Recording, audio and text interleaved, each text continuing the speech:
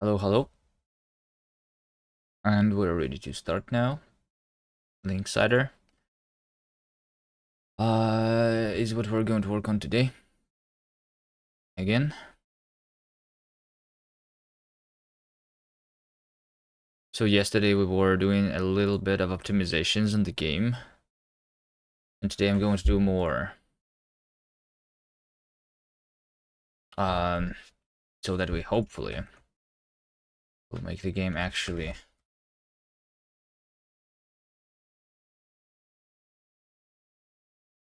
run fast as it should. Am I in debug mode right now? I am. Okay, so there you go. This is a debug mode. I am online. Rafi, hello. Bad cop, hi.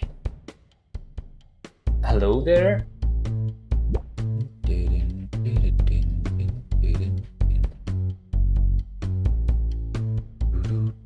Well, we are profiling. Yep, we are.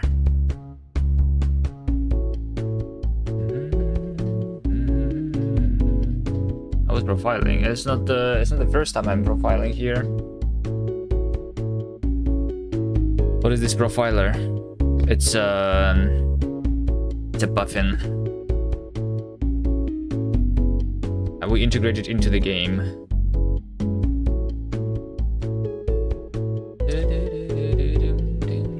We're using EGUI.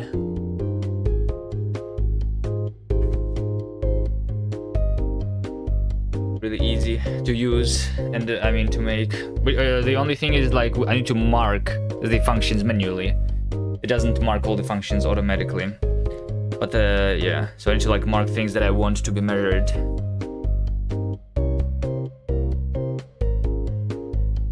As the push-ups.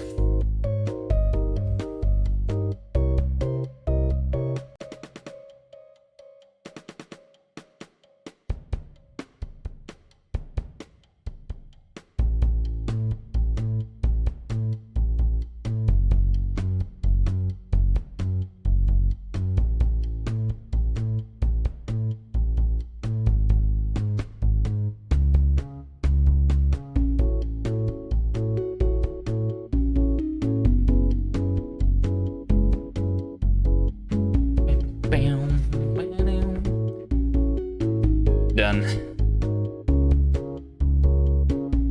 Pre-recorded push-ups. Exactly. How else would I be able to do them? How else? It's impossible otherwise, right? Okay, so over here we have the frame update time is about 50-60 milliseconds, it seems. Sometimes even 70, right? Sometimes 80. There you go. I need to like optimize this. Even though this is debug build, in release mode it's totally fine. In the release mode we already have 1000 FPS. Nobody else redeems. My arms are too sore. Okay.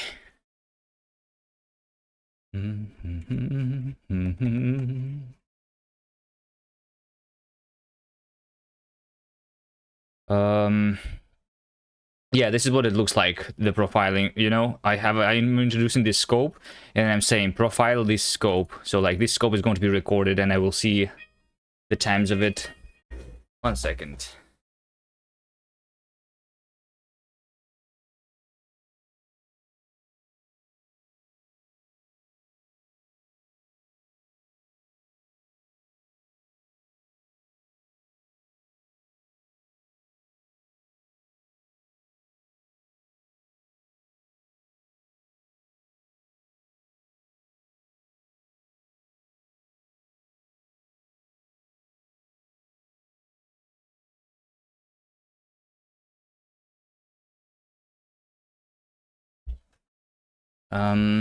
Okay. So what we need to do right now, the reason it is slow is because I am calculating for every single entity, which is like every single cell basically in our game level grid is an entity, and we try to figure out how to draw it, and it takes a lot of time. So we need to do some caching here, and also some instancing, so that we don't draw them one by one. Also, judging by this profiler data though, so this over here is prepare entities, takes 10 milliseconds. This is me just figuring out where the things should go, and then this is me actually like putting things on the screen. So this is me actually like drawing stuff, for example. 350 times I call a draw.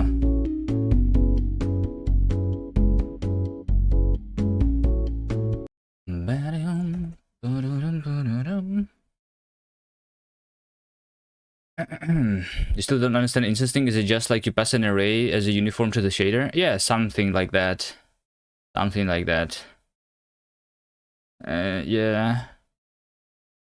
It's like, it's very simple. Instead of saying like draw a circle and then draw a circle twice. Hold on, someone is knocking on the door.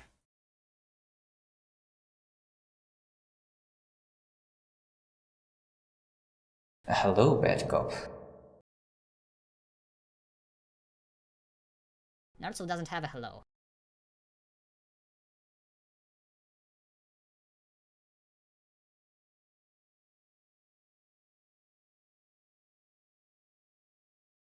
Somebody tried to go into the wrong door. When did bad cop become a mod?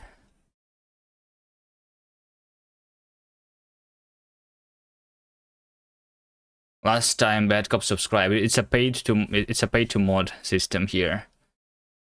All right. Anyway, so instancing is simple as that. You like, instead of calling the draw circle 4 times, you instead call a function called draw circles, and you like say circle 1, circle 2, circle 3, and circle 4. So like it also all happens at once. Basically, it's all it is. So like, but in order for that to work, like should be like some things that are like in common. Like for example, all of them should be like circles. They should all use the same shader, right? They should all use the same set of uniforms. But the like the data is like different, kind of. Why is that faster? Because like because you do less calls. I don't know, like if you do a syscall, for example, if you read a file, if you use a buffered reader versus a normal reader from a file using the system calls freed, right, in C, if you do read a file byte by byte, it's going to be slower than if you read it in big chunks. It's the same like idea, I guess. Maybe, I don't know. But also, like, it's not only about like that, but also the way my my rendering is like set up in my engine, I guess. Because like I do a lot of preparation in order to do the draw call, and yeah, maybe that can also be optimized, but still, it's you know, like why is buffered reader faster than normal reading? Because technically it's like going to read the same stuff, right?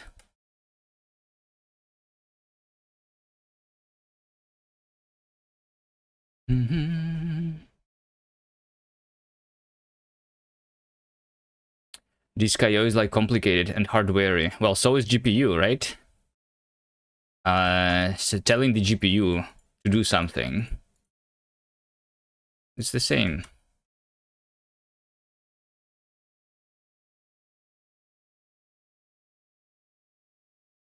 Okay, so here's what I'm doing when I'm trying to draw something.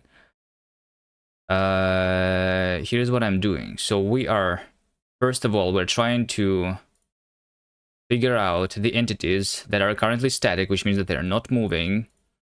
And then I figure out what is their auto-tiling data, basically.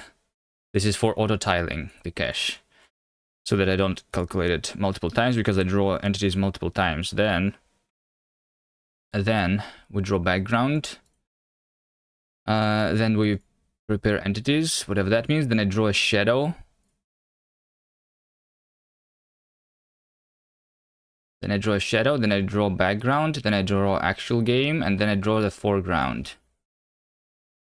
Then I draw gravity field, and I draw a rewind icon.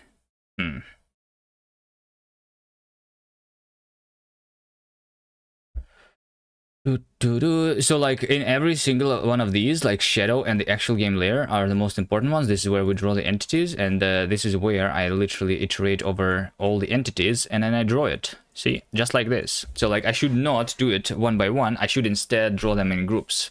Right? Right. So now we need to like figure out how to group them together, and it's not like there's like a super like technically I think I can even sometimes draw everything on this screen with just one draw call, because like we already have the texture atlas basically, so like everything is using the same texture already anyway. But I think like it's not needed. We just need to like, instead of doing 300 calls, if we do like 10 calls instead of that, it will already be better. So I'm going to just group the entities based on their type, I think is the idea here. Like if for like it's mostly about like the background here, right? But yeah, we could like, if we have multiple players, for example, on the screen, instead of having multiple draws, we would do just one to draw all the players, for example. I think that's the thing that I should try doing here. So whenever I'm drawing the entities, I'm just sorting them over here. We have the layers in our game, and we have the indices of the entities. So that's how we sort them. And I think if the layer is the same and the z-index is the same and the entity itself is the same, which means the same identifier, this means that we can draw them. The order does not matter.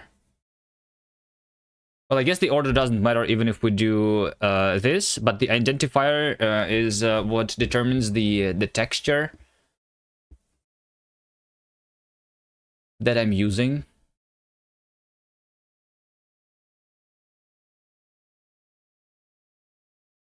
And sometimes it might be from a different texture, which means that I would not be able to use instancing for it.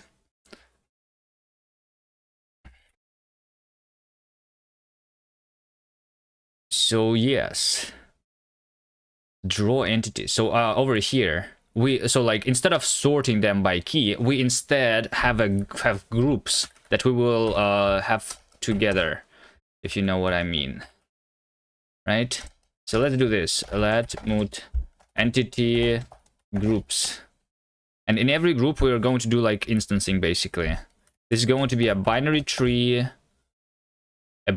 set where the key is going to be entity group key, and over there this is going to be just a list of entities, which I think is a list of IDs.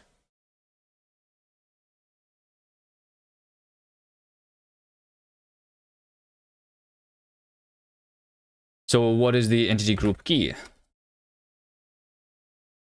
Entity group key. This should derive ord. Can I derive ord? Looks like I can. Nice. So the ord, when I'm deriving it, is just the behavior of the macros described here. I will assume that this just makes us, so like in the enum, we Yeah, top is less than the bottom if it's an enum. Otherwise, we just do, compare the first field and then the second field and like stuff like that. I'm pretty sure if this is how this works. So like our Hello there. actual ordering data was the entity layer, right? Lilnia, hello, hello. Tanktos, hi. So the most important thing is the layer, right? Layer is just that, is the index of the layer. Then we have the z index. And then we have the identifier. The identifier is a string, which means that we have a lifetime here, which is okay. So we don't have the entities IDs anymore. We instead construct the entity groups here. So we go for entity in args state entities, right? So we go over all the entities and we say that entity groups entry for the entity group key, where layer is equal to entity layer, z index is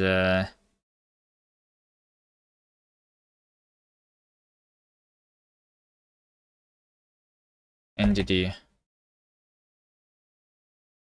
Wait, why do I get from the logic configuration of the entities here? If I just have the properties here directly. Z index. I don't know why.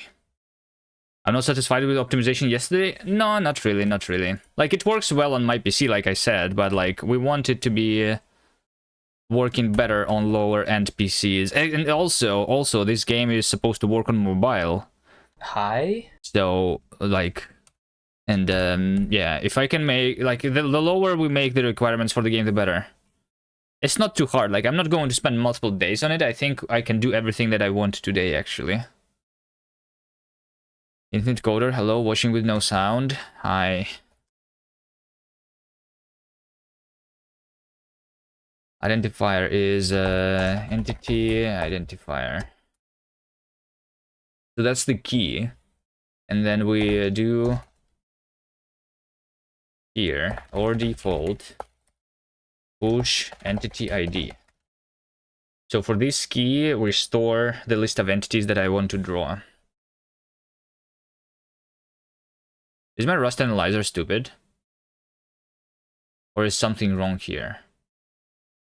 Why don't I have the why is this not working here?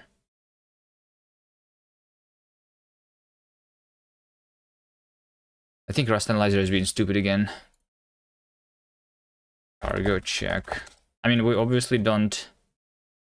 Oh, could not find call for tuples 2 in Redbox tuple macros. Oh, like the engine is actually not compiled right now. Oh, because I removed the... Wait, what?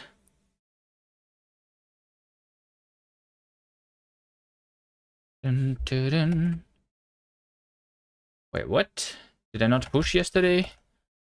Cargo update Badbox tuple macros. args.args. Yeah, maybe I could call them differently, but yeah, it's okay. Or I can implement a derive so that I could like access the inner arguments. Yeah, it's like basically the inner arguments is like the outer scope, the arguments for the entire draw of the things, and the outer arguments is the specific arguments for like how we draw the entities, because we draw them multiple times with different arguments, you know. Box status. No, I did push. I did push. Maybe I don't have a... Oh, I probably don't have a... No, hold on. Tuple macros. Yeah, it's over here. I'm patching it.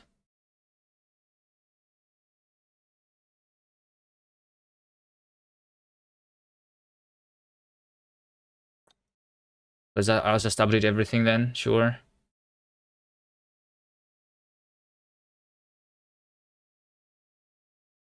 It didn't change anything though. It seems.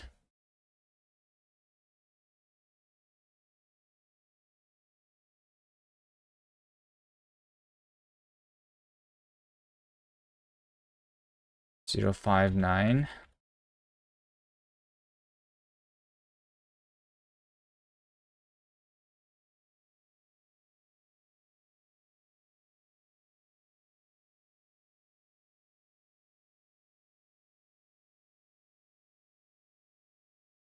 Zero 059 is not even here. Oh wait, no, it is here. Hold on, it is here.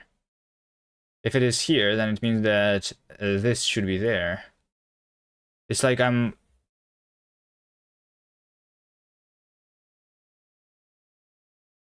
I like depending on multiple version of this? No, there's only one version.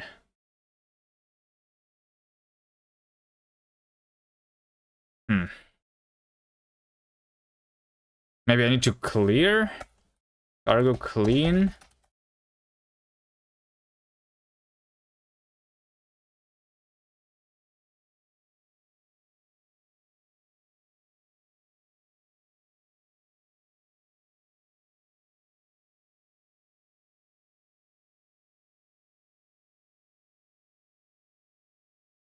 Cargo clean?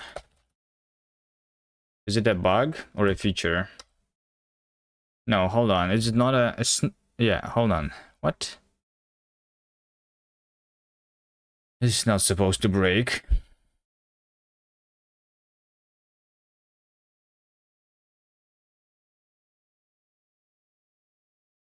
Cargo clean. Maybe I need to clean the bad box to pull macros themselves. Yes. It is a bug then. If I need to clean myself manually, this is a bug of the Rust compiler or something. It's assuming that it does need to rebuild, but I actually needed to rebuild. Okay, whatever.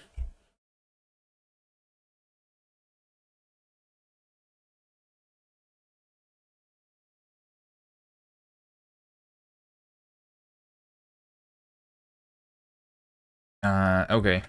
Yeah, so now we don't have the entity IDs here, which makes sense. We do this. Maybe I restart the Rust analyzer too.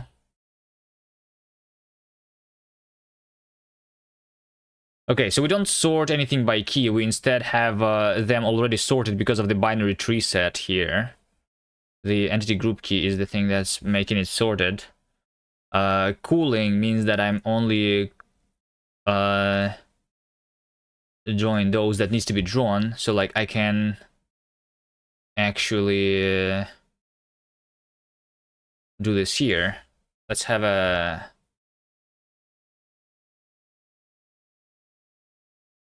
that here somewhere.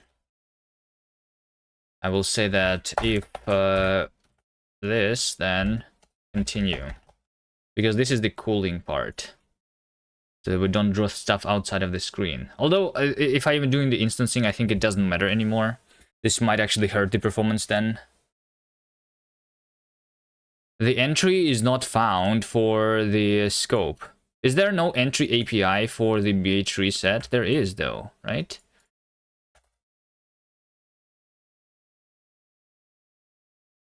Or is it because I didn't implement something here? The trade-bound vec ID allocator is not satisfied. Oh, it's a binary tree map, of course, not a set. That's why.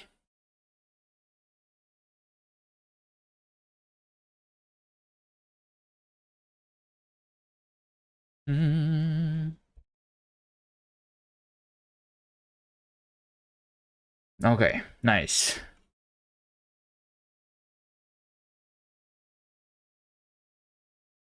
Cooling.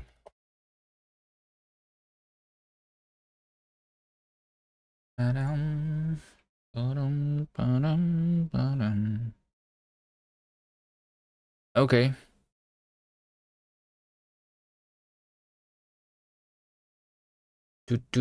So this is where we draw the entities, and instead of drawing the entities, we are going to have a thing that is called draw entity group.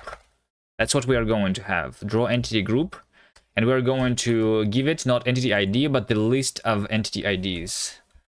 So for entity IDs in entity groups values, we are going to draw those entity IDs.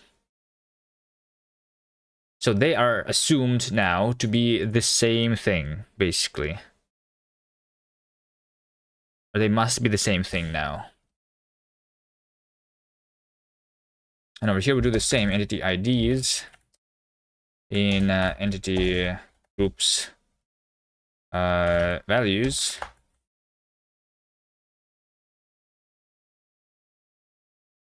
I can give it like the key too, so that we could like assert that the identifier is that and stuff. It's okay. Okay, so entity IDs here is not the ID, it's a slice of IDs basically now. And that's it. So now we don't have a single entity anymore. Right? So yeah, and here's what's happening. We are join entity, join entity, join entity, okay. So instead of drawing the entity directly, what's going to happen is I'm going to append them to a buffer, and at the end of draw entity group, I'm going to issue one draw call. Is your game currently 60 FPS on mobile? 60 FPS is too low for mobile too. My game is like, I'm pretty sure that my phone is 120 FPS. 60 FPS is old. Targeting 60 FPS is bad.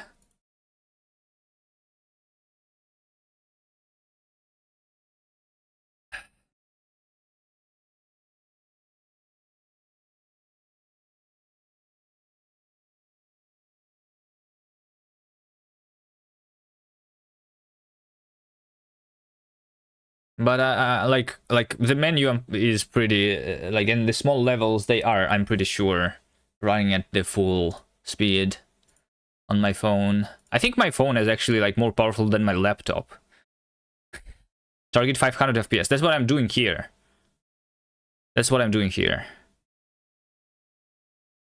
Yes. But like target and FPS is also like it's device dependent, right? If we target 500 FPS on a low-end device, such as a laptop from 10 years ago, for example,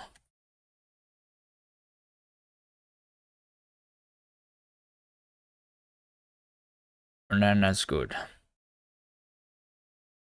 Or a phone. I have another phone. I have two phones. I still have my old phone, which is like a lot slower. I should probably test my stuff on that one. You know, funny how UI in your game is heavier than the game itself. Yeah, because you're rendering a lot of small things. It's probably like the same issue that I'm having here. You should instead do this, like that's like one of the things like IGUI, for example, is doing nice, right? It's giving you as an output the list of triangle so that you can like draw all those triangles at once using one draw call, right? It's like the same thing. You need to group things together and draw them at once instead of drawing them one by one.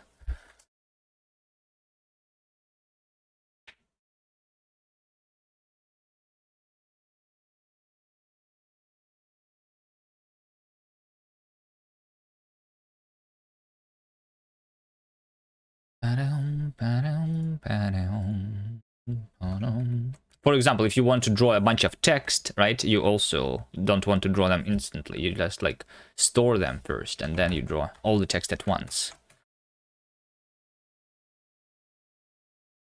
I remember that in the very old versions, like right now we're not doing this, but in the old versions, like when I was drawing text in my games previously, I was literally drawing every single character separately. Right now we at least don't do that.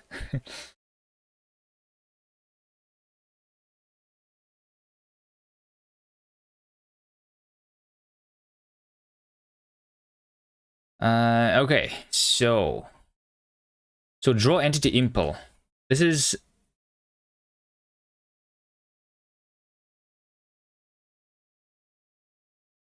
args draw game tile. Args draw game tile.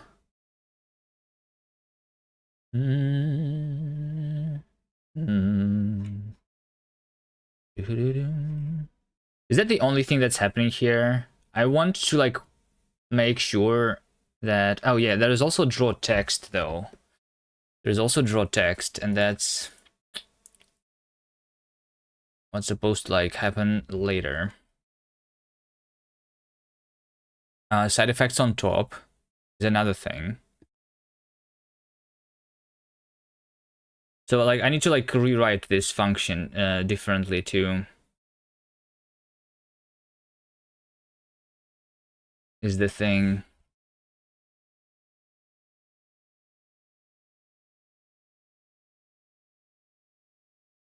But let's at least have the draw entity group. Let's have a thing.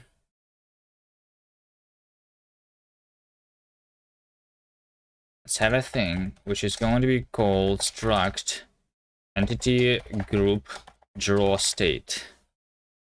Right? So this is where I'm going to store all the things, all the instance data and stuff like that.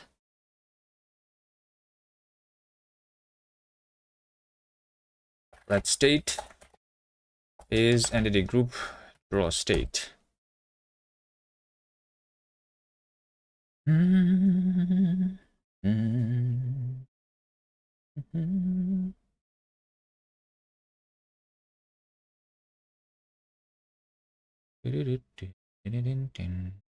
State entities get for that. Draw entity impl. This is the entity state. And I guess the group here then, right? Mute state. This is going to be another argument. So this means that I will not have the frame buffer here directly, right? I feel like this means that I should not have a frame buffer.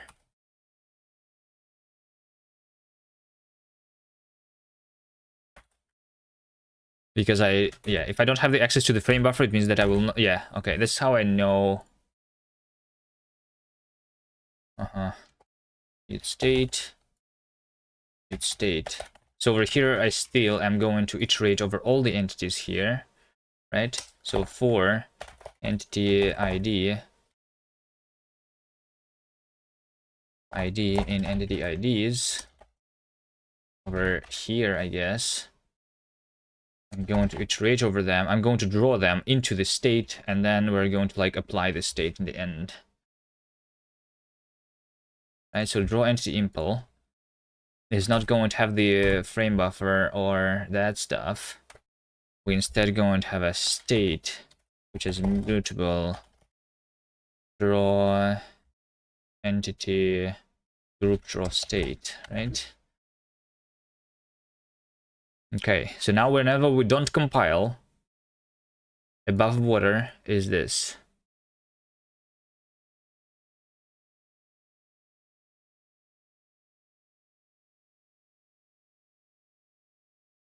So this is where I tell what to draw above the water. Right? Hold on.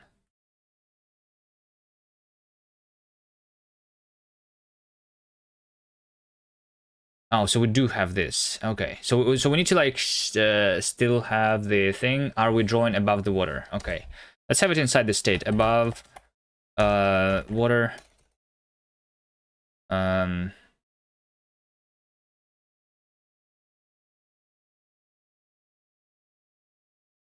Rendering water mask frame buffer is something is what we're going to do. Rendering water mask is a boolean. Okay. So if above water is equal, so this is a none, which means that not state rendering water mask. So if I'm not rendering water mask,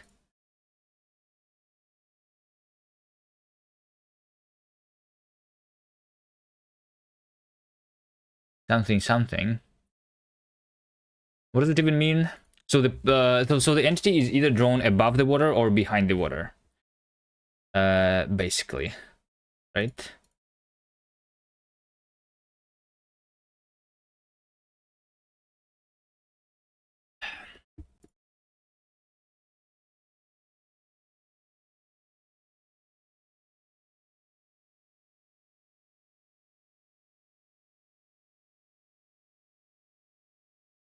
And this is the part of the stuff that needs to be above the water, including the side effects. Oh, hold on. This is only the side effects. Yeah, I'm only trying to draw the side effects here, it seems. So draw game tile is the thing.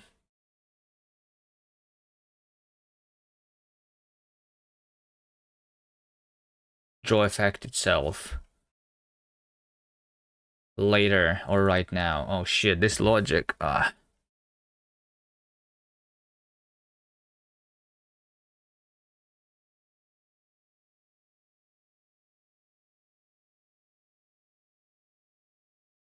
Draw effect itself later is fully pushed.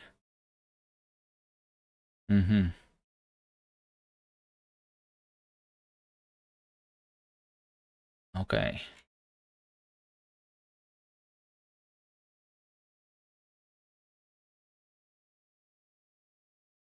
Alright, this is me drawing the side effects. Let's look at that later. This is me drawing the actual thing. Yeah, instead of like calling the draws immediately, we are going to have that. Right?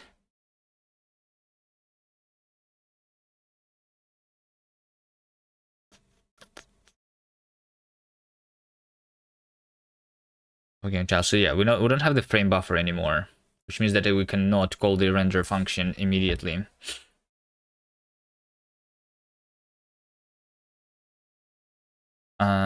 This is this is me drawing the level selection.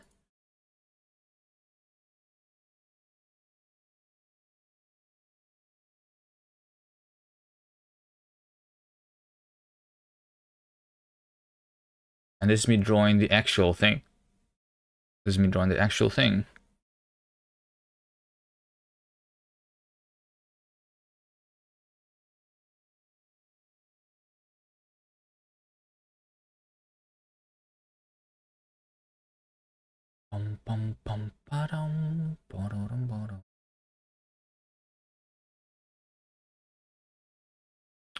And this is me trying to draw on the water mask frame buffer. Okay.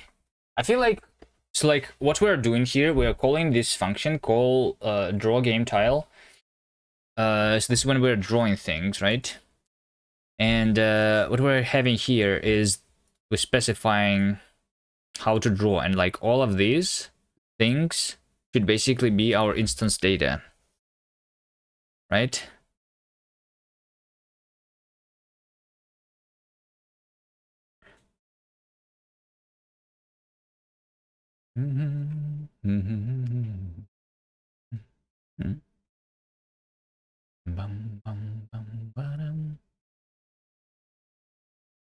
All right. Side effects on top.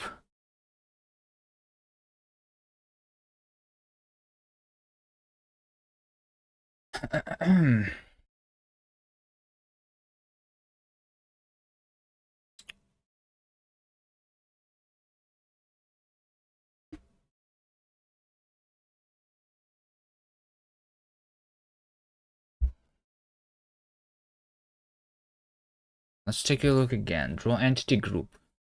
How often do we call draw entity group? We call it twice, right? We call it twice. So first of all, we call it with the water mask frame buffer, and then without the water mask frame buffer, right?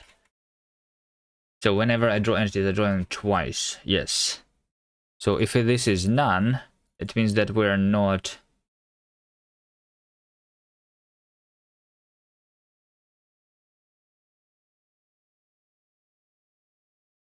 This means that we're drawing on top of that. right? Right, and this is ugly draw. Disable water. So this is when we draw the water. Okay, so we draw everything that's behind the water, then we draw the water, and then we draw everything that's like on top of the water, basically.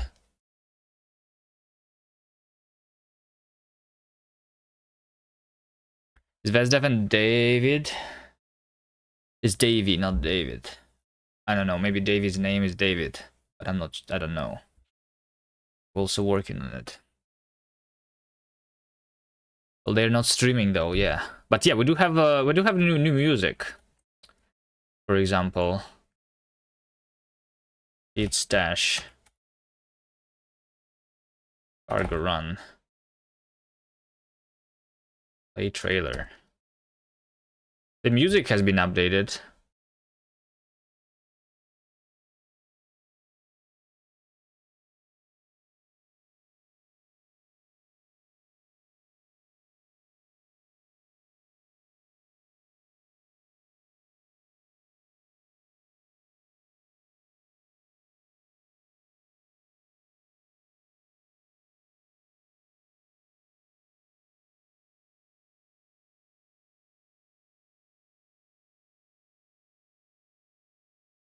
Although we are going to have like a dedicated music for the trailer too, but a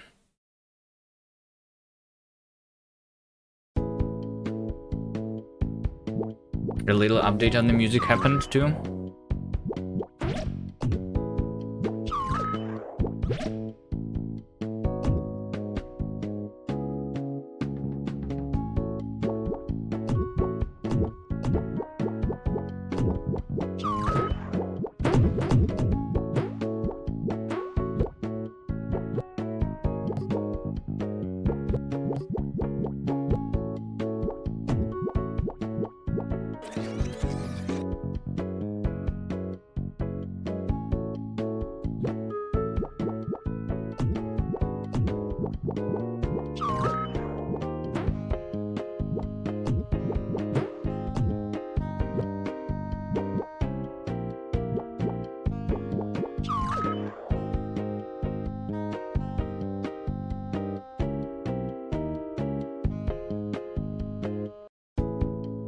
Yeah, we'll have a new music.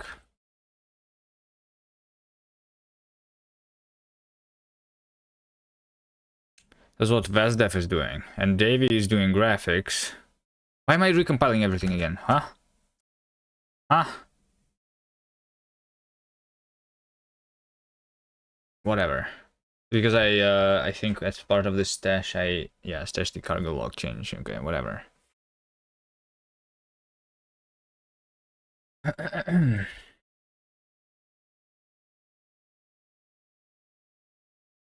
Anyway,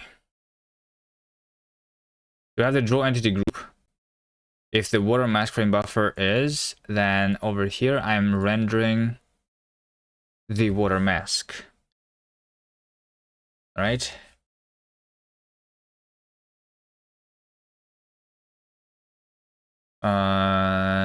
And the frame buffer is like the things that are behind the water are being drawn at the same time. Yep. Let's do this here. If water mask frame buffer is some draw water mask and things behind water into the frame buffer.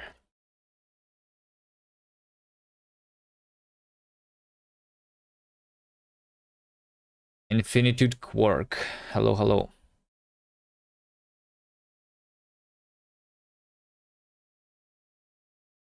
I'm literally recompiling everything, huh?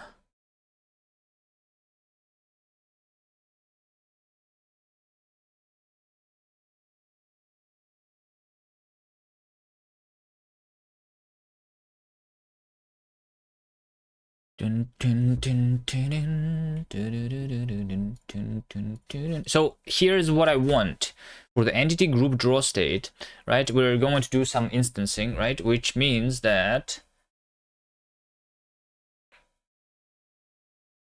we are going to draw some things. How long did it take you to learn Rust? You're just a beginner trying to understand the roadmap.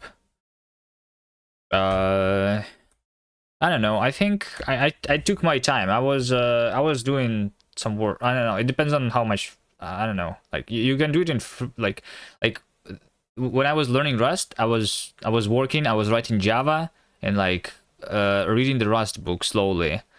And I think like the way I learned Rust, I read the book and it took me like a couple of days, maybe like a week.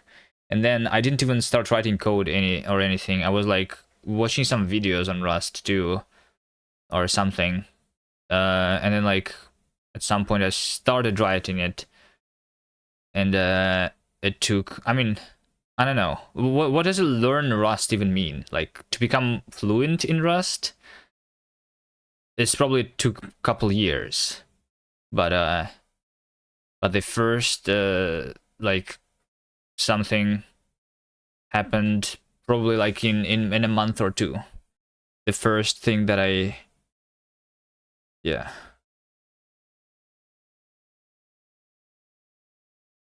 Like the first project was done in about a month or two. But I wasn't really trying to like make it fast, right? How long to get to writing proc macros? Like when you need it. Proc macros are not hard, it's just like annoying a little bit. It's like if you already know Rust, proc macros are not hard. You just need to learn the syn and the quote crate. I guess that's all you need really. Don't even need to learn it too much. It's yeah, I don't know. It's yeah, proc macros are just a little bit annoying. Other than that, they're not hard. Just write some RESTful servers or app without reading doc, I guess.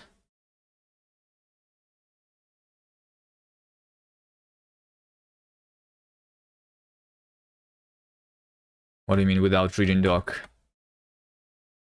No, I was reading docs first, without writing any code. That's how I learned Rust.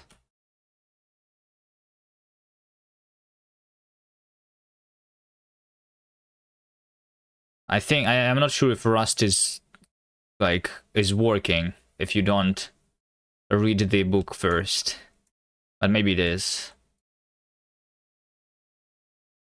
Like on most other languages, you can just like jump straight in without understanding the language and just try playing around. But I feel like if you do that in Rust, you're going to be frustrated because of the borrow checker, because it's like a lot different from other programming languages.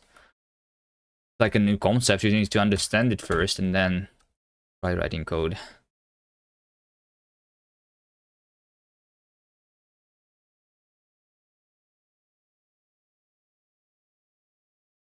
Learn right now, going through Rustlings. Yeah, so like Rustlings maybe is a good thing, but Rustlings was not a thing when I was learning Rust. I learned it a long time ago. I just read the book. That's it. I don't know, maybe Rustlings is a good thing, but I didn't try it.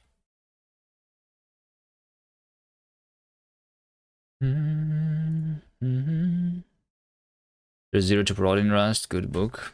Yeah, maybe. Maybe. Didn't read that one either.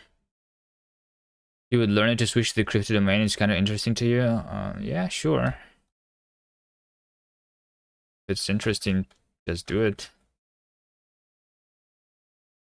I mean, I'm not interested in that domain, but I think that working on something that is interesting to you is how you get productive in learning.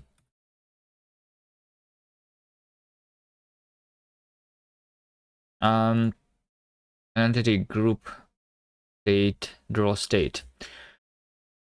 So once again, we're drawing things. So as far as I understand this code that I have read through right now, we are drawing things. Draw first, or like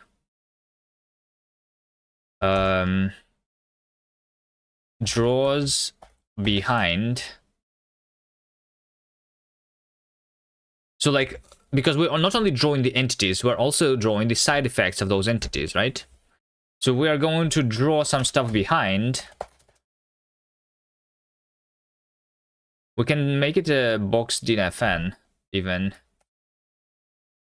Like a list of draws into a frame buffer is what we want to have here, I think.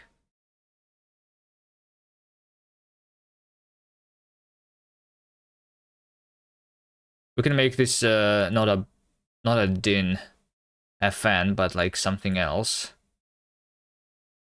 But we're going to draw something behind, and then we will draw something on top. And then we are going to draw the actual like instances of our entities. Entity instance.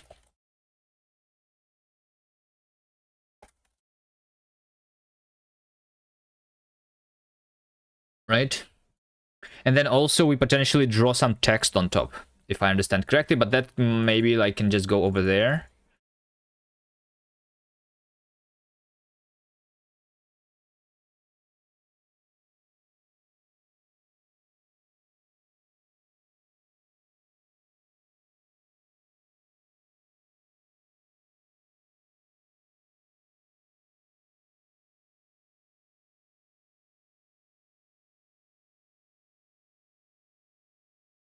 There are webcam glitches, yeah, I know. I don't know why they are there. They started happening a couple days ago. I'm not sure why. I think they started happening when we played this Splody game, and we had the VRAM leaks in that game. And my PC crashed a couple times. But I'm not sure if they were there before.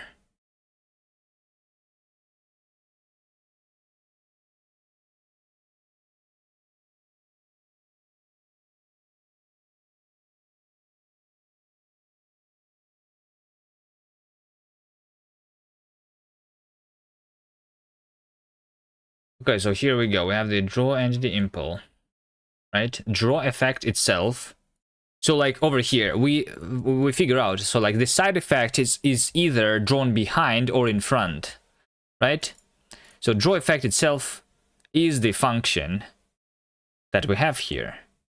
So what we can do is we can do state dot draw behind push the draw effect itself, like that, right? So we don't draw immediately, but we store it into the draws behind.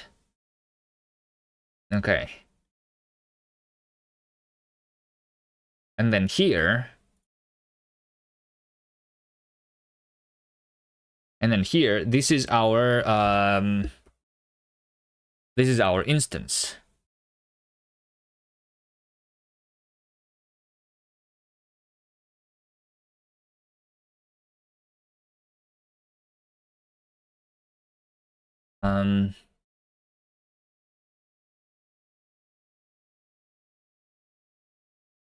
This and then text. Okay.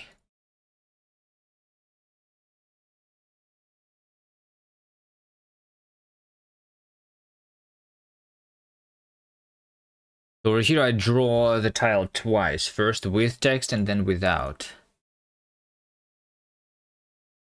The camera is going to always be the same. The color.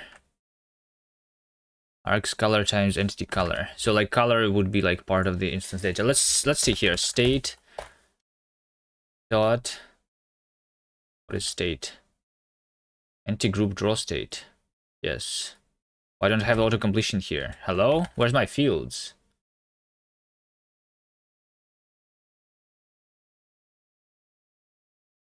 Dot instances. Push.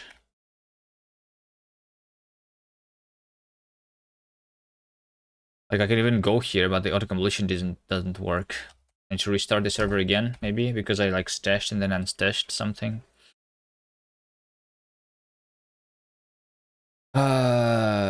Instance.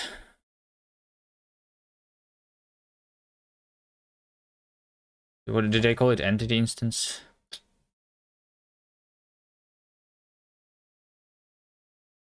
Entity instance. So entity instance, we now need to figure out what this has inside. It will have transform. Position. Does position even do anything there?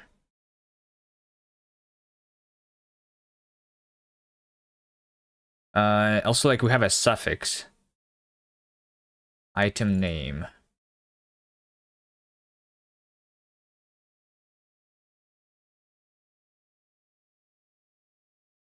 This is like, I'm still calling them with different like things here.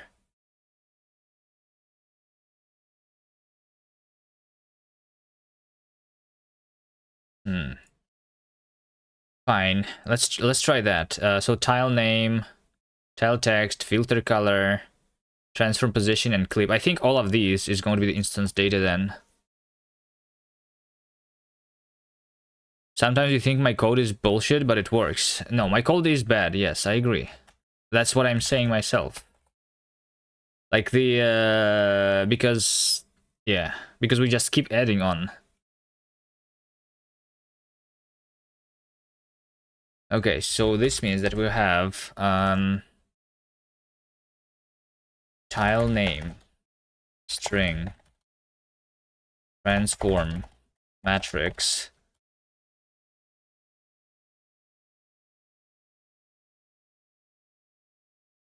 tile text, option string, clip, optional clipping plane. What else? Color, filter color, filter. What else? And position. Optional position. That's what we're trying to like draw. Right? So tile name is a string now. You know what? I'm going to split the tile name into tile name so that we don't like copy the strings too much. Let's have a lifetime here. Tile name suffix optional string. Let's do that. So this has a lifetime. How often do you have to make the decision not to refactor bad old code? Oh, well, I'm preferring not to refactor because I'm preferring to add features. I'm only refactoring if it's like, if it allows me to achieve something. You know? I mean, the code is not like too bad. It's just like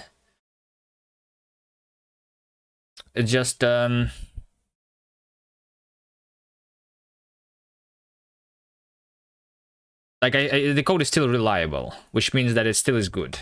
And that's like the most important part to me. Refactoring should happen if it helps me do something. In this case, it's going to help me have more performance. And if I cannot benefit from refactoring,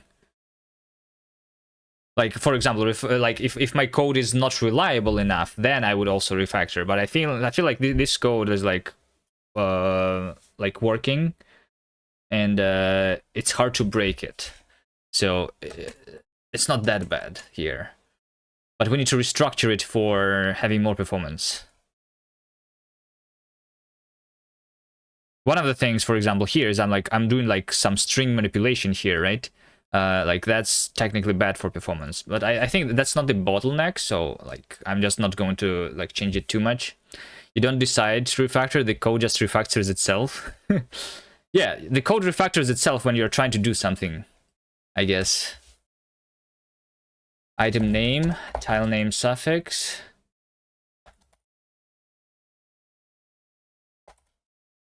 Is unreachable.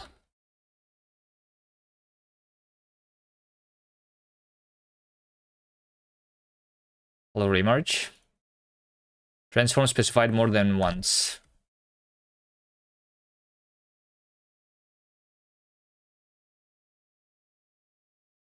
So, and the second draw call, let's see here. So we have the tile name.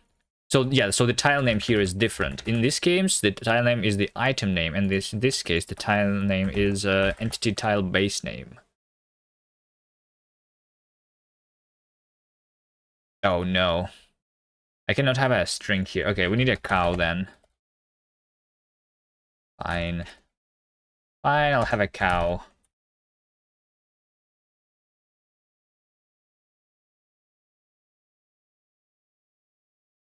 Format in before cow.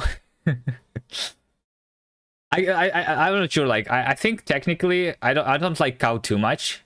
I think I would rather just like convert my strings to own strings and have it as string. Whatever. Let's see if it causes a lot of like pain. If not, then we can keep it a cow. I don't like cow too much. But okay. Tile name. Cow owned. Entity base name. But I feel like over here we should also like we should already like not format. Like formatting is bad. Maybe direction. Yeah, because like the yeah, okay, yeah. Yeah. Like if the direction is none, then yeah. You know what? Entity tile base name. Let's just touch this code immediately. Tile base name. This all like the format. Maybe direction is an empty string sometimes. It's like if it's not there, then we can just use the yeah. We can like only have owned or not owned. You know. If something. So we just do maybe direction is this dot then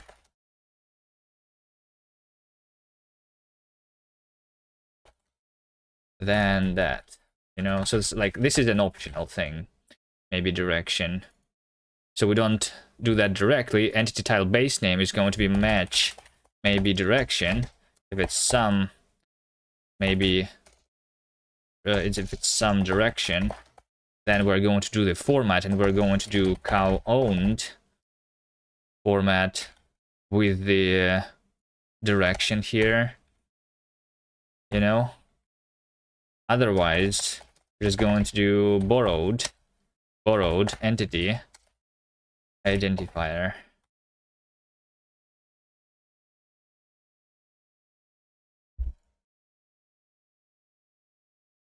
You're the kind of guy who would do everything in your power to have tile name be an enum. Yes, like technically I should move away from strings here. I think like doing this formatting is not a very good thing, but that's how it works right now. I don't know, maybe one day I will change it. The reason it's not an enum because it's like it is like I can add more tiles without changing the code right now, right? So it's like technically it should not be an enum, but I should have like you know, like a string to an ID mapping. Yes. An ID. That's what I want to do one day, but like this is not the bottleneck. I'm pretty sure, so I'm just not going to. That's premature optimization. Yes, that's why I didn't do it. Cow borrowed. So this is already a cow. Cowster.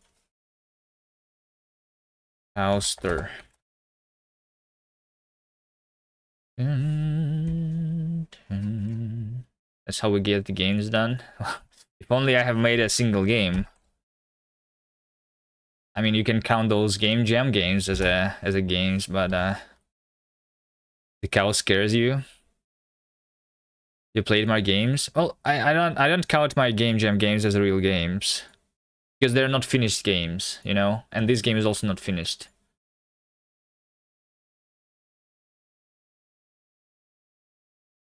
You hate your game jam games? I don't hate them, but like, I can't really like I mean they're cool. They're cool, but like there's no reason to come back to them. They're not like because like they're cool like at the moment they were created, and then they just like I don't know. And then like when you go back to them, it's like Like there's no reason to go back to them, basically. I don't know. There's like a couple of exceptions. Those games that I want to make into like full games, like the Linksider is good, even although it's not really replayable because it's a puzzle game. But like, yeah.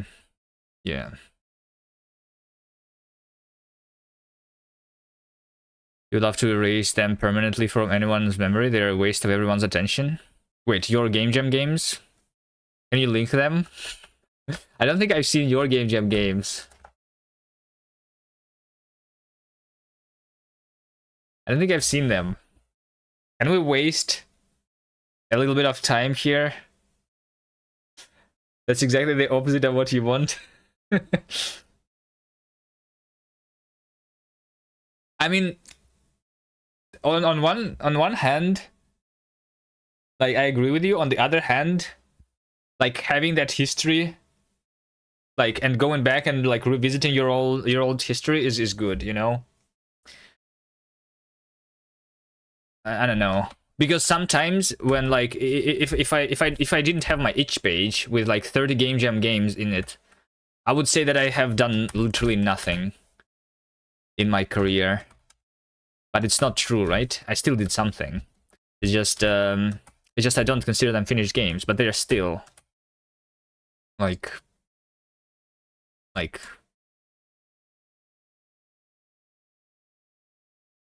don't know what I'm trying to say here.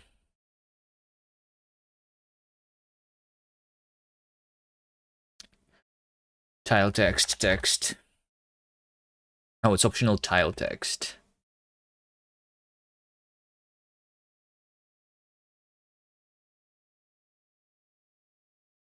Tile text. Text. Tile text. Do do do do do do do do.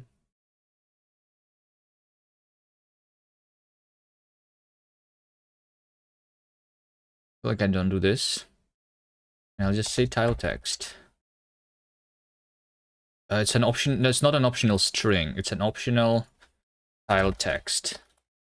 Tile text is, well, I mean, it's a string, but yeah. I thought I could. I thought I wanted to like have more customization for the tile text. You will never consider your Game Jam game something. One time we were assigned a dude in a team that had an obvious anger issue.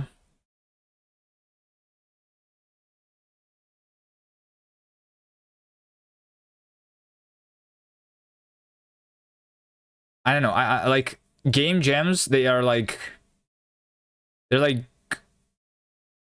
it's good to do them to like figure out a good game idea. I feel like, for example, if I didn't do game jams, we would not have the Linksider at all.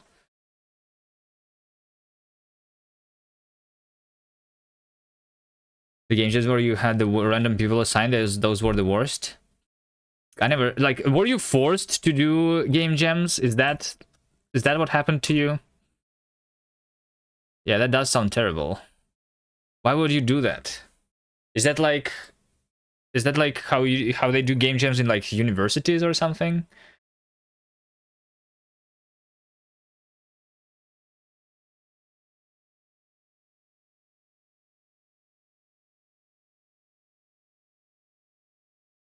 Hello, as a federal rustaceans, after a few years, I'm very productive on it, but still see myself slow and finding patterns than ECS when developing games, and I cannot stop thinking that I should be using other things, although I'm very committed to Rust. I created No 10, and I'm using it for a real game. After the post of log, a lot of things resonated with me. I would like to know about what you think. Do you enjoy the process? Thanks. Well, I don't agree with, like, okay, let's take a look at the log. Games, leaving Rust game dev, right? So, what happened here? Like, I agree with a lot of the things here. But, Rust game dev ecosystem lives on the hype. I feel like this person tried to use the hyped technologies, like Bevy, for example, right? That's what they used, right? And then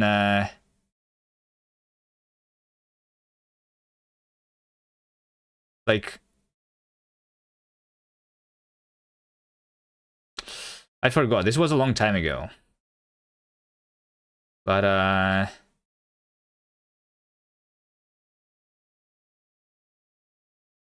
dynamic borrow checking causes unexpected crashes and refactoring. So like this is for example what I felt when doing Bevy. That's the reason our game is no longer written in Bevy. I'm using a custom game engine, which is not, I'm not using ECS. ECS, I feel like people like that stuff because it allows them, like Bevy ECS and like other things, they allow you to like bypass the borrow checker. If you have an issue with the borrow checker, you can move the borrow checking into the runtime. It's like a one big ref cell kind of thing. I just don't do that, and I think it's like easier. Like I would just go with like micro quad, for example, right? Did they try that eventually or not?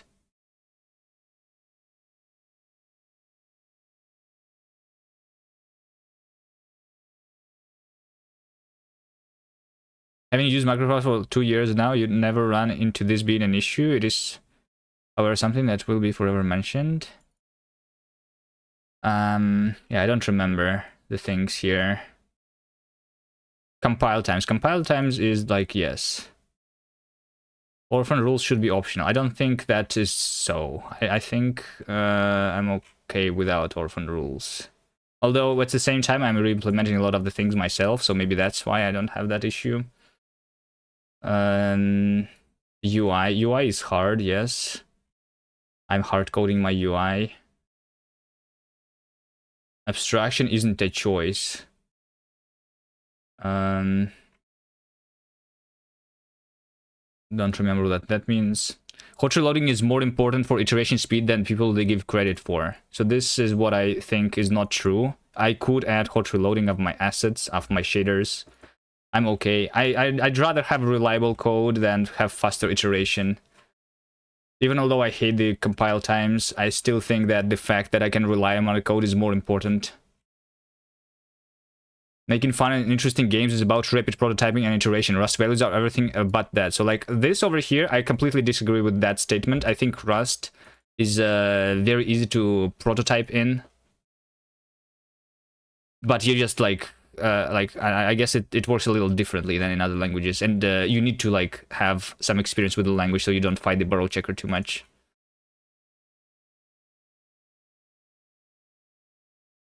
Generalized systems don't lead to fun gameplay. I guess that's technically true, but still. You have hot reloading for assets, shaders, and code. You don't really have any problems. What games have this person made? Do they have a Steam link? I think they have a link somewhere. They made this game. Yes. Unrelaxing Quacks on Steam. It's like, from what I understand, it's like the Vampire Survivors, but with ducks.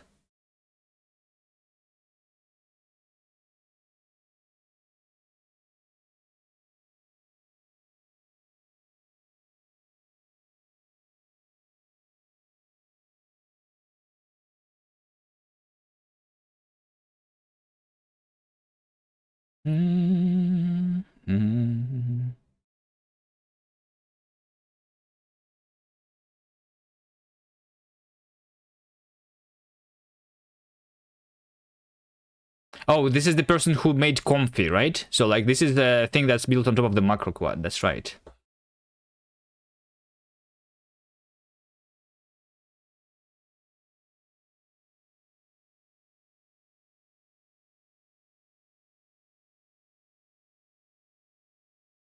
Number one argument is that you just don't have enough experience to appreciate this. That's what, yeah, okay. I can feel like if you say this to a person, it can be like annoying.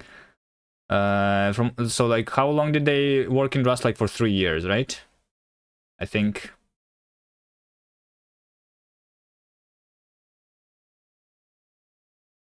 Before they left.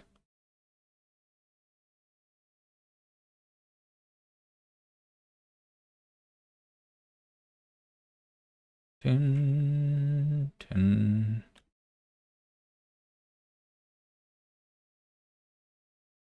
The biggest success in the Rust world right now is over the epilogue. You've been doing a bit of Godot with your daughter, and you must admit it is something somewhat liberating. You just connect stuff in the graph without having to think about it. No, I mean, so here, like, my thoughts are in general, like, for example, I hate Python, right? But I would still suggest Python as a first programming language, because you want, when learning something, you want to make mistakes. You don't want to have the borrow checker. You don't want to have like static type system even. You just want to like fool around and do that. But like when, I don't know, when I want to maintain something for a long time,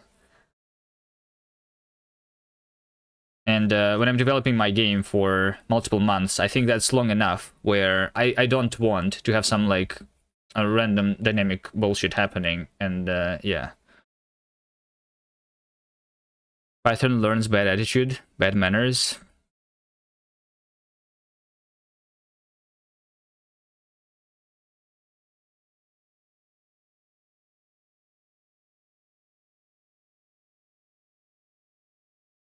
I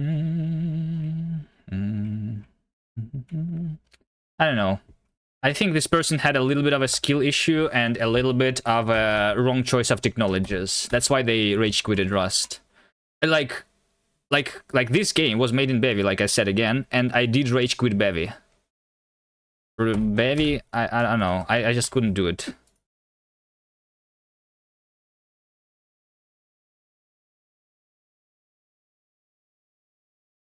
You hate Python as a first language because if you move into game dev and use C, C++, Rust, it's gonna be super painful transition. I don't think so. What am I using right now? I have my custom game engine, and it's very like simple. I don't know. I think like macro quad is what I would recommend instead. It's like simple and like enough for a lot of things. And like why again they didn't like it? I don't remember. We used Bevy and MacroQuad for many projects over the years, some being very much non-trivial. Also used Rust full-time at work as a backend developer. And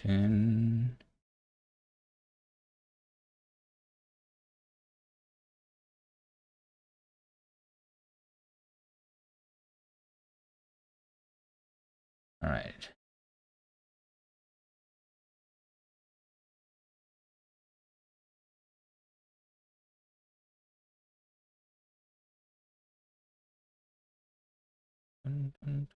I've used MacroQuad, never run into it being an issue.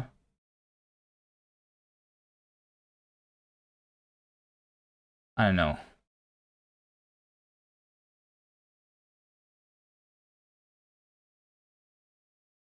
I don't remember. I'm not, like I said, I don't want to read this article entirely. It takes too much time. You have like 2k lines of Python in your Twitch bot, kind of cringe. Yeah. I think when you, I mean, yeah. Python is cringe, but it's good for learning, like I said, I think. You just like when you do C++, you should you like have undefined behavior. In Python you just have runtime errors, and that's the difference. I don't know. And I think, I don't know, Python is just better at telling you what went wrong with your program. I won't take you ATM. Anyway, I don't even know what we're talking about here. I'm trying to like do something here. I hate everything. I hate everything. But for practical reasons, maybe this person was right in Log Games. If you want to make a game and you don't want to make a game engine yourself, you should use Unity or Godot. Technically, that's probably right way to do it.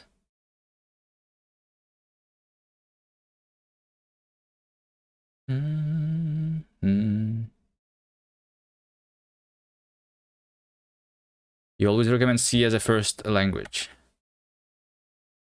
I don't know. I don't think C as a first language is. I don't know why. I don't know. If you don't like Python, let's recommend Scratch as a first language. And that has some visual programming, and then you move into the game development and you do visual programming in Unreal.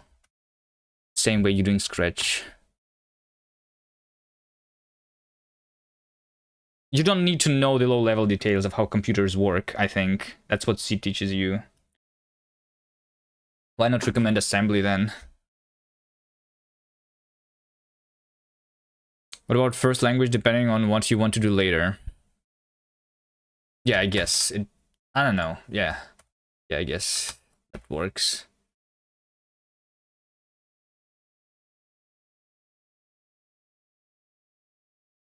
Learn Haskell. Agree. Really good for maths. Yeah, but do you need maths for the stuff you are going to do at work? Most likely you will not need that. I mean, learning anything is good. And learning anything is going to teach you something, but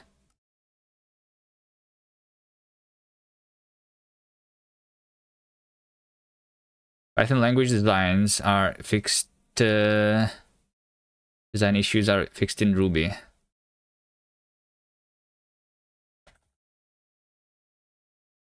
Didn't use Ruby too much. I don't know what's fixed there. I just say that Python is good because it's like, I don't know. I might as well say that JavaScript is a good programming language. The first one. JavaScript is probably even better because it's. I don't know. What's more popular right now? Python versus JavaScript. Which one is more popular these days? JavaScript. Okay, there you go. There you go. This is the graph why I recommend JavaScript. You know, like this has the most percentage of whatever this percentage is. There you go. Just go for the biggest one. It doesn't matter. At least JavaScript is predictable. Lol.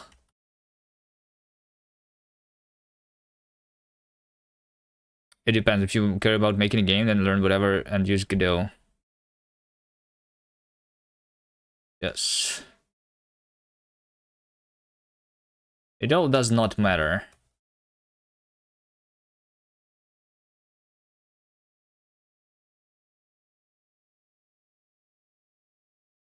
In the end, I think.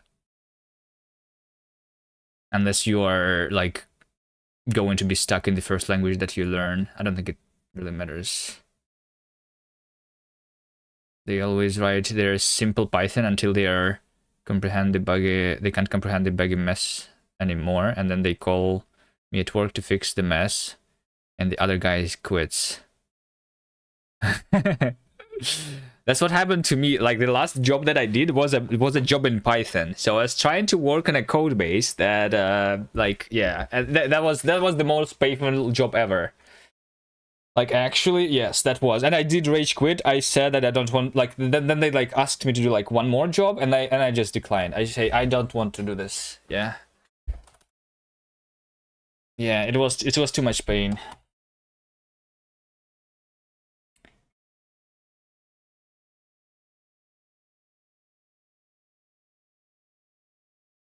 And Python solved the problem you came with initially. You spend all the time making the program even start. That's the first time I ever heard that.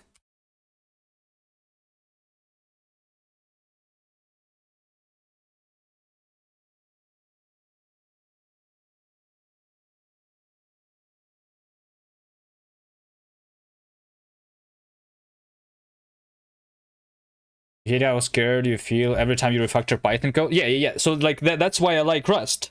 Rust makes me really confident at refactoring. There's no other language that I tried before in which I can refactor that fearlessly. Like not fearing that anything will break. And that's why I didn't like Bevy, because in Bevy, when I tried to do refactorings in Bevy, this is where things did break. Because Bevy moves me back into the dynamic world.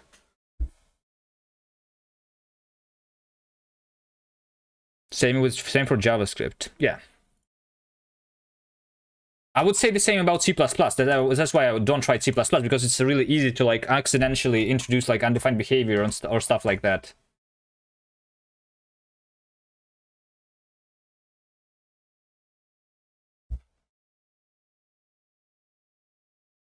And I want to have like even more checks, like I said, even in Rust. I want to know if my function can panic, or if I want to know if my function can do like some other stuff, so that I could refactor even more furiously. That's why I'm like waiting for the effect systems in like Rust and stuff. I just saw today another post on the Rust Reddit about someone else talking about the effect systems.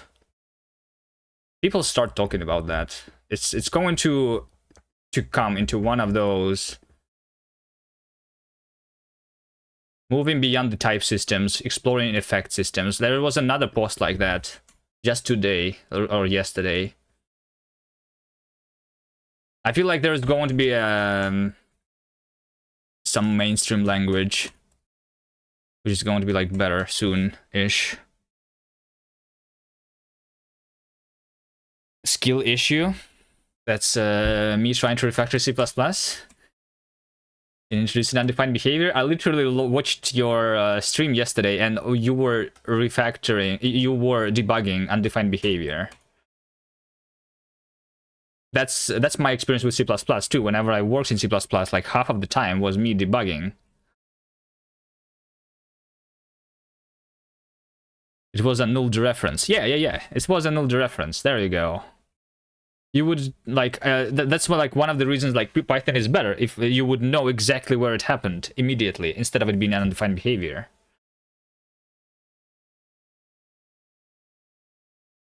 Doesn't it technically mean that Zig is better? Zig in debug builds also has these stack traces when undefined behaviors. Oh no, or does it not? No, hold on. In Zig you don't even have the null pointers. They solved that thing. Remember this Beam language that wrote the landing fast and C? Yes, the Gleam.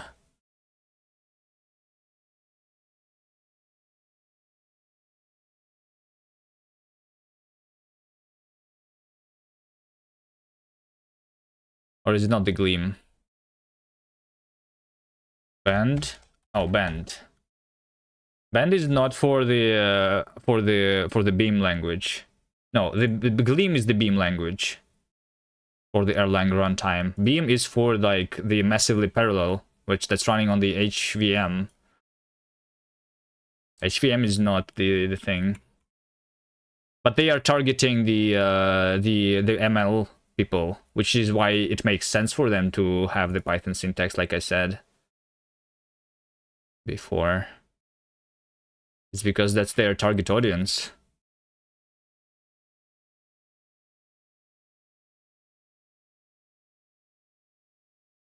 Is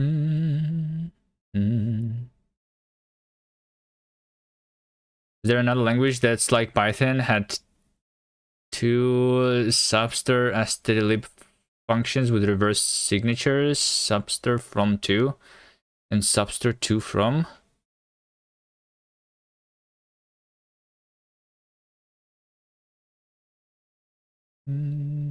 Did they get rid of the GIF? Oh, one of these two languages had a GIF?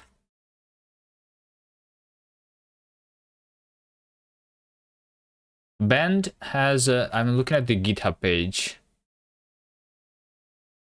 Welcome to the parallel future of computation. That's a GIF. How is it possible? I have a video here. We simply convert it back to a number or expression. 16 billion threads. Oh, guys, I'm not doing any work. I'm not doing any progress.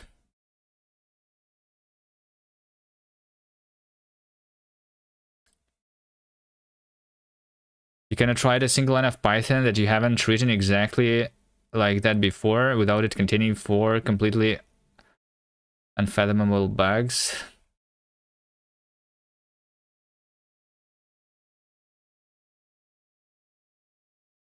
I don't know, maybe I should stop recommending Python as the first language.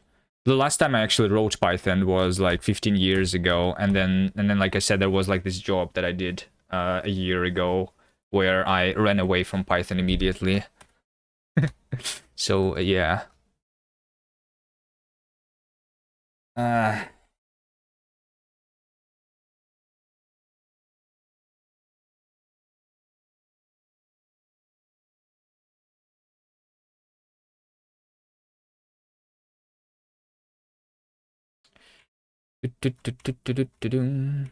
Okay, let's continue fixing our issues here. So draw texture. Draw texture. What is this? Args pass is normal. Preview. Level preview. This is where I draw the level preview.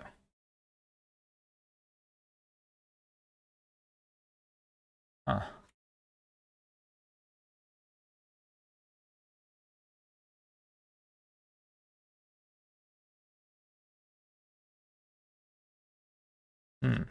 This one is just another thing.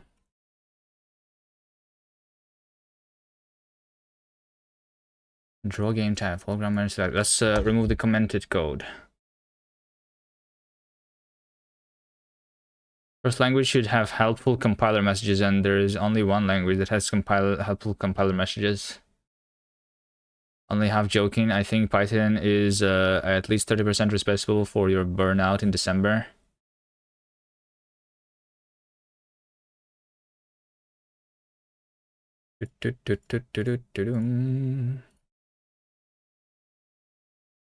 Speaking more about that job in Python that I did a year ago. So originally they told me that I should do some stuff. Their Python code was like relatively small, and then like they told me that I could rewrite it if I wanted to. So I said like if I rewrite it in Rust, that'd be okay? And I said okay. And then I just like and then I had a thought, because they don't have Rust programmers in the company. So like I said, what if I write it in Python? Well, I just change your Python code a little bit, because like, you know, that way you could maintain it, because you have Python developers in your company, right? That was the biggest mistake. I should have just not told them that, and I should have rewritten it in Rust. It would literally take less time to rewrite it completely from scratch than trying to fix their code. Yeah, maybe I should stop suggesting Rust. Suggesting Python as a first language, actually. Maybe.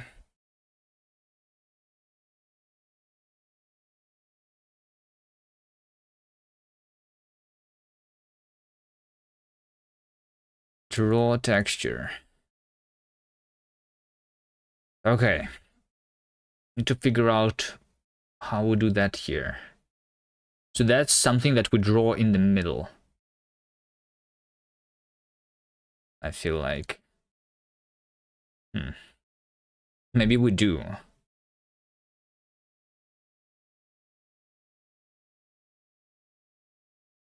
Dun, dun, dun, dun, dun, dun.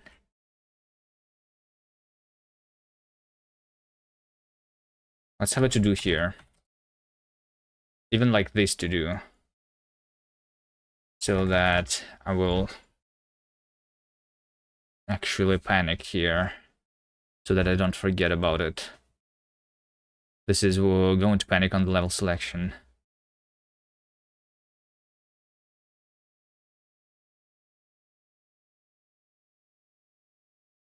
It would force you to rewrite the program again anyway. No, I would not be able to. I would just say no, because I would just like decline the job. That's what I did next time they tried to ask me to do Python. Secretly wrote Python scripts that you are the only maintainer of at work in Rust. They still don't know. Nice. There's a guy who tried to compile some JavaScript with Rust C, and the compiler with its messages almost got him to convert to a valid Rust without any Rust knowledge. Nice.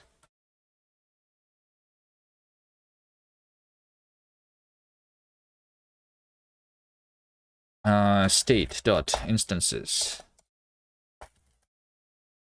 .push entity instance. Okay, let's see here. We have transform. Tile name. So this is all just item name. How borrowed. Item name. Tile name suffix. So this is where we have the suffix, right? So if selected, then some selected. Otherwise, if completed, then some completed. Otherwise, none. File text is none. Color is color. Filter color. Filter none. Position none. Okay, so that should be it. So the only issue is that with this thing, it's like should be drawn in the middle of me drawing some things, right? Actually, maybe not. This probably is the draw before. Oh, this is actually just the draw before. Hold on. Stage dot. Draws behind. Push. Push. Frame buffer. And I would just draw the thing here. I think that's what we want to have here. We're going to move here the things and we're going to box it.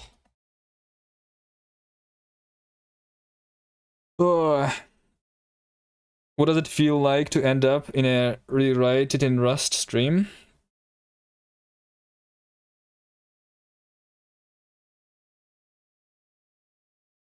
Did TCAP raid someone and ended up seeing someone rewriting something in Rust?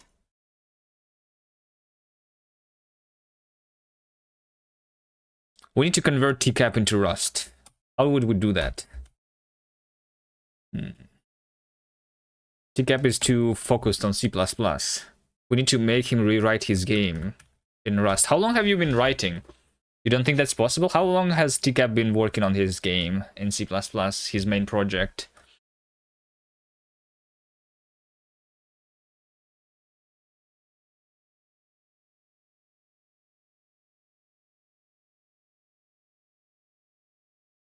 Did you guess his game's done? Like 4 years, you're a lazy bastard. Yes, his game's done though. Played his game jam game. The last game, I think I played the last game and then the previous game or one other game jam. I tried to run it and it didn't run or something because he didn't really make the web build that time. He got it even to run on the web. Yeah, the rocket jump game. That game, the last one. Yeah.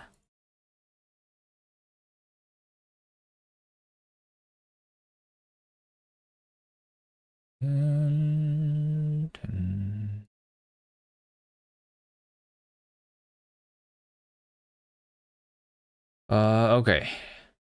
Looks like we don't have any errors here. Let's go next. If entity, properties, selection screen button. To do. Maybe delete this code. We don't need button anymore. You know what? I'm going to delete the code. I'm going to delete the code actually. Selection screen button. I'm going to remove that. Selection screen button. I'm going to remove that. Pressed. If not, then 1. Okay. Literally just going to be 1. To refactor and function to be more readable. Lol.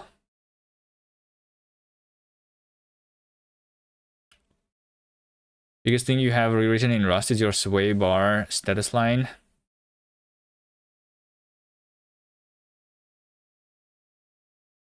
The Ludum Dare game only had the Windows build. Yeah, something like Minecraft is what you made, right?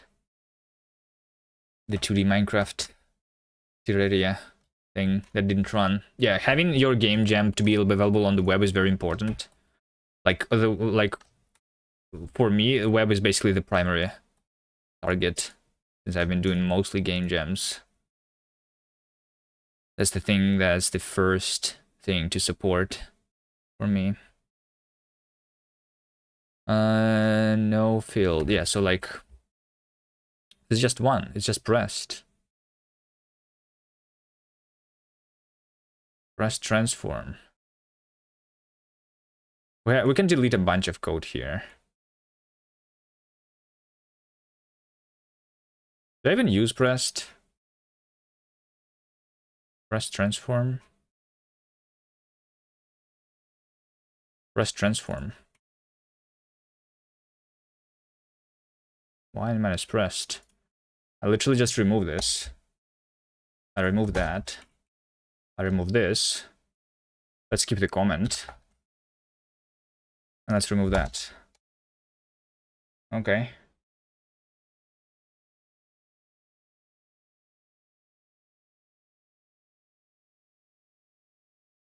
Maybe unlocked. That's the suffix. Okay, so we do state dot. Why don't I have the... This is annoying. Instances. Push. The instance. Transform.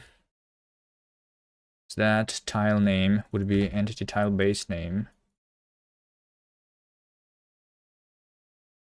The first, in Yandex, your first task was to write a sniffer for functional testing purposes. You had no idea about the network stacks. They estimated it a month-long task. You dove into TCP dump RFCs and made a sniffer and CLI in Ruby in 3 days. They denied to use it and had to spend, and you had to spend a week to rewrite it and every regex in the Python regex.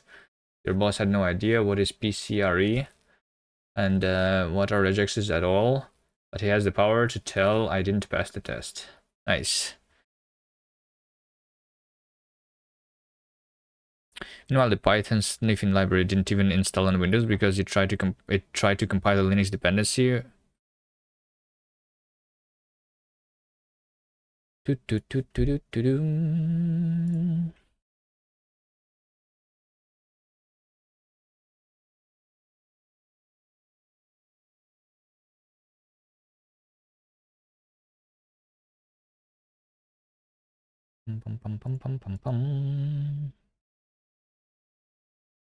Yeah.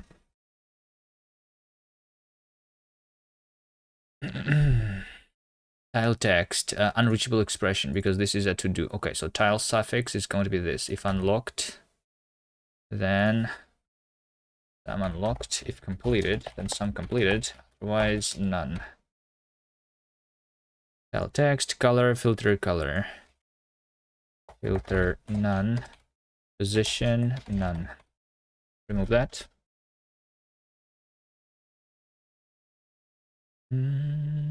Maybe unlocked. Remove that. Okay, nice. We just have like 3 errors left here. Which means that, yeah. Okay, so if this, that, over here, okay, this one is big. This one is big. So what am I trying to do here? We still draw the game tile, right? So we do instances, push into the instance. See what we're doing here. So we'll see what we're doing here. Tile name. Okay.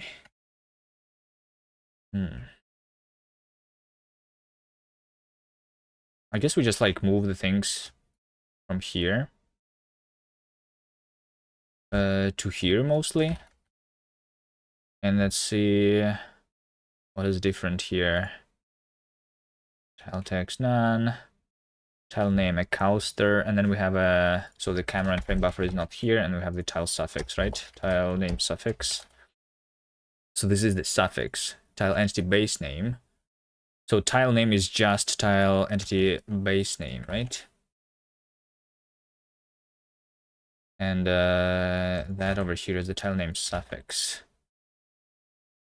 which is literally just this.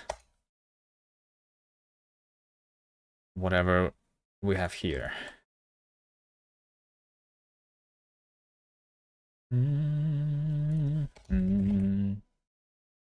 There's a coaster.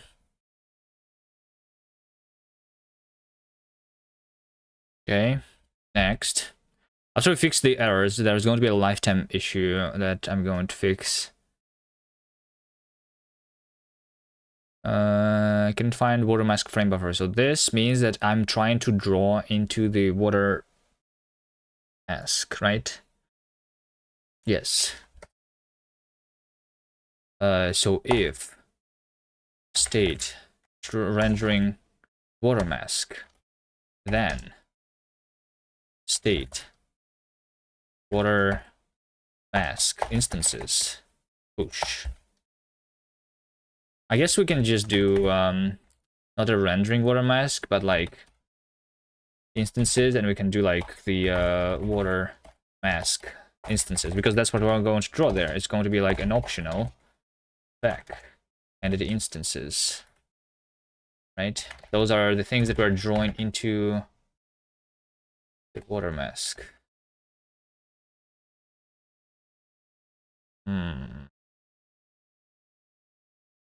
Is sum dot then back new.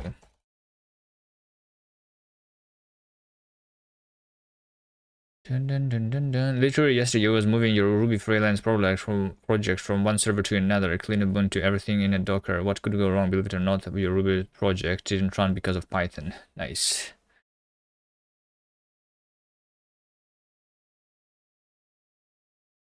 Nice, nice, nice.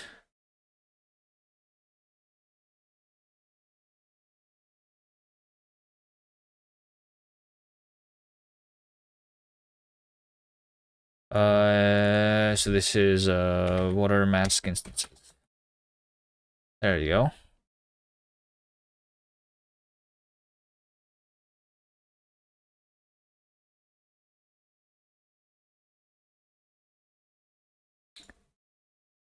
State water mask instance is none.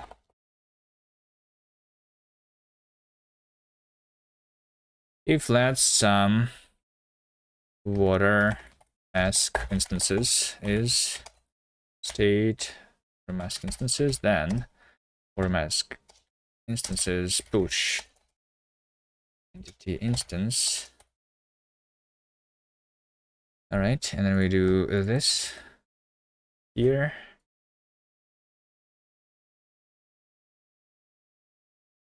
Text name, tile name is entity base name. There you go. That is easy. Tile name suffix is none. Okay. If we have side effects on top, then we do. Well, I guess side effects on top is like really easy. We just do immediately. I guess I will, yeah, I just remove that. We just immediately push here, not side effects on top. So like we push this. Oh wait, hold on. On top, push that. Draw effect itself.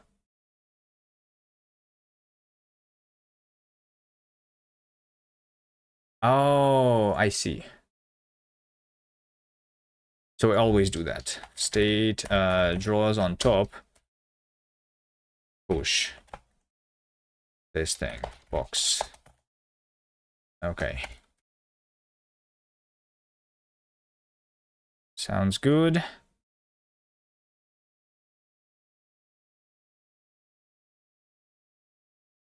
It's work we pay monthly for a Python dependency that starts a web server one module import.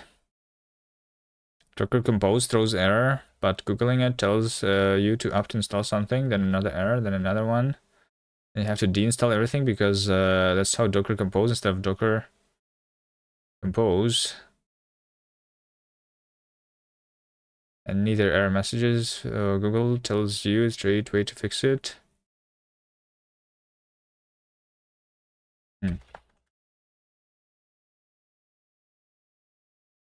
Can find frame buffer in this scope. So okay, and then over here we have the draw text. So this means state draws on top, push. Frame buffer that.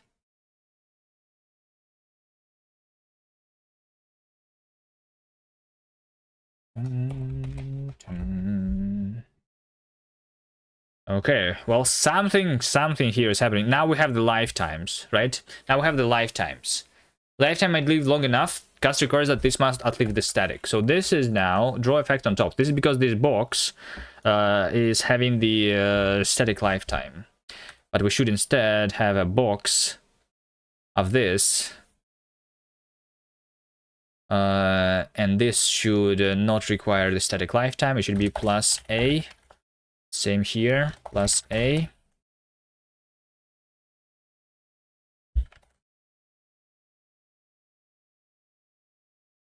And now it just compiles. Wait, hold on. It did actually... Oh, hold on. No.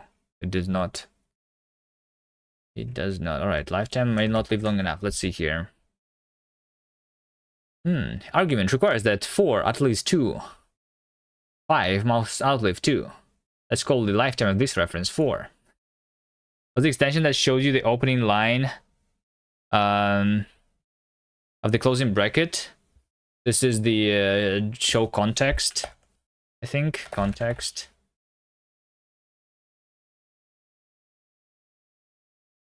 Is it Rust Analyzer specifically? No. It is, I think it's like in general. Context lines.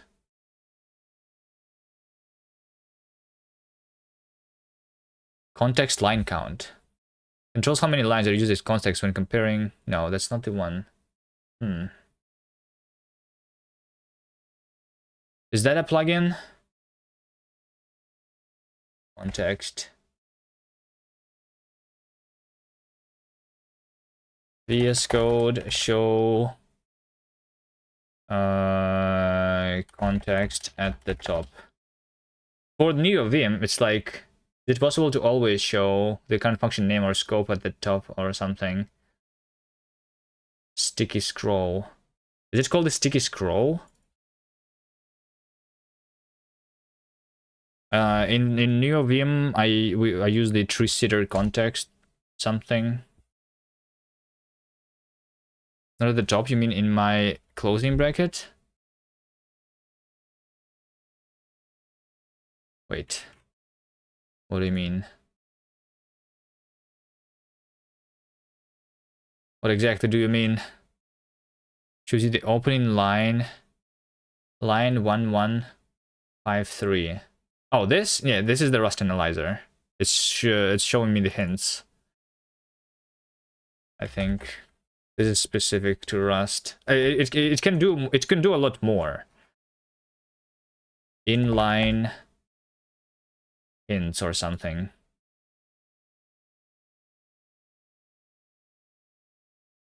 Or is it? No, hold on. This one is the general inline hint.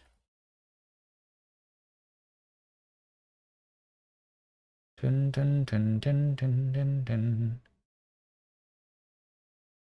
Oh shit, I forgot how it all works. Inline type hint. Inline type. What is it? Is it in Rust? I don't know if it's Rust specific, Rust Analyzer. Let me see here. I think it's gen... I don't know. I don't know anymore. I don't remember. I remember that I disabled something. Inlay... Oh, it's called inlay hints. Inlay hints. Inlay... Not in line, it's inlay hints. Did I disable it anyway? It enables the inlay hints in the editor. Off. Now it's not here. On. Now it's here. But this is not like I disabled something because like I could have more inlay hints, I'm pretty sure. Inlays are awful. Yeah, I'm like trying to find the inlay type hints. CC++, hold on, Rust Analyzer, inlay hints, closure return type hints. Yeah, I can like have closure return type hints, for example. Let's say always. So this means that when I have a closure now, I can see the return type of this closure. This is a type hint. This is not like the real text, right? But since it can be inferred what this closure returns here, we can now see it. And can even hover on these things. We can have even more stuff. Like for example, like over here at the end of this line, it could show that this properties is of type properties. I think like that this asRef method is going to return me the reference optional like water mask or something. With block. Only show type hints for return types of closures with blocks. I don't know. Let's enable them. See how function like return types enable function foo. Oh, this is for JavaScript.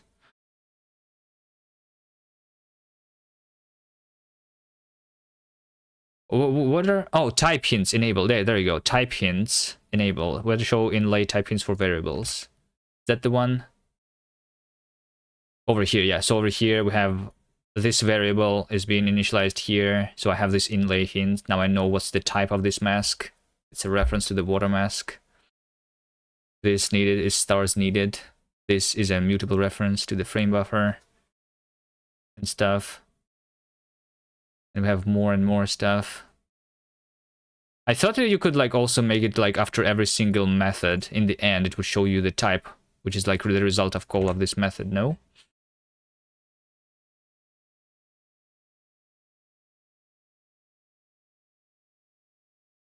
Rust inlay hint.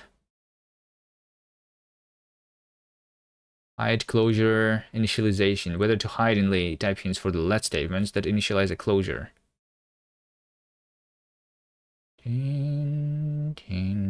Because that's, yeah. How do I enable that one?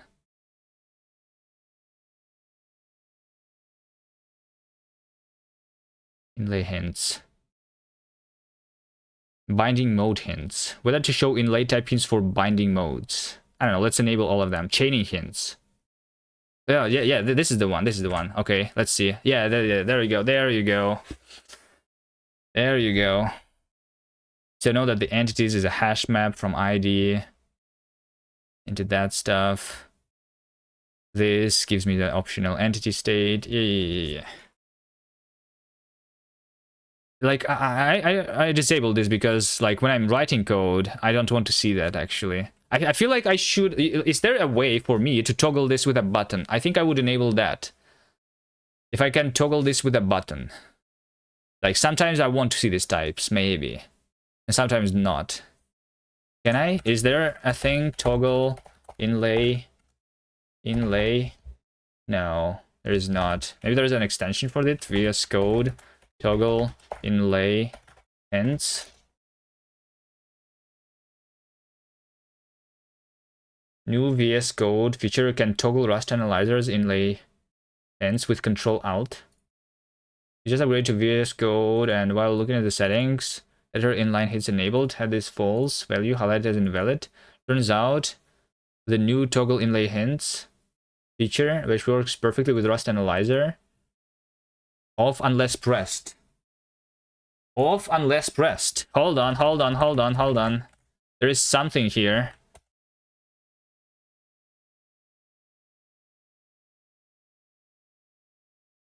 Only show mutable reborrow hints. Huh?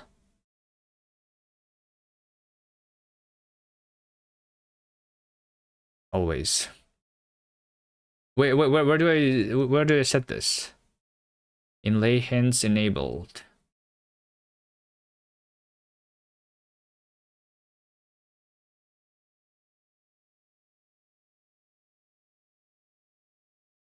There's an extension to add key binding to settings. This is already like I need to edit. This is already implemented, it seems. We need to add editor inlay hints. Oh, this is not Rust, this is just inlay hints. So this can be on, off, or it can be on unless pressed, or off unless pressed. There you go. Those are the settings. We're gonna have it off. The inlay hints are hidden by default and show while holding Control Alt. That's what I want. Right? There you go. They're hidden, and then I do this, and then we see the types. Nice. If I want, then I can see the types. That's cool. All right. There you go.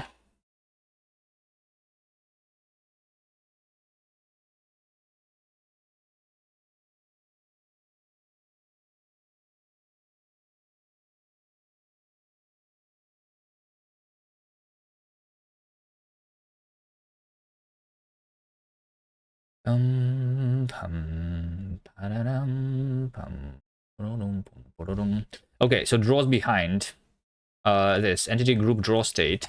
Here's what I need to do here actually. I think draw entity impl.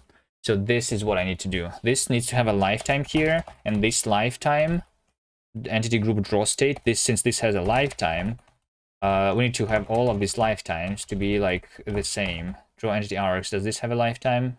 It does. Let's have all the lifetimes to be the same here. I think that's, is that all?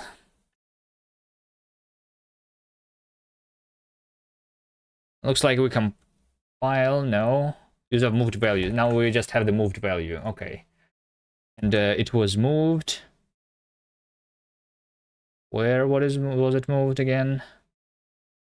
Value used here after moved, value moved here at 1059.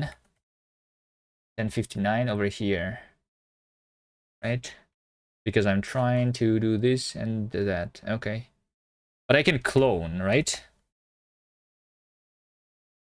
If I clone a cow, is it still going to be like a borrow, right? So like the cloning is also chip here, I'm pretty sure. Have a cow, right? There's a copy of the value, yep. How many decades have they exit? Just saying use exit instead of exit into REPL.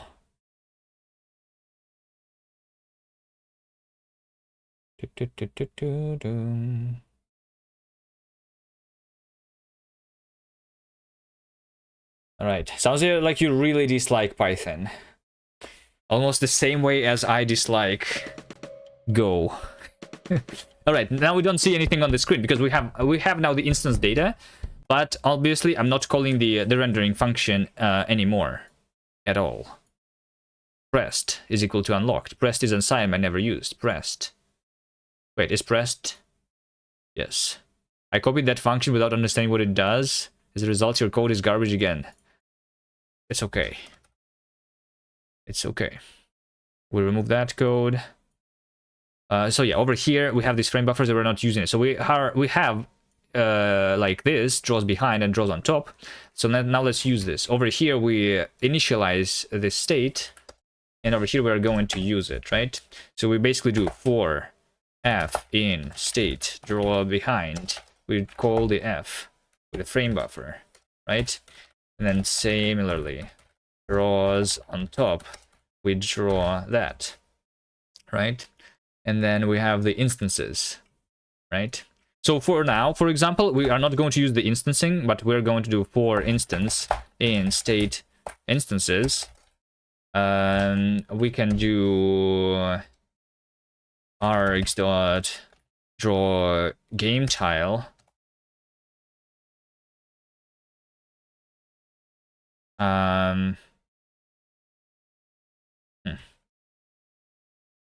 Let draw game tile. Draw game tile args. Function frame buffer instance. Let me see here. Over here I will draw game tile with a frame buffer and instance. And then we have state water mask instances, if they are some, if that some instances is state water mask instances. Let's call it draw instances actually. So we just draw instances, state instances into the frame buffer, right? And then here we're just going to do draw instances to the other way around here. Buffer instances, sure. So this is what is going to be like water mask frame buffer. Here I can unwrap it and then say instances, right? There you go. So now this is going to be for instance. For now, we're just going to do a for just like before. So like this is like first, let's make sure that we didn't break anything and it looks all the same. For instance, in instances, draw game tile, and this is draw game tile args. Okay. Camera args camera, is that so? And then all these other arguments are from the instance. So technically I can like make this part of that if I want to.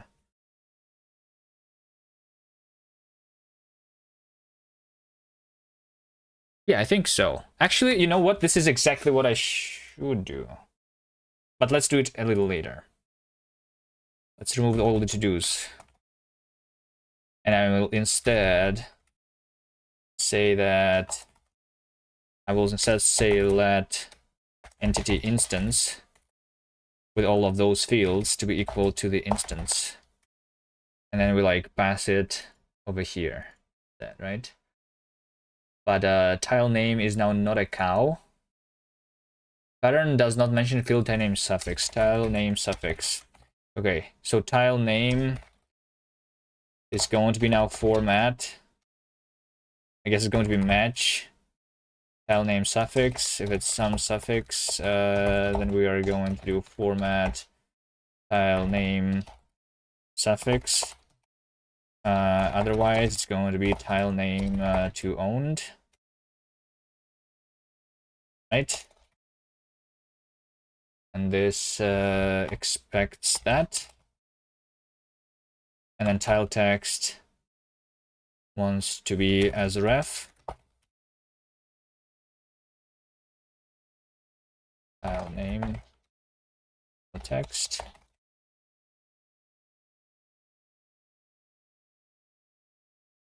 Match have incompatible expected string found cow. Wait, hold on. To owned does not return the actual owned type. Is that so? Because tile name is a cow stir. How do I get a string out of it? I thought to owned is the. I guess to owned is a method on the stir, on the cow itself. How do you use the cow again? Cow. And we make it into owned, right? Okay, not to owned, but into owned. Okay. Go. Can I find value instances in this scope?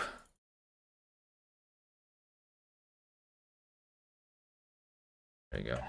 Okay, this should be literally the same. We did not do any performance improvements yet. Oh, use that moved value, frame buffer. Did I move it? Frame buffer, mute, ugly, frame buffer. Should work if I have the type specified, I think.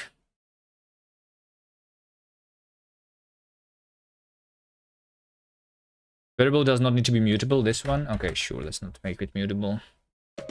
Is it still working? Looks like it's still working. Okay. So, and it should all look the same. I think this should all look the same. So now that we have the instance data, let's just make sure that I didn't break anything anywhere. We can like try playing the game in other levels. Now we have the actual instance data, and we just need to, over here, not do a for, but just like draw them all at once. Then that's it. Right? Reset progress. Just see if the game still works. Looks like it does.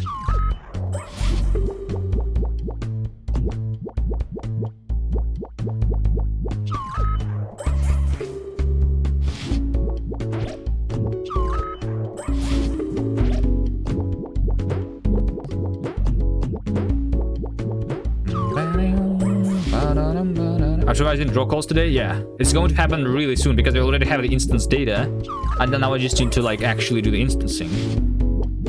Just draw the things differently, so I will like need to adapt my shader and stuff like that.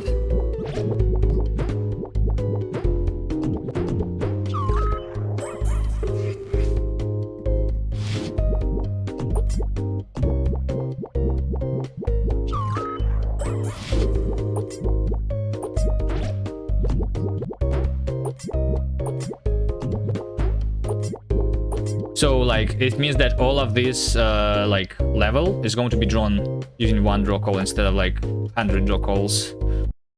That's it. Literally, we need to change this 4 into a not 4. Okay, so here's the idea then. Here's the idea. We're going to have the draw game tile args. This is having the frame buffer, camera, and it also should have the instances. Instances is a list of entity instance. That's what we should have. There you go. Like this all is the instance data, which is like literally inside there. Missing lifetime specifier. Yes. A.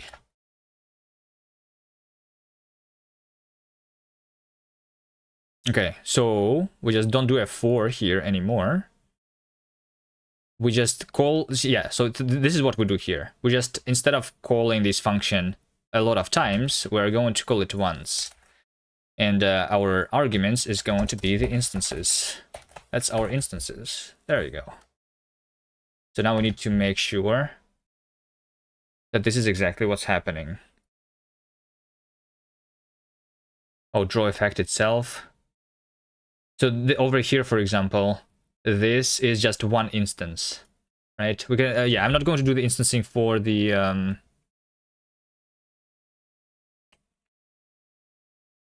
that guy Doro. Hello, hello. Today we are optimizing the game a little bit, but I mean it's going to have a big impact. I'm pretty sure what I'm doing here. Oh, hey, Kuvilol. Oh yes, I am here. Did you not notice me first? I'm here in the corner of the screen. Okay, so I guess we just do instances is a vec of just only one instance for now. Here it is okay.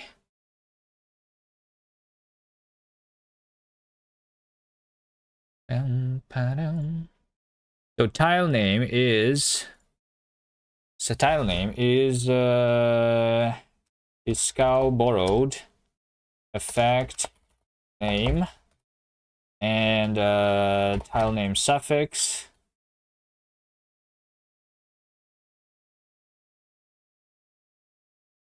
is if active that, otherwise that, some active, some pushed, or none. There you go. Everything else is sounds like the great tree, right? I'm not like doing. I'm like, yeah, I'm not going to do the micro optimizations, which like there's a lot of micro optimizations that can happen in the game. I'm doing like the one that I think should like do the most, have the most impact here.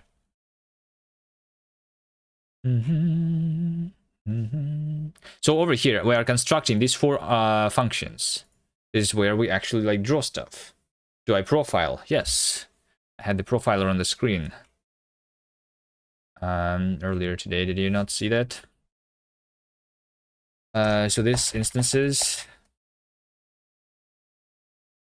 Okay, so let's see here. This is where I'm drawing the background, right? So we have shadow conflict blacklist name instances. So over here we also like need to like group them. Draw tile impl.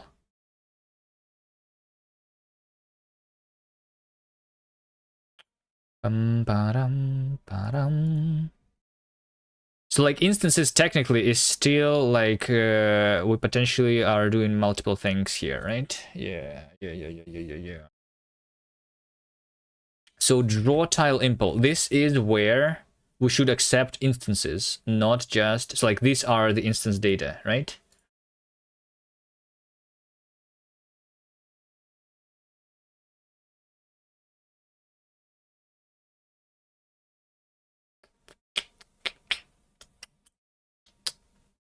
Tile draw info name and data is an optional data.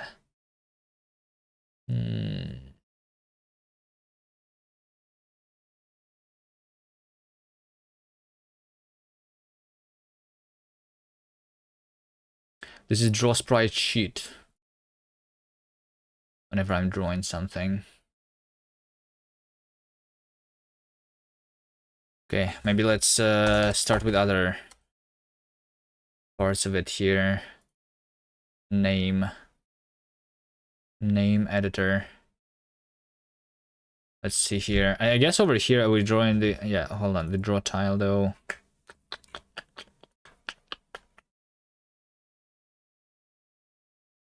Background and foreground for the entities. I think over here we still can like do a for instance in instances. Still do a for here. So using the same color scheme as Coding now, you shall definitely become a better programmer.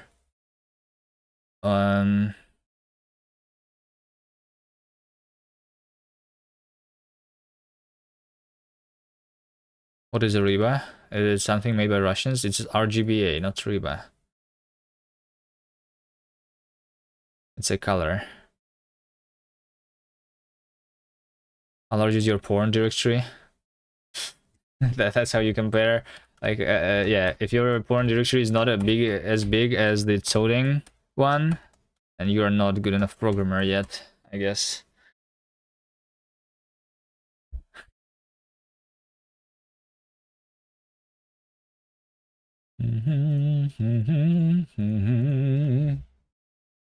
Imagine if one day people will like instead say if your Linux is still activated, then you're not a good enough programmer yet. Is that day going to come one day?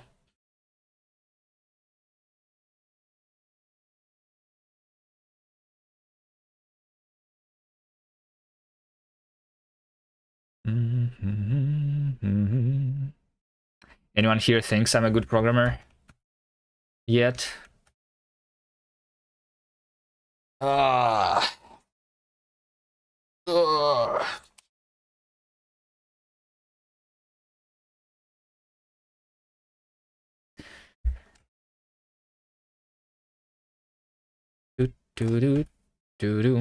I think I'm not a good programmer. I am relying on the Rust compiler too much. It's the compiler who's doing the job, not me. Couldn't find a value name and stuff here.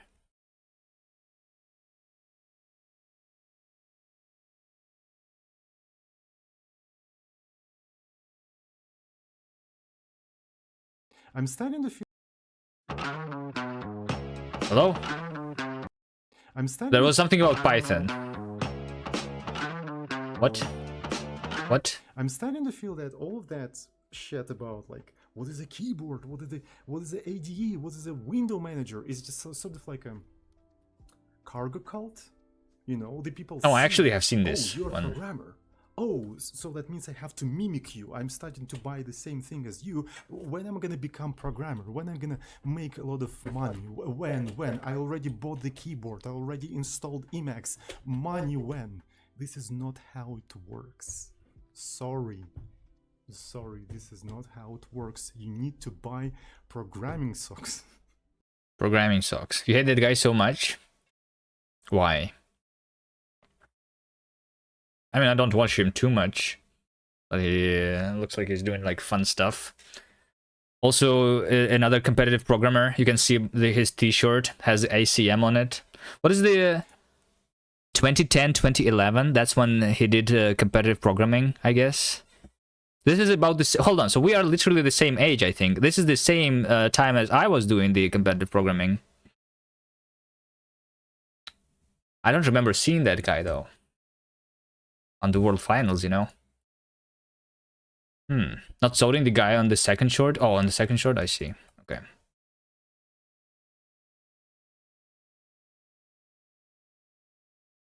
All right.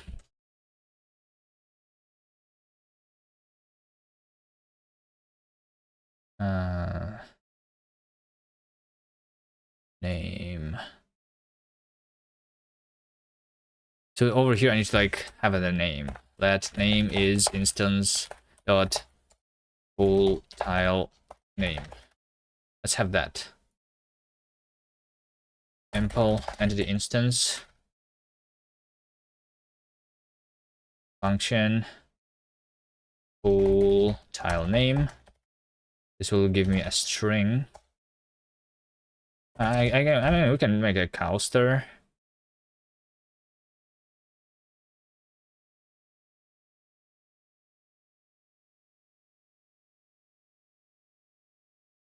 Sure, let's continue cowing here.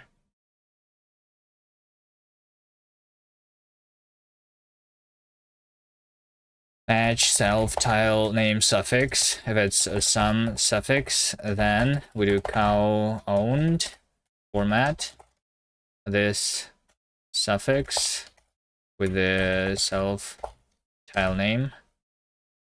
If it's none, then it's going to be self tile name clone. Okay. Yep.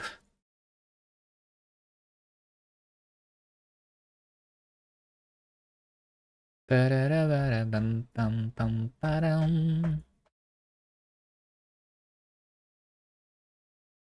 do it as ref here? Cow. Does he just do a ref as ref? Does that work? I guess it works. Okay, and then we have the color is instance color. Transform is instance transform. Flip is instance flip. Right? Okay.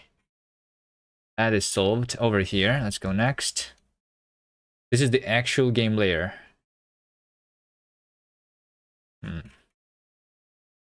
Draw tile impl. Draw tile.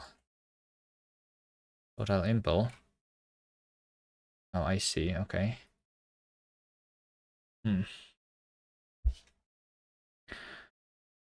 So we should not. So we should basically never have a draw tile because we don't draw a tile at once, like a single tile. We should always we should have the API to draw multiple instances of multiple tiles, basically. So we should like refactor that stuff, right? Instances.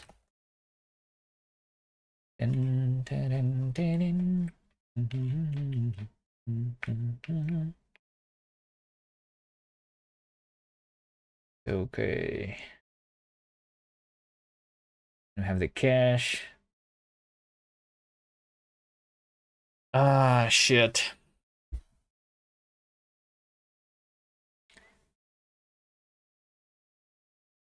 I believe you didn't use font color scheme from 2009 to like 2014.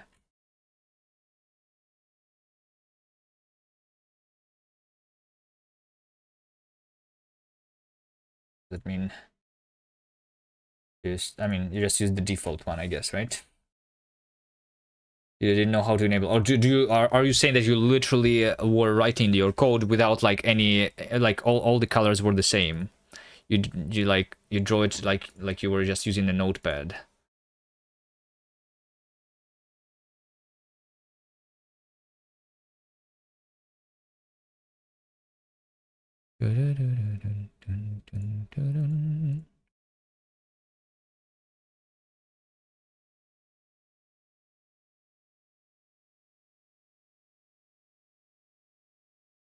I feel like over no, hold on. This is like what it all comes down to. Draw tile impl, and then it's also the draw mesh impl. The draw mesh impl, like instead of drawing a single mesh, we should draw instances. That's what we should do. Right? This is our actual draw call here. And these are the uniforms. And we need to convert those uniforms into the instance attributes.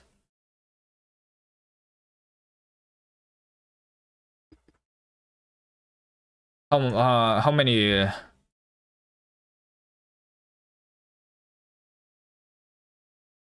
times do we actually call this? Not too much, like 1, 2, 3, 4, 5, 6. And then we like need to, okay, draw mesh impl. Okay, hold on, vertex data.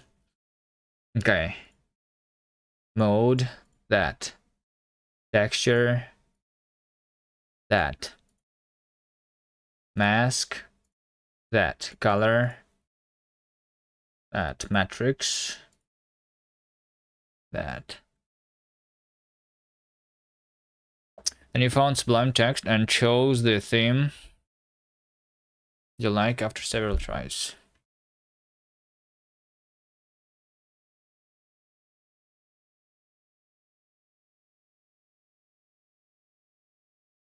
So I guess we should have over here instances.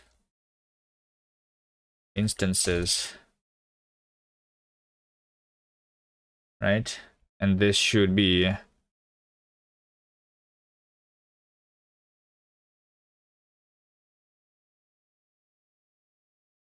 list of instances. Let's have a mesh instance.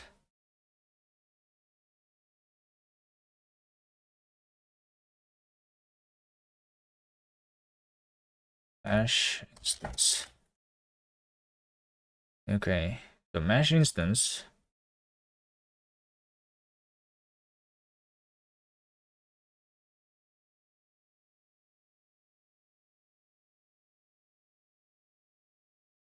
is going to have the color, filter color, matrix, and clipping plane, I feel like. Right? Let's like just make this for now without changing the shader and stuff. We're going to do a for instance in instances.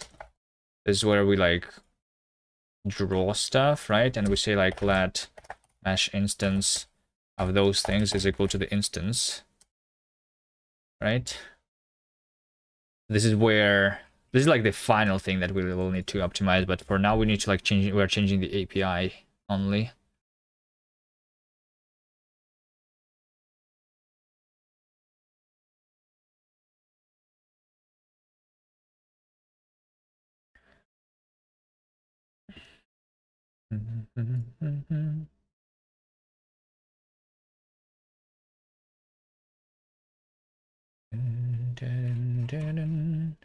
This is where the draw title impl comes into play. Color, filter color, matrix, and clip. Those are the things.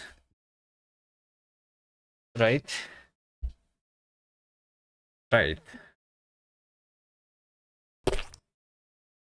Hello, Pigorly. Color, filter, yeah, okay. So this is also like the instances.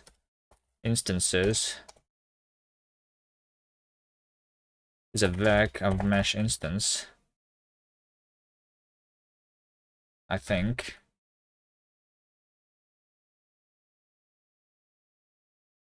So we just tell this to draw the instances, right?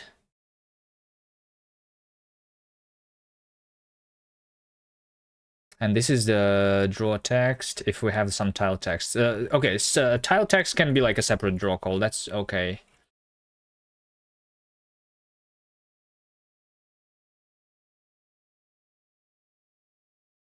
That's okay, I guess.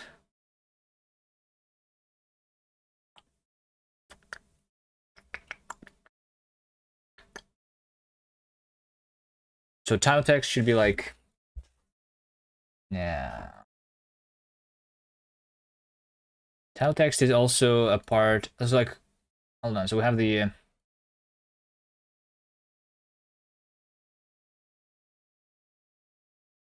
You can send VS Code keyboard lag as a Quaker. Is there any lag? I don't feel any lag of the keyboard.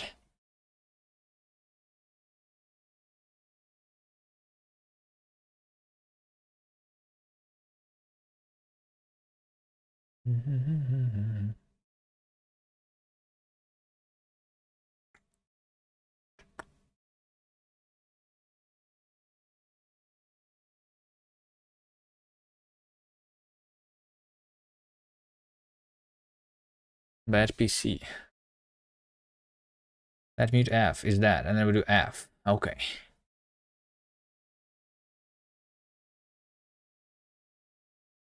All right, well, let's do this. Mute instances. No, hold on. Is this supposed to like be even a mesh instance? I feel like this should be tile draw info. Yes, like. Hold on. Draw a tile. This is where we select the tile set that has this thing, right? I feel like this should already have the instances which are like different instances. Hold on. Why is it also hard to do here?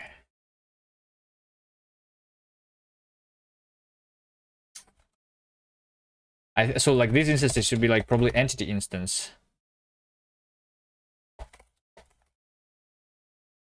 which is like the entity instance. Entity instance is we should rename it into like the tile instance because we're drawing the game tile, and that can go into the parent module here somewhere.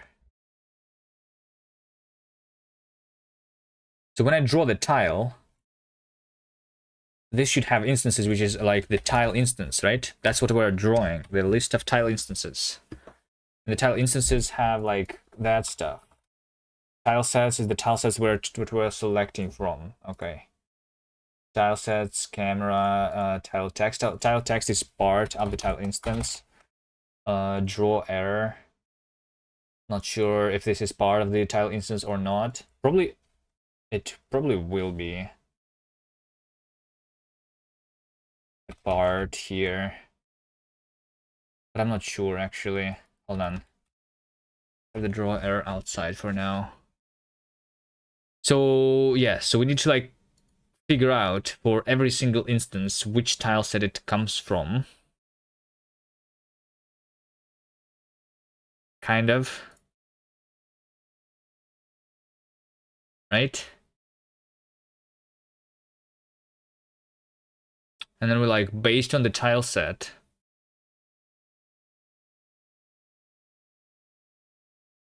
so this means that we can potentially draw like multiple, have multiple draw calls for every tile set because the instance, yeah.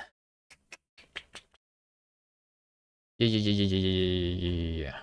Okay, hold on.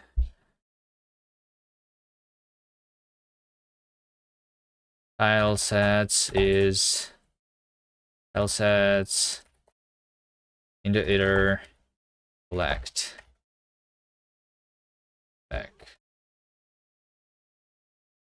back tile set. Let's do this. This is literally open. Feature request 0 latency typing. Following article is going to the length to be issued in general.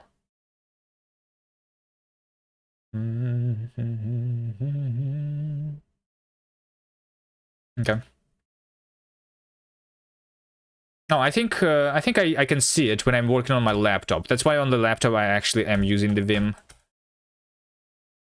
Even although technically VS Code is better, the Vim is better if your PC cannot handle the VS Code, I guess. I mean, it can handle, but like, yeah, sometimes it's annoying. I agree. Could just get a better laptop though, I guess.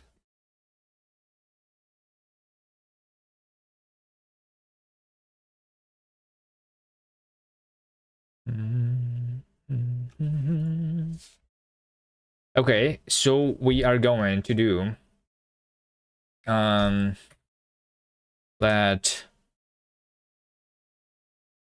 moot instances for like tile set instances. It's going to be a vec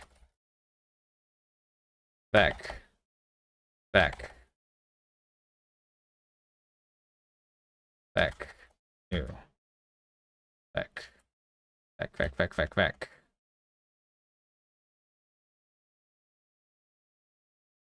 with capacity sets length, and we do for tile set and tile sets. Like, how do I initialize it?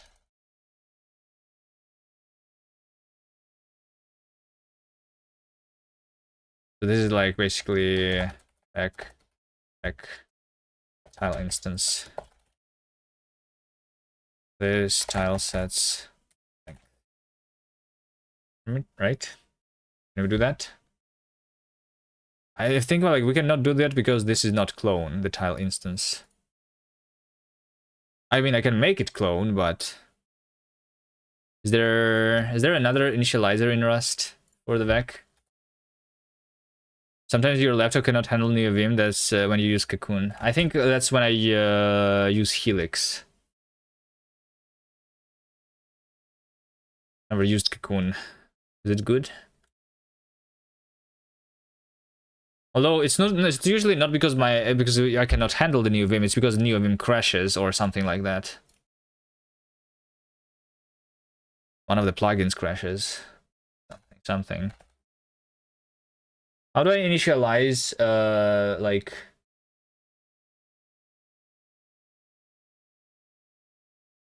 they're like a from fn, for example, from no, there is no such initializer. Well, whatever.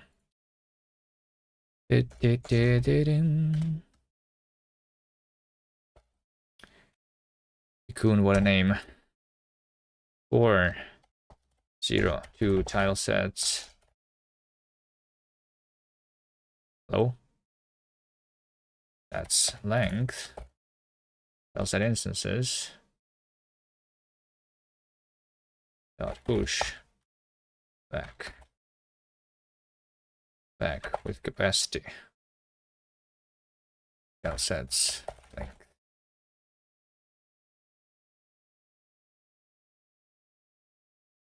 Okay, let's do that. So now I need to like basically sort my instances based on the tile set. Right? So we go for instance in instances. We say that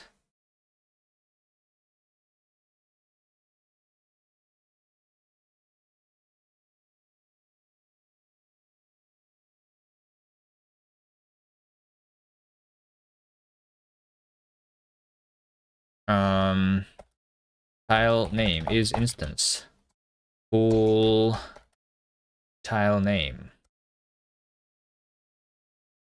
and we have tile set instance. So now we find the tile set, right? We do tile sets iter position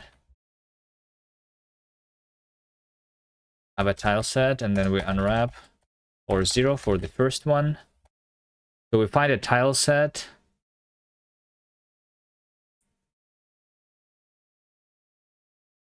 Wait, hold on. Contains key of that. I guess unwrap or 0. But like if it's 0, it means that it was not found. So this is where we draw the error. Technically, right? Can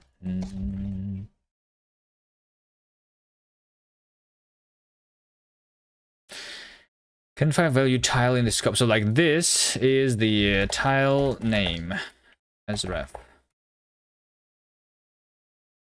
So we find a tile set that contains this tile. Okay, nice.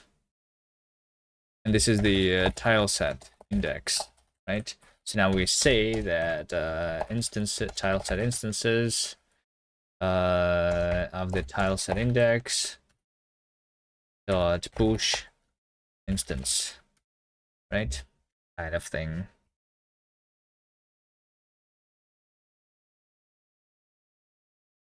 And now if we have the tile text, then we technically are going to continue here. We're not going to do anything else. And then the tile set is tile sets at the tile set index.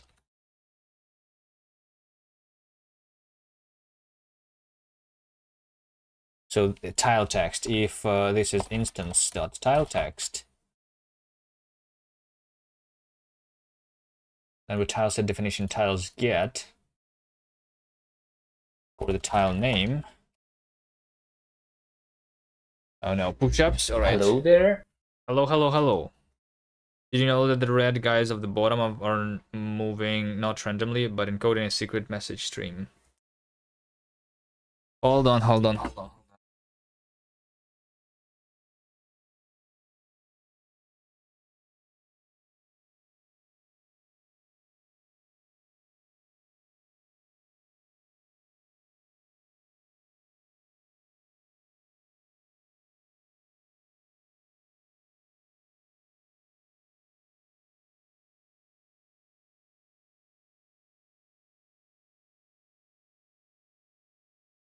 Done.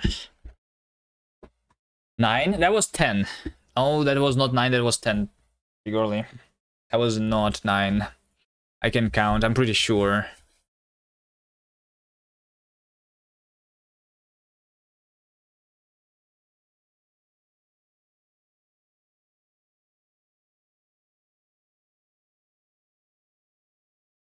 Matrix. So matrix is like the transform here.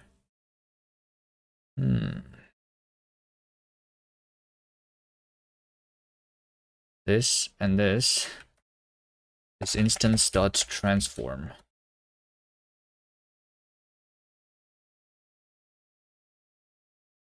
Okay. And then draw error.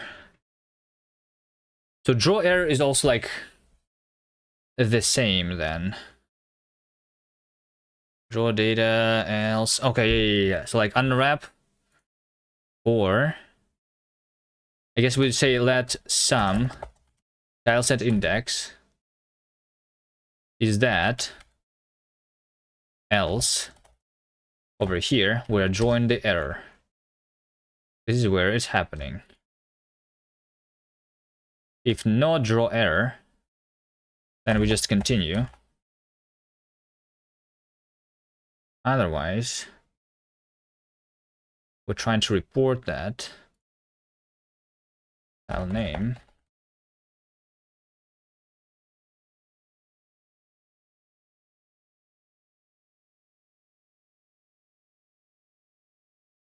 And oh, this is the mesh.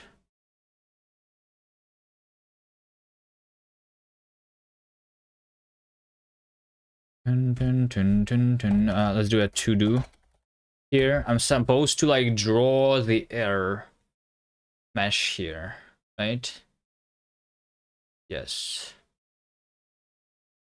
So I need to convert those instances into the mesh instances here, actually. That's what I'm supposed to do here. Yeah, because like these instances are the mesh instances, not the tile instances, right? Yep. Yep.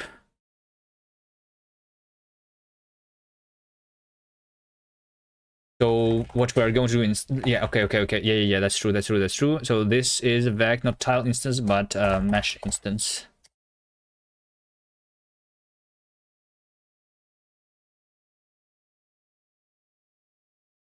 So I'm not pushing the instance, right? I need to convert that instance into the mesh instance.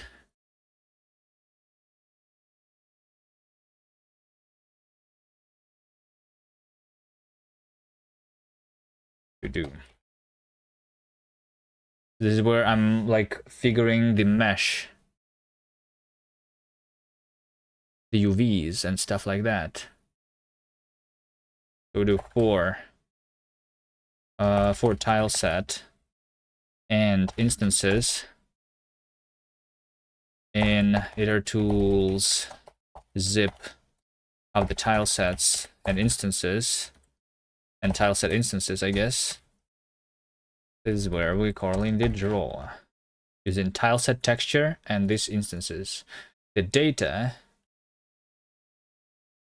we don't even have the data.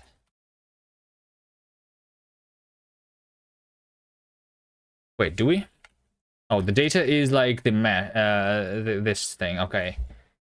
Yeah. So over here, the mesh is going to be probably a quad. Self quad. Do we have a quad? We do have a quad. That's what we're going to draw on. Why do you define F?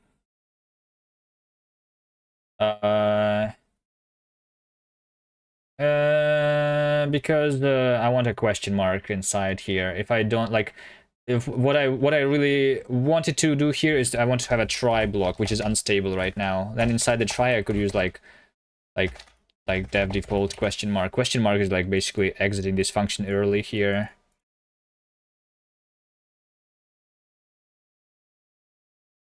But yeah. I'm like, so like instead of a block like that, I'm just creating a closure and then invoking it immediately.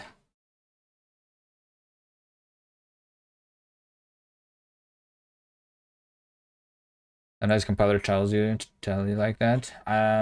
No, my use case is I want to have a try block basically, because I want to use the question mark syntax there. I can do it without the question mark syntax, I guess.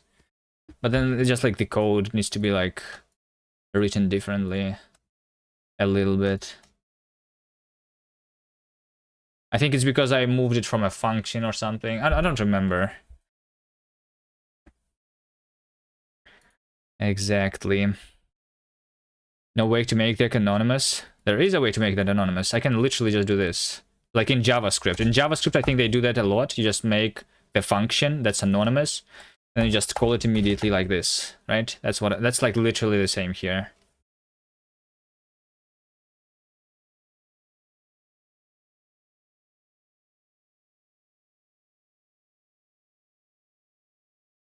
Okay, so I have some to do here. So I will for now continue, but instead I should like have the error mesh here. Okay. So when I'm drawing a tile now, we don't have the info. And over here, color, filter none. Draw tile. Do I even call draw tile anywhere? This is where I'm doing this. Okay, I feel like might like to do I need this? Question mark. Okay, but this basically means that I'm going to construct just one instance here. Just one tile instance, right?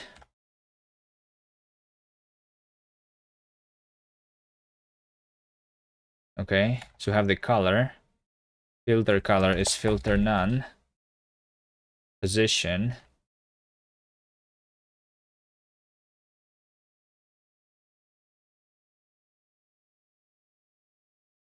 Wait, do I even need position here? Position feels like something weird. Like I don't need that here. What's the position even? I'm not sure what I use that for. Tile text. Tile text is inside. Tile says camera, draw error, and instances. Yep, like this. Tile text.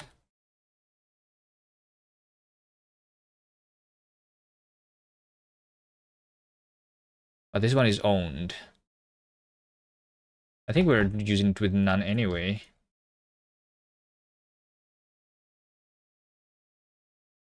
Do I? Oh, I use it twice actually. Well, title text is none here. Title text is none there. I feel like I can just remove that argument here too. I might as well just remove this function completely. Okay, tile name is going to be name. Cow borrowed name. And tile name suffix.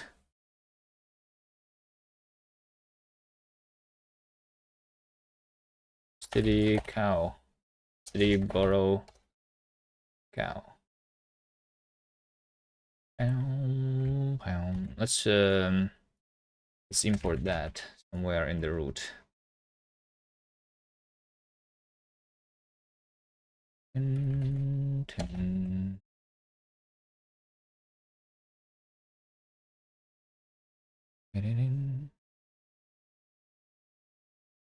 Okay.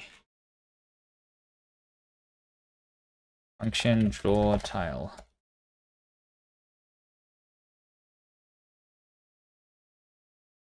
Okay, borrowed name, tile name suffix is going to be none. Transform is, in this case, I called it matrix. Sure. Filter color none, position none. Okay. That's what we're doing here. Next, draw grid. Do we, oh, we draw grid in the editor. Yeah, okay. We draw the grid mesh. This means that I'm going to draw only one instance here. Draw mesh impl. We replace the last 4 ones with the instances, right? Instances. Back. Mesh instance. Which has these things.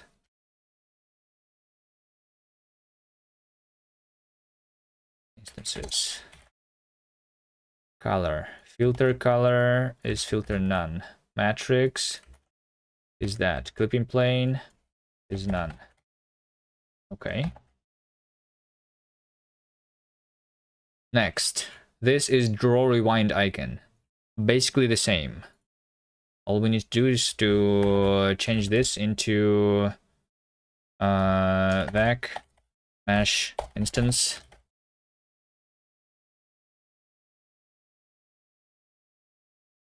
So this is clip.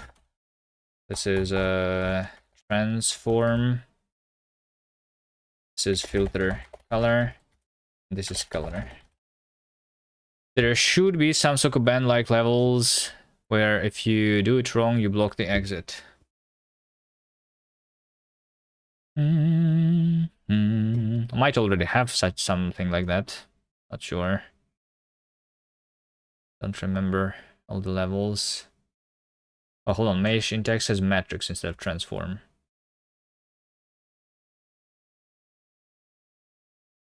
And this is called clipping plane instead of clip.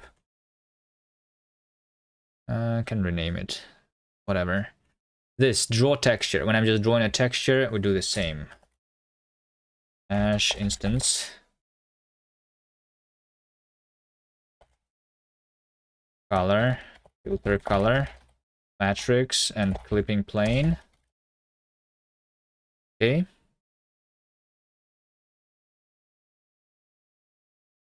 One last error in this file. Draw texture mask. This is just the same thing, but with a mask. I think this is literally like the copy-pasted function, but like with the ability to have a mask. Sure.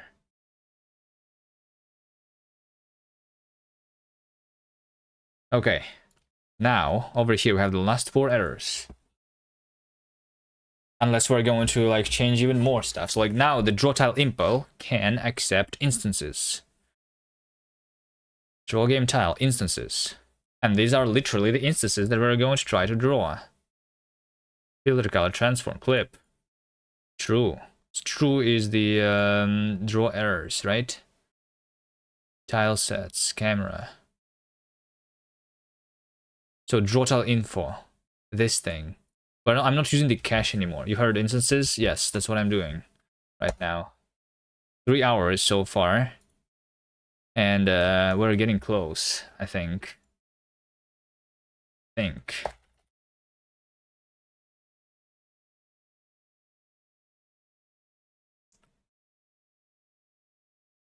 Should 5 arguments, file 6.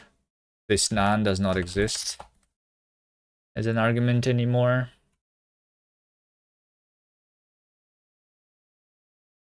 And then here, if tile name is path, well, I don't even have the tile name. Do I? I do not. Tile name reachable by path. Otherwise, this true color filter color. This is literally tile text. This is literally the instances. Oh, but the tile text should be none there. On the shadow, right? This is where I'm drawing the shadow. Instances. I don't know. I think we will try. And then I will maybe need to fix some things. So this is literally just instances.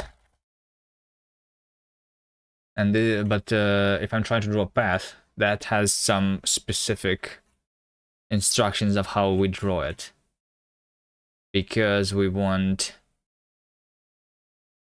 to figure out the connectivity. Tile mesh. How about we do... Okay.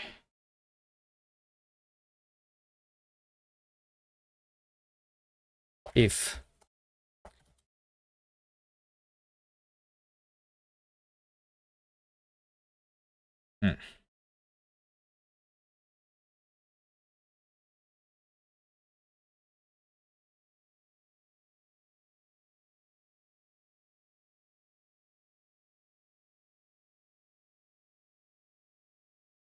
paths and path unreachable.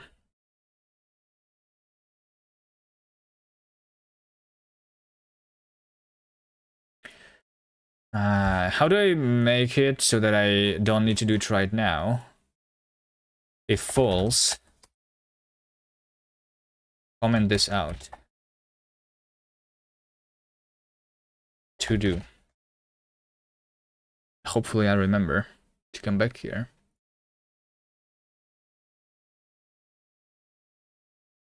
This instances expected 5, found 6. Draw tile info. Is the argument that not needed anymore. Oh, draw tile arc. So this now has the instances where we only figure the name transform. Okay, instances. Let's see here. We have a sprite sheet, then we draw the sprite sheet. Okay. So this is where we also just iterate over them. For instance, instances. I think. Unless we can, I mean, we can instance the sprite sheets too.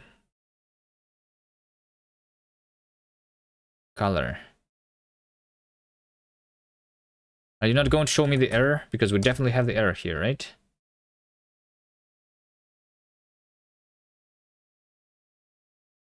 Oh, we have hold on, type of is needed. Hold on. Why is there? I didn't touch the logic, did I? Did I touch the logic? Oh, I did. Oh, I removed the use borrow calc here.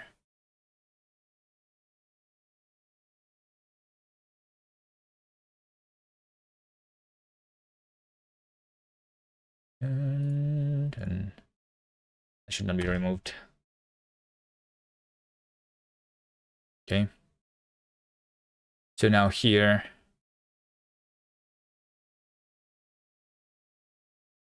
Draw tile impl. So yeah, there's like some blacklist for the shadows. So we should do mute instances, and I'm going to do like instances retain instance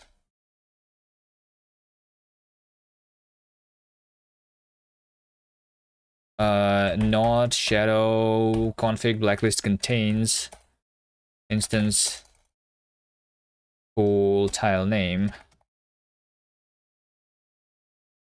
So we only draw the instances that are not blacklisted for shadow. Those entities that should have the thing inside, right?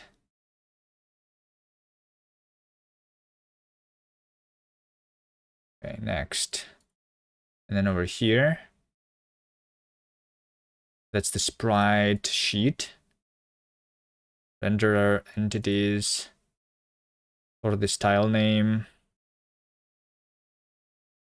Entities assets for this thing. So this is instance full tile name as ref. This is instance color, and this is instance transform. Is it done? It's not. I have one error. This method takes 7 arguments.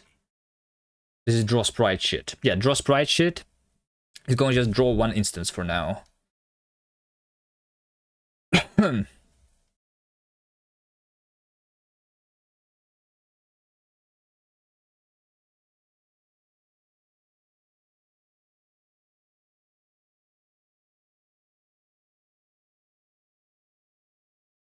Mesh instance of that color, filter color, matrix, and clipping plane. Okay, does it work now? Did it move out of indices tile text? Let's take a reference here.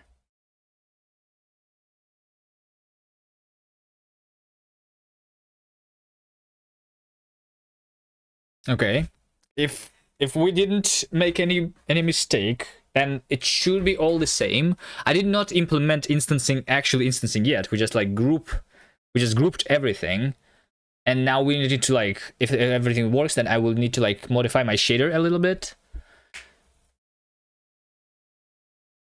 and like pass the instance data instead of uniforms. Okay, it does not work. Oh, hold on. This is the path. This is the path. Not only the path, something else is not working. Let's try going into the level. I don't see anything amazing.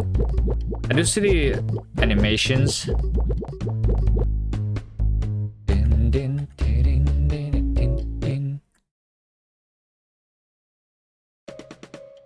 Okay. We don't see anything. Nice. It's just a difficulty level. Oh wait, hold on. I didn't convert my instances into the instances, right? I literally did not do anything. There we go. This is my to do here that I need to do. Going to convert the tile instances into the mesh instances, right? Dun, dun, dun, dun. By the way, in XOR, there were lights. You had to turn them on and off, and light switchers. Nice. We can have switches in our game too. Right now we have the switch in the form of a pressure plate.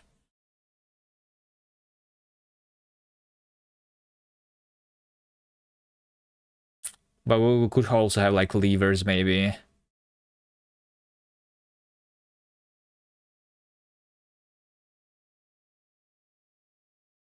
So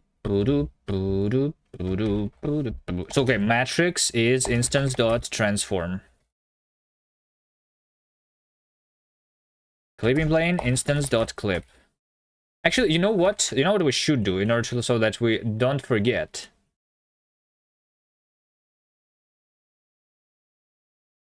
To do things here. I should do let tile instance. That's how I like doing it. It's equal to the instance here. And then we will see if I forgot something or not here. I have so we have color, we have filter color, we have clipping plane, that's clip. Probably will rename that. So now we have the tile name suffix, tile text. Which font is that? This is Mona space Krypton. Hello there. Position is unused. Tile text. So tile text is definitely unused because like that's what we handled earlier here. Which I guess I'm just going to do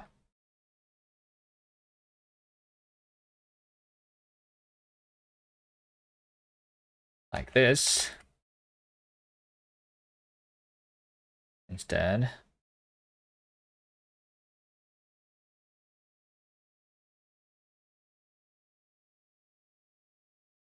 File name. But this is the okay. Hold on. Tile name underscore. Let's rename this into the full tile name. Tile text cannot move out of because it's borrowed.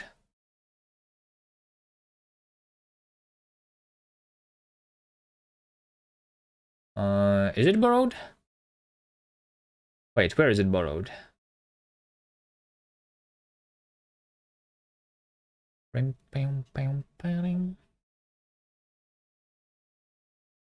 Where is it borrowed?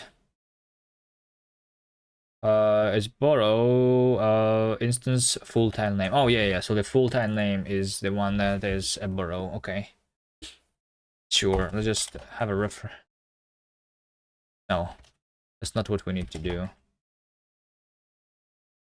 Can I just do a ref here, by the way? And move everything else? I think I can. Okay.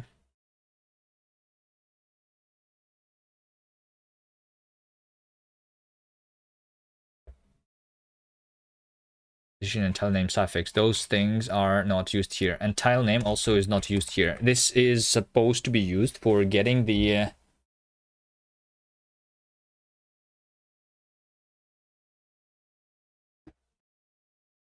for getting the UVs. Because right now it's just going to assume that I'm drawing the entire thing.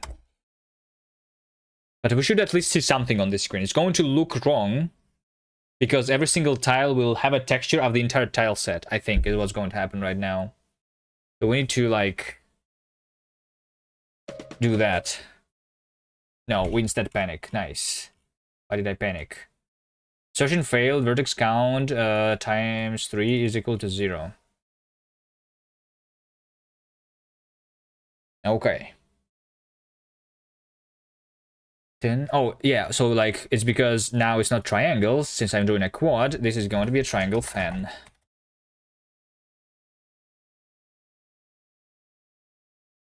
A triangle fan to draw a quad, but we're going to instance it.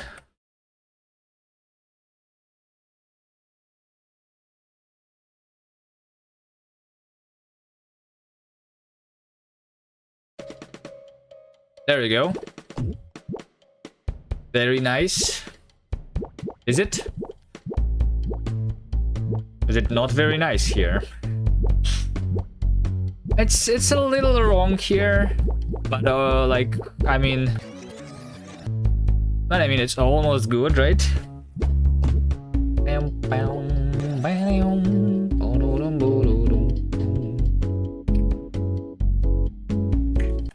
Also, this squad is like a little different. So the quad is with the corners at the different things. Is it a dog?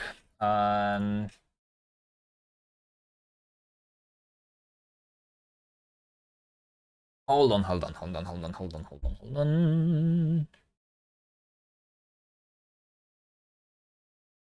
Transform.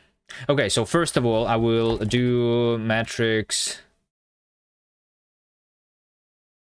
scale around 1.0 with 0.5. That's one of the things. And another thing, like, so this is where we use the tile name and full tile name suffix, right? We need to get the UV of this, right? Actually, we did find it, right? Tile set index is that, where tiles contains the key, which means that I can actually get the definition here, right? So this technically can unwrap the UV.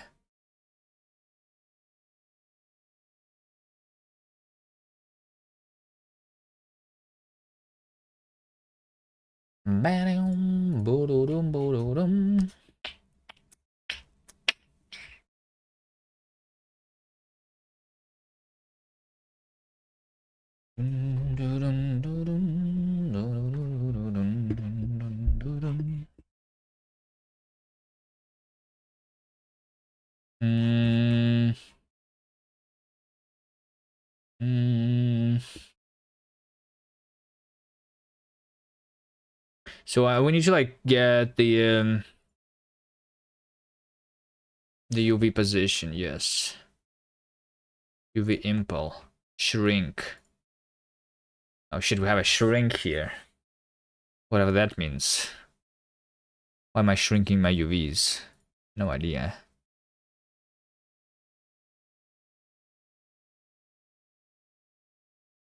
Or do I have an idea?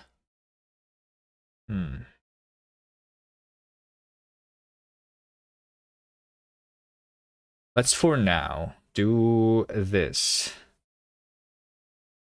Let UV be that. Right? UV is that. So this means that the mesh instance should have another thing.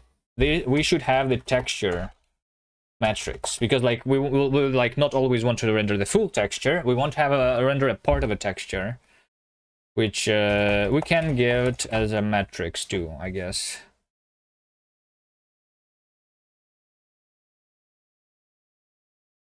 Let's have a texture matrix.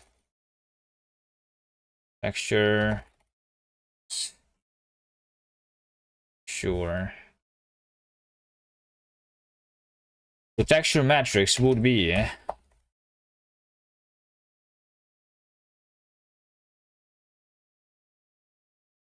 scale by UV size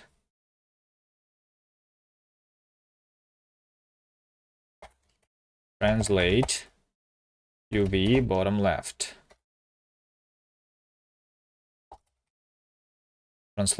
Translate.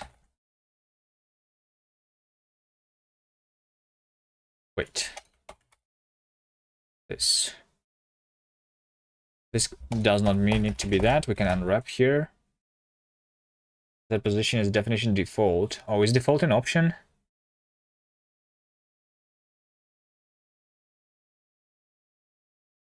Am I using any game engine? I'm using my own custom game engine. Hello.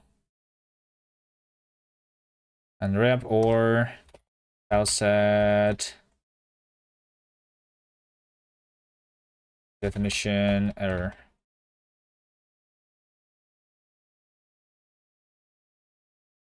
Let's try that. Missing texture matrix. Texture matrix. Identity. Here and here. And here. And here. Also in one other place, I think. In the sprite sheet, yep. Texture matrix identity.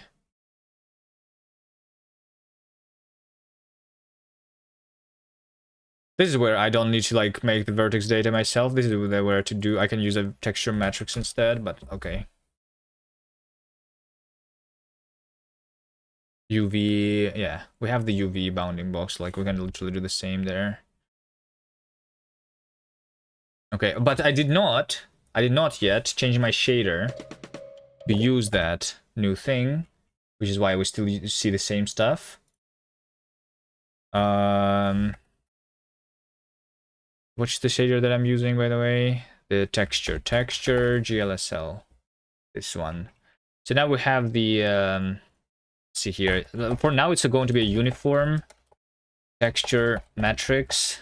And we're just going to have the UV is texture matrix times UV that dot XY. How many years of programming experience do I have? How much it takes game dev? I don't know. Do you think that what I'm doing right now is game dev? Looks like this works. Except for the water. The water for some reason is not here, and also the auto tiling data is not here. I started programming a long time ago, when I was like 8 years old or something, so like more than 20 years ago. And I always wanted to make games, so like if you count my hobby as game dev, like recently I've been doing it a lot, but like I've been doing hobby game dev for basically the entire programming,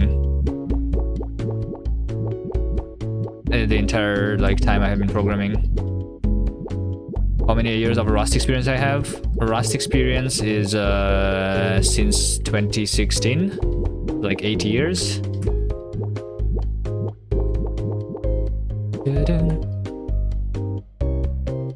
Engine dev. I think I have always been using my own game engine, kind of.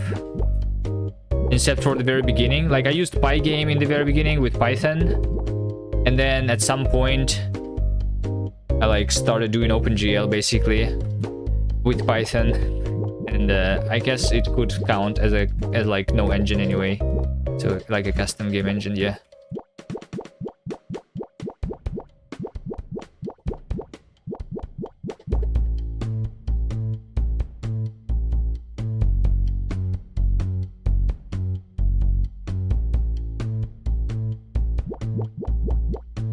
Okay, it looks almost correct, except for we are missing the actual water here.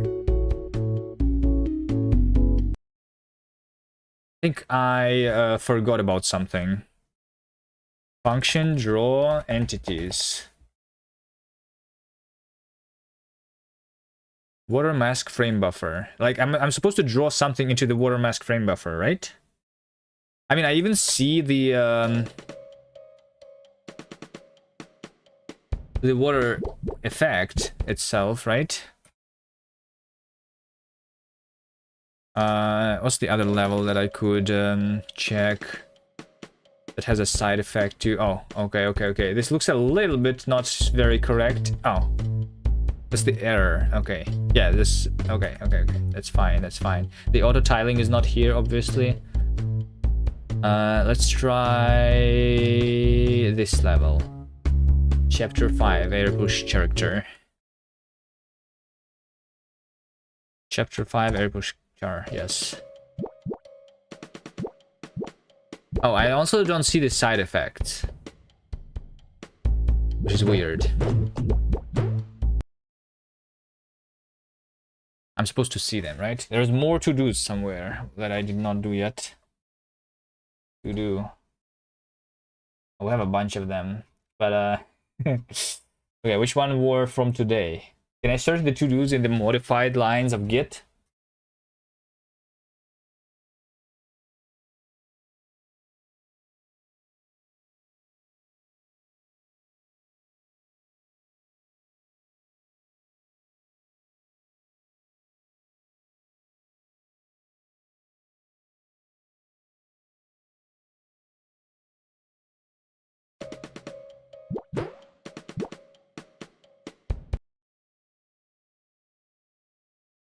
Well, let's see. It's like only part of that stuff worked.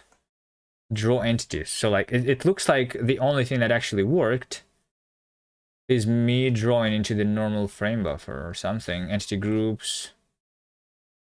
Draw entity groups.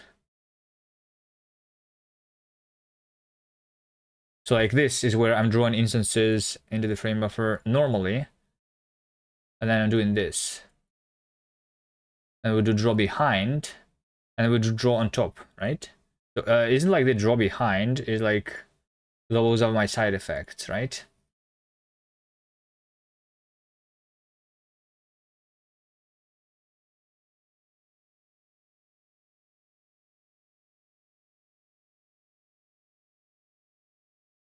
They're supposed to be here.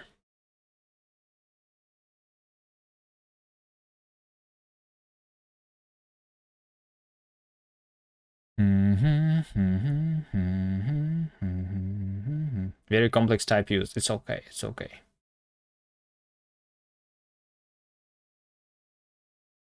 Draw effect itself. Yes. Draw tile. Yes. This is supposed to work.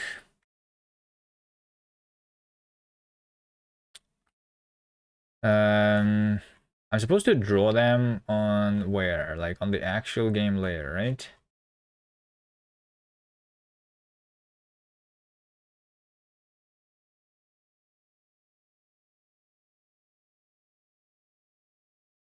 We're calling this multiple times.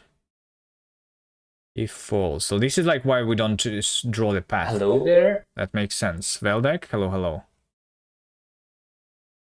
That's how we don't draw the paths, but over here, draw tile info, instances. Yes. So one of these instances should be Do I have the error? No data for render. Oh, hold on. No data for rendering jump. No data for rendering jump. So I'm trying to draw the jump instead of drawing the jump side effect. Side effect. Like, side effect should be like appended somewhere, right? I feel like I removed some code somewhere. Let's see here. Side effect.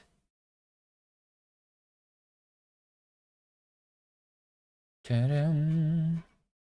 How was I drawing the side effects before? Draw effect itself. There you go. There you go. Tile name is format side effect, right? That's what I lost here when I did this, because we only have the effect name without the side effect stuff. So can I go here? So the effect name, this is always going to be like owned, I guess now. Owned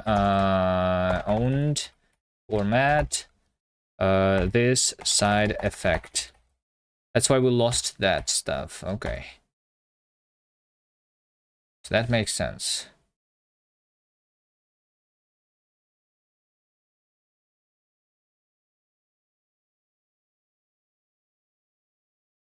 And then how did I lose the water? That's another question.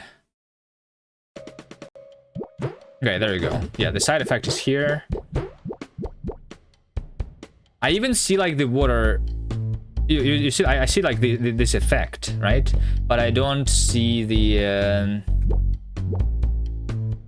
water itself.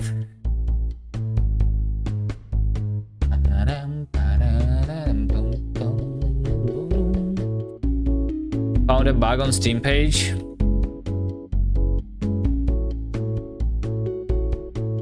No Mac OS. Yes, Macs are supported. It actually is a bug. The game should work on a Mac. Okay, let's fix that first before doing the proper instancing.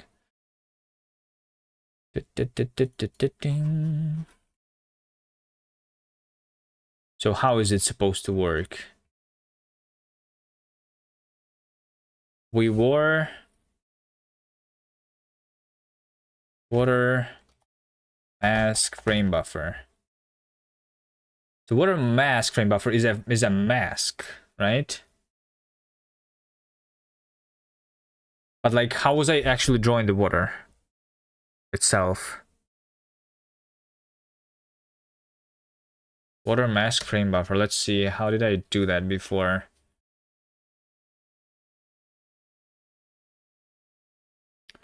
Water mask instances is the things that are drawn into the water mask, right?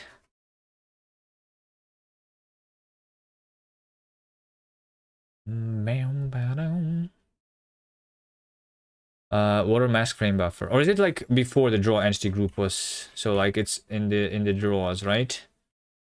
Draw entity group. This is like over here. I drew the shader that's called disable water, right? This is where I draw the water itself. We have the normal texture, which is the things that are behind the water. And then we draw the water mask.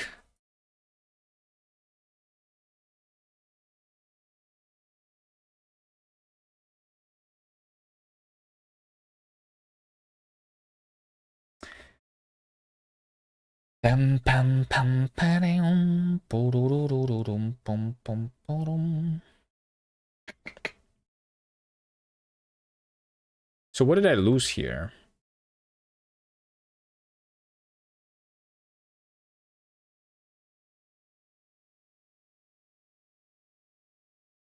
Do we have any errors? We don't have any errors. I even see the effect itself.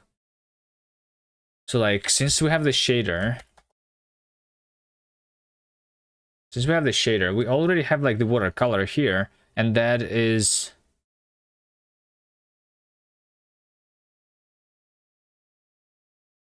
Wait, hold on. The watercolor is taken from the normal texture? Hold on, we have the water mask. Water mask is just determining whether we are in water or not. Right?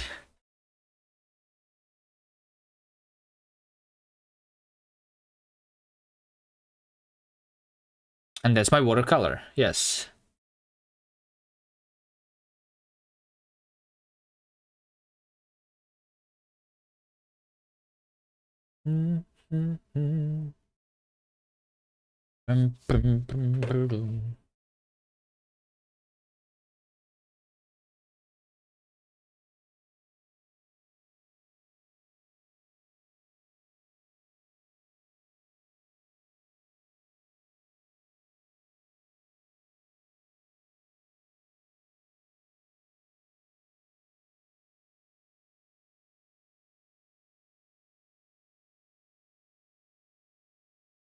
GL frag color is water.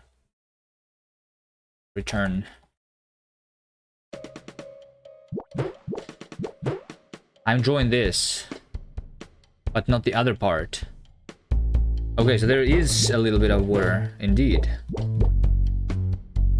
But it's not fully water. Oh, so is that so? What's my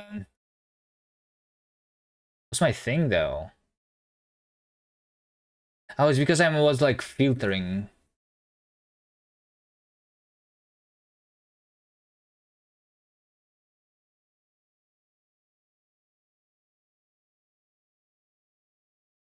The things also. Wait, what?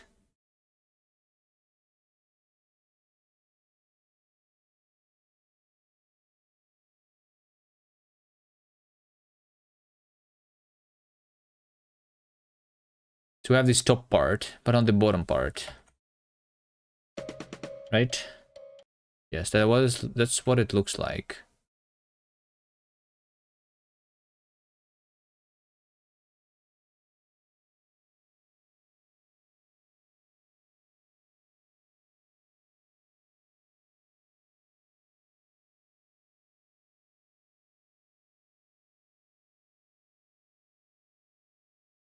Filter.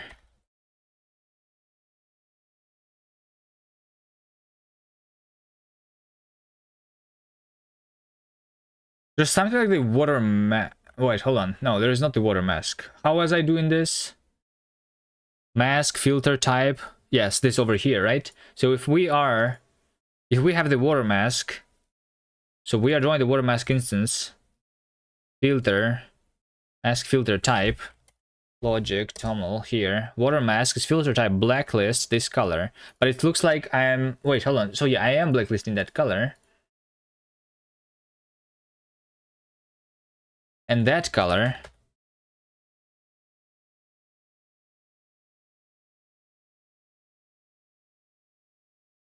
And that color is this color, I'm pretty sure. A8, CE, D3. Yes. This color and this color is different. Which means that it makes no sense to me that I see this, but I don't see the bottom part.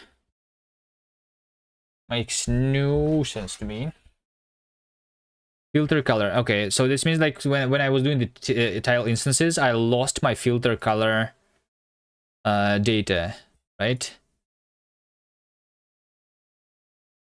When I was converting draw tile impl instances over here, filter color. No, filter color is like going back there.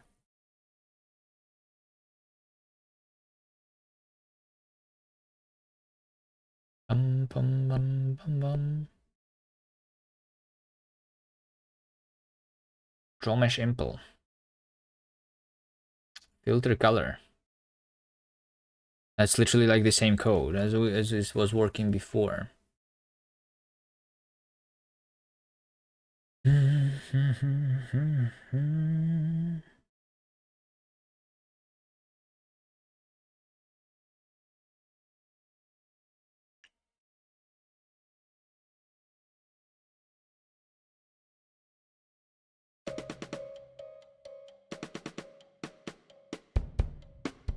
which makes this make 0 sense to me right now. Hold on.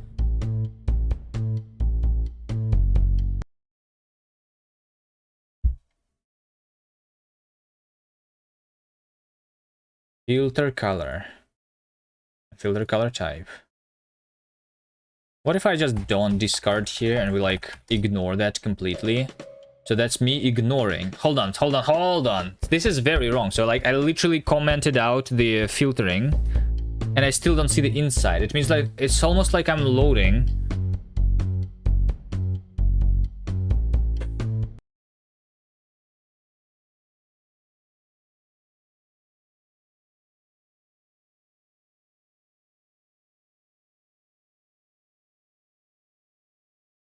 The thing incorrectly. What?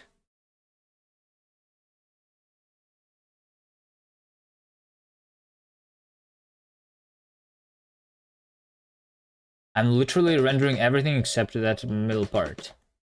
Or is it because, hold on, is it because the default one is having that thing? Maybe. I know, I see that I am missing some things in this tile set, like this and that, for example. Looks like what we were missing. But I'm actually trying to like do this. And this is the default. Oh, wait, hold on. I'm drawing the default. So the default is this one, probably. And that's what I'm drawing. Yeah, it's because, okay, it's because I lost the auto tiling data for now. Actually, my code is working. We need to remove this. These tiles are unused. This is the thing that I'm drawing. The default one should be that one, which is 15.1. Render game config here. Disable water mask.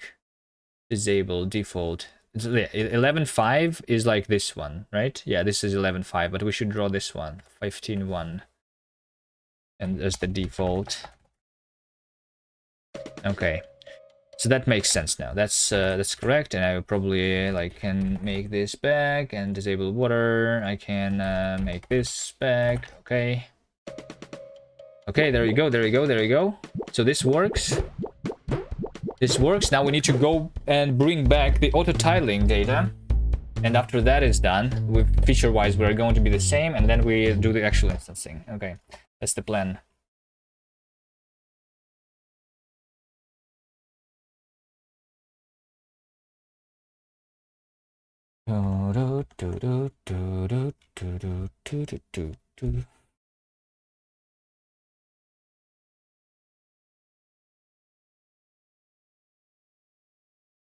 Okay, so the tiling data is right now in my cache, right? Which is not used right now. This is the thing that is not used. Render cache. This is it. This is the cache.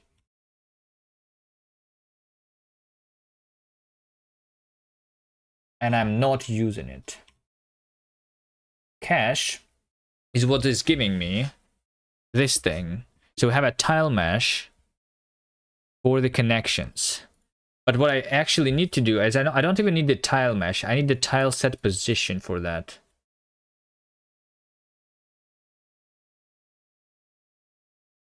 Tile set position. That's the thing that I need. I don't need to like even create the mesh here. Let's see, function tile mesh position.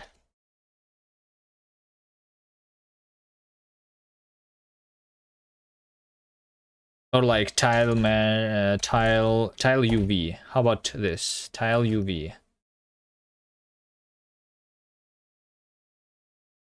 But this has multiple tile sets. Tile UV. Tile mesh. Is it only called here? It is only called there.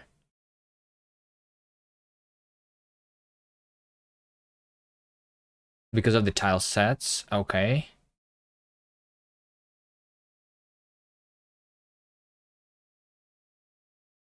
Let's just inline it then. Let's inline it there. This is the only place where it's used.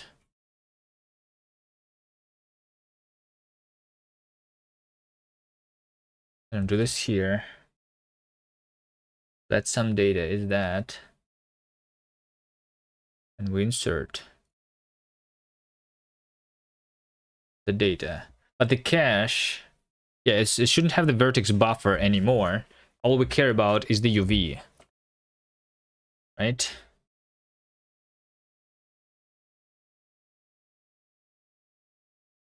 All we care about is the UV.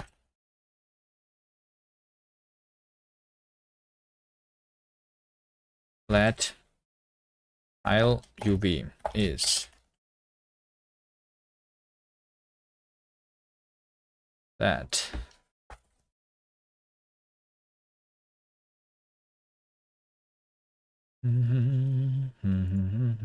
So we don't do the create mesh. We'll literally just do this. So if let some UV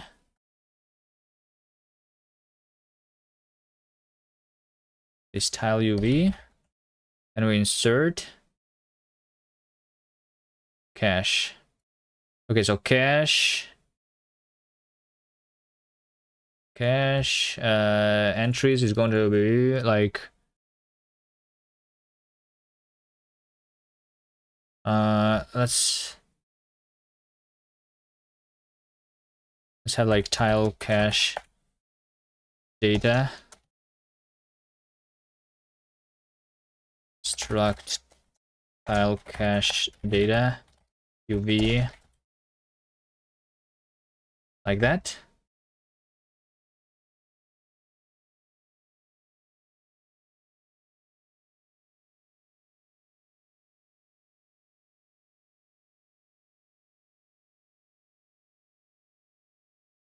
Oh wait, hold on. Tile UV is oh, so this should return some, I guess, right? There you go. This is now optional, and this should be like tile cache data with the UV inside. And now we need to use that cache. Right? Right. So the instance, the tile instance, should have like the UV here. You have like the tile name, tile suffix.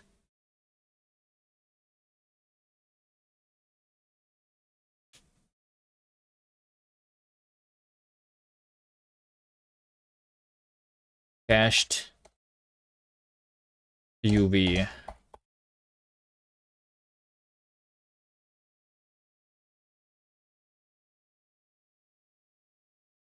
Is what we want here is an optional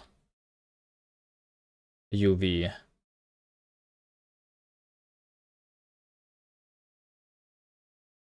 Right?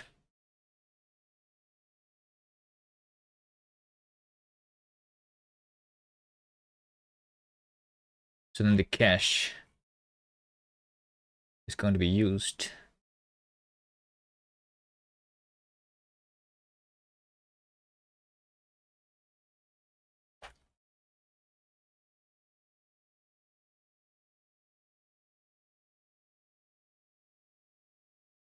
Boom, boom, boom. Inner row. Is that what we had before? Cache. See some cache. For the shadow.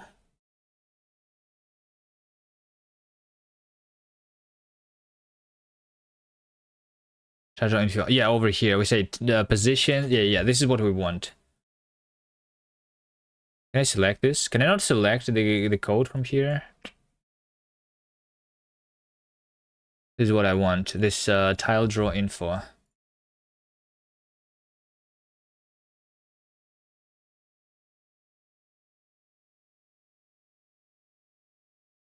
This is the cached UV.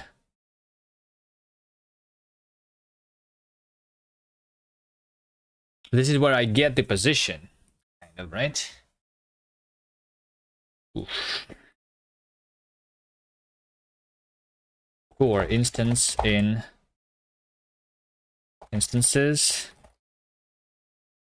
instance cached UV is instance dot position. This is why the position is here.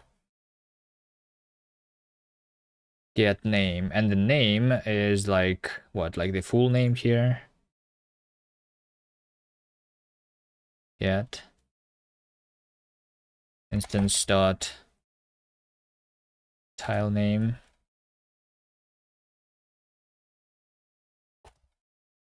Or is it the full name here? I don't know.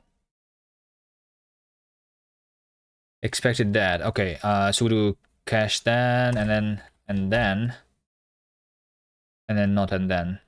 And I guess map cached data, cached data dot UV, right? That's what we want. The cached UV. All right. And I'm going to do the same when I join the actual game later, I think. Right? Yeah, I think so.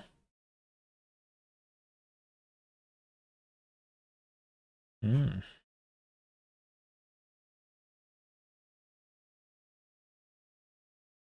Make this mutable.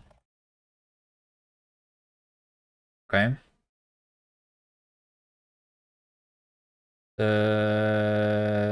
Yeah. So yeah, position should not be here, I think, in the instanced thing. And this probably should not even be called cached UV, maybe. But maybe. I don't know. So over here now, we will have cached UV. And over here we calculate the UV, right? But we should instead maybe say the cached UV. UV dot unwrap or else unwrap or else that stuff.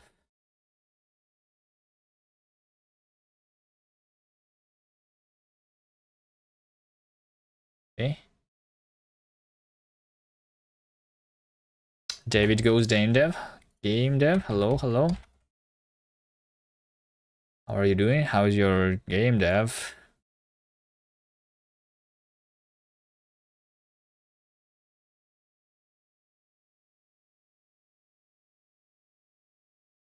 This feels weird that like I'm initializing that here. But okay. I think this is finally going. Good and good. Nice. Use the moved thing. Tile sets. Tile sets were moved at 109. 109. No? Hold on. Value moved into a closure and 150. Okay. Tile sets. We need to like clone it here, basically. Oh wait, hold on. Tile sets. What is the tile sets even here? Tile sets is the iterator. Yeah, okay. Useless conversion to the same target into iter is the useless thing. Because this is already the iterator, I guess. Okay.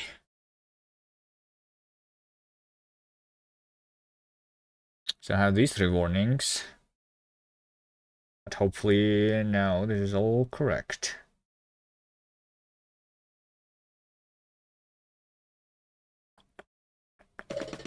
Okay. The game looks like before now. Okay, very good. So now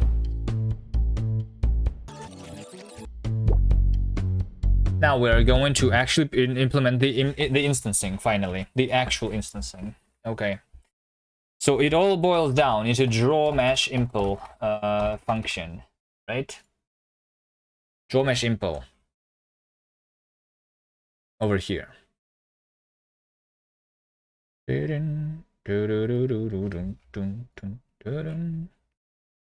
So right now over here I'm iterating over the instances and doing that stuff, right? But mesh instance should actually have the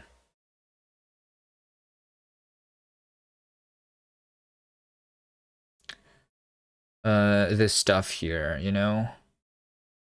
We should derive vertex and have like instance, which is like the actual instance, because like this high level I cannot make this into the attribute, right? So similarly, like I'm doing here, this stuff, right?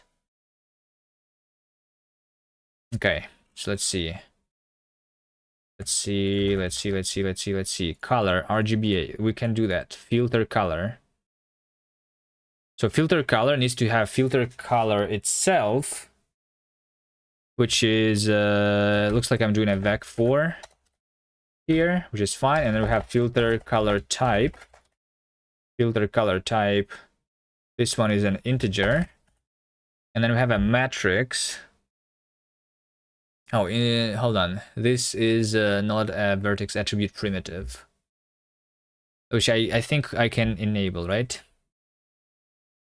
Can an integer be an attribute? I'm pretty sure it can. Or we can convert this into a floating point number. So then we will have the texture matrix. Yep. Then we have the clipping plane. So the clipping plane needs to be clip position and clip direction. Clip position and clip direction.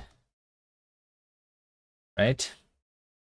Instead of that stuff, I'm going to prefix all of those with I underscore, for instance.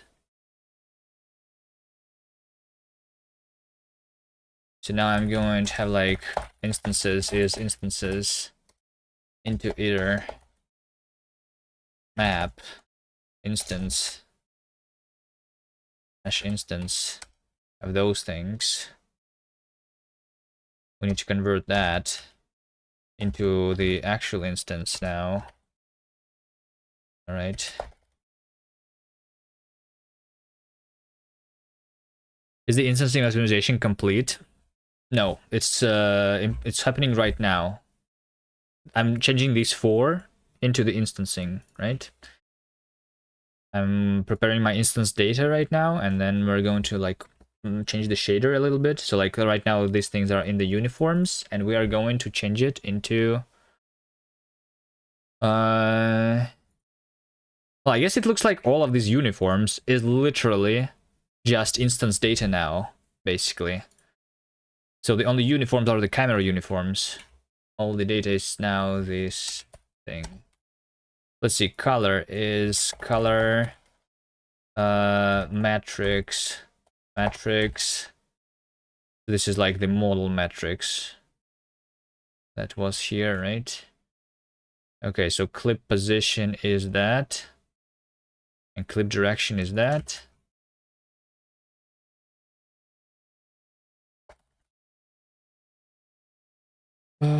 Texture matrix is the texture matrix. Filter color type, and yeah, this is where we do it. This over here, mask, and mask is like the thing that's on the outside, right? Yes. Okay. We do this here, and we do that here.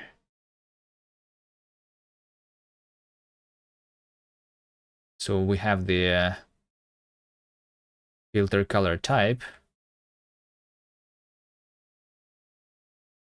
which is this, filter color, which is that.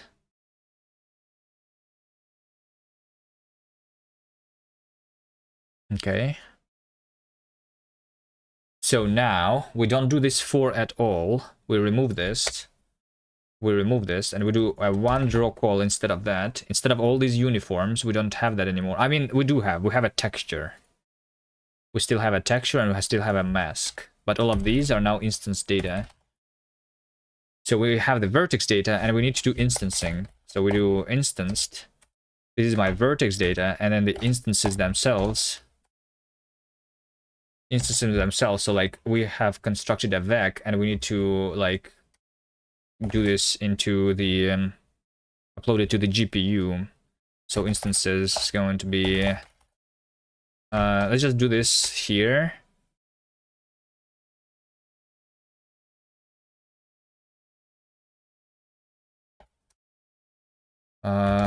Instances. Oh, I already collected them, I guess.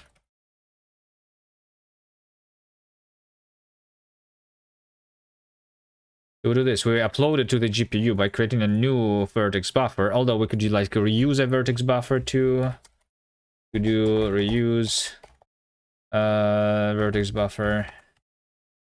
So we do instanced, and that's all.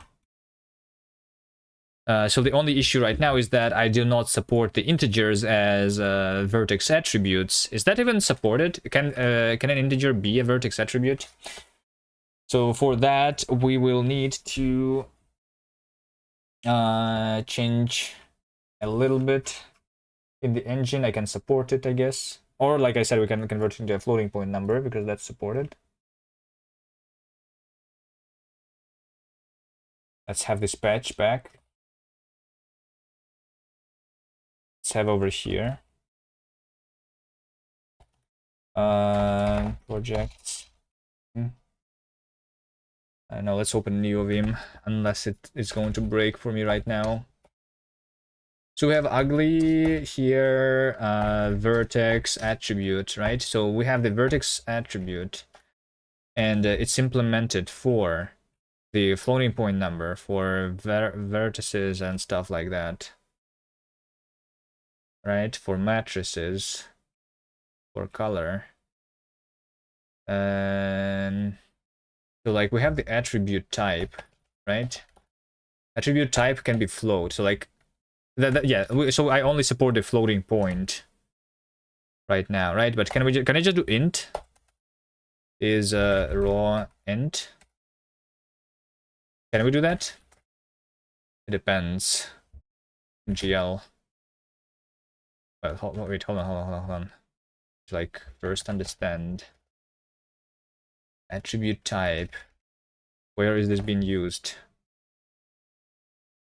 It's being used over here. Vertex attribute pointer, right? Vertex trib pointer. Let's see here. Type. The type of each component in the array. So we technically, yeah, we can. Yeah, okay. So actually we cannot. In order to have an int as my vertex attribute, I need WebGL2, and I'm using WebGL1 right now. So I can do only a byte or a short. Or unsigned short, right? Or a float. That's what I can do.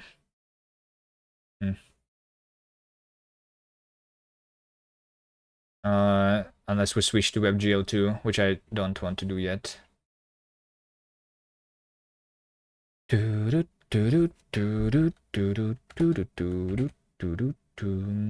have a byte. Let's have a byte then, at least. Why not? So byte is a signed 8-bit integer.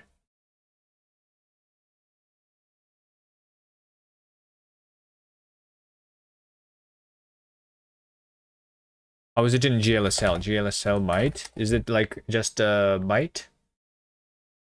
It's just a type? I never used the byte.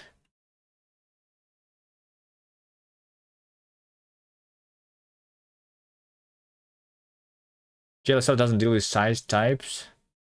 It only has signed, unsigned integers, floats, double booleans, and vectors. If you pass an unsigned byte as an integer vertex attribute to the vertex shader, then it can read it as a uint type, which is 32 bits in size. Okay, is that how it works?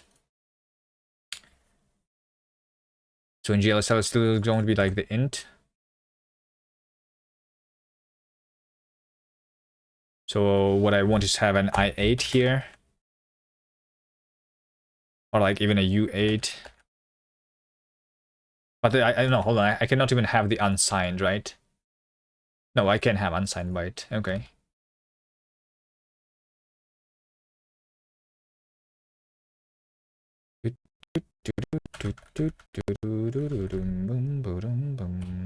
Do I want to support like the lists of that? I only like literally do this. So we don't have int. Int does not work. We're gonna do byte though. Oh, we have unsigned byte. Nice. Let's just do this. U8, I think, is what I will call it for myself. Let's have unsigned byte. Don't forget to check your VRAM for memory leak. Someone said that your game had not only a VRAM leak but also a normal RAM leak, and did you fix that or not? I didn't. No, I played your game off stream a little bit. I got all the goals on the first, and I think almost all the goals on the second. I don't have a lot of time off stream.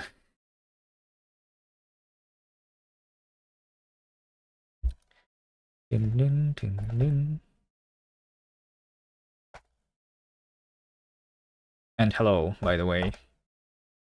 How are you doing? Are you a millionaire yet? You think our game can be? What's Frozen Dose's game? Frozen Dose's game is the game that we played a couple of days ago. The Splody.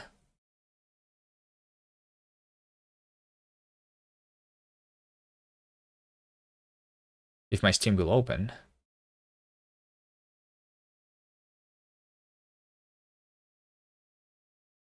Splody. This one. You remember this? Store page.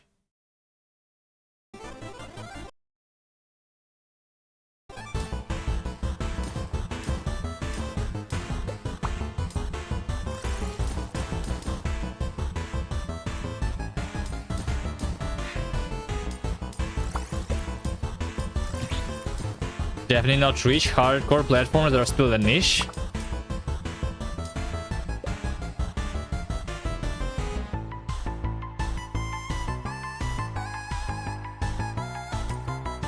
Yeah, you should not have made it to that hardcore, I think. I think you should have made your game easier. That's true. Nice music. Oh shit. I did an unsafe I did unsafe Rust code. Didn't it say copied? Copied. There you go. It copied previously, but like not actually copied. At least I didn't copy my password, I guess, in the chat. Alright. Check out this game, guys. Frozen Dose made it. Okay, so I'm going to do over here primitive for U8. Is going to have attribute type U8. Size this, throws that. Nice. You think puzzle games are a niche? I think like puzzle games. Like puzzle games, our game is not hardcore, right? Our puzzle game can be played literally by everyone. The only problem that I see with a puzzle game is that it's like it's boring to be played. Like it's not a stream game, the one that I'm making here. But at the same time, my mom is waiting for this game to be released because she wants to play it. So I don't know. I know.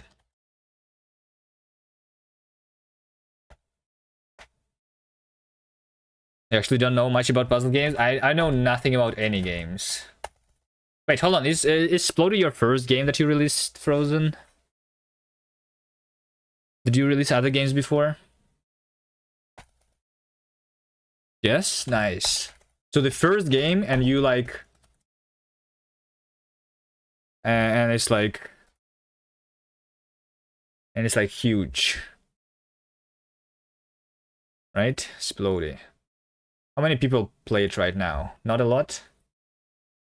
Not a lot. Actually, like... This is not too much. But like you have the big publisher.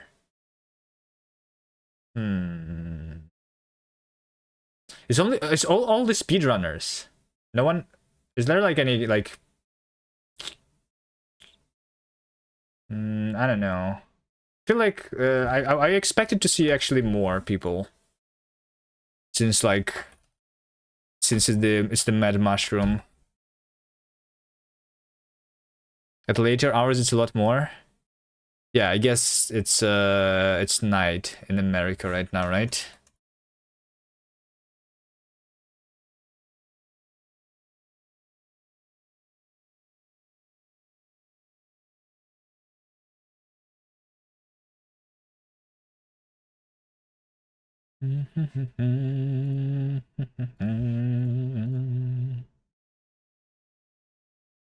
Okay.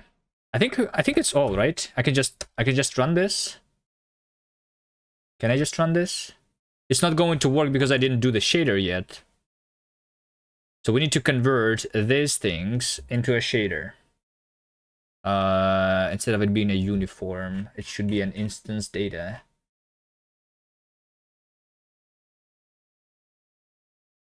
The game is going to run, but we're going to see nothing on the screen probably here.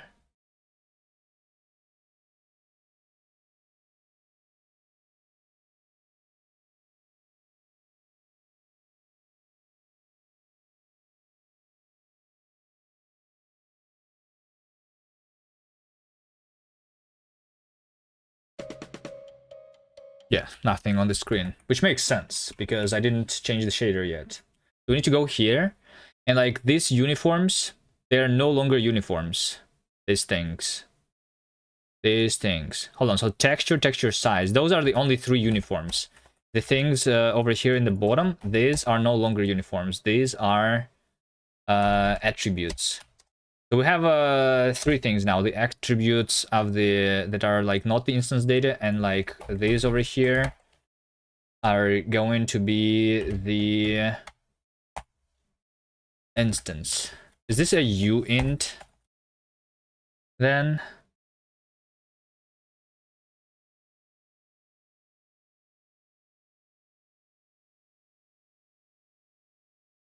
Flexkey.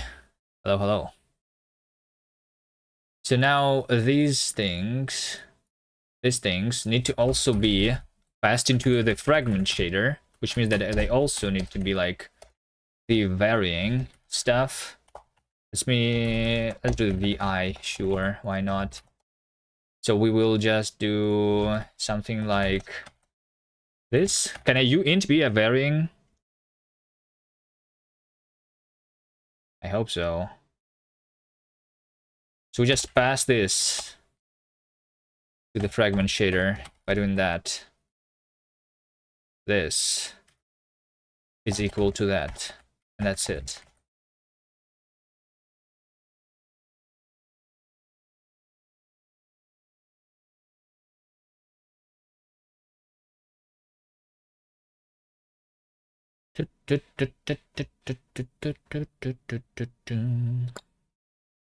Roll position, mask UV, that. Okay. Let's see if it works. It will not work because I'm using still like these uniforms, right? Here. Let's change VI underscore things into. Can I do a rename here? I cannot. There might still be a leak. So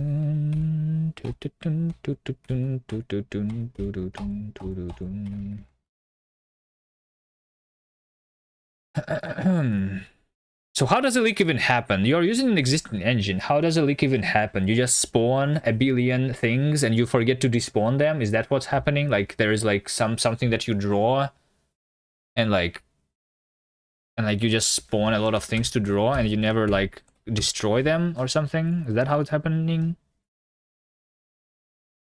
There's like that? How does it even happen?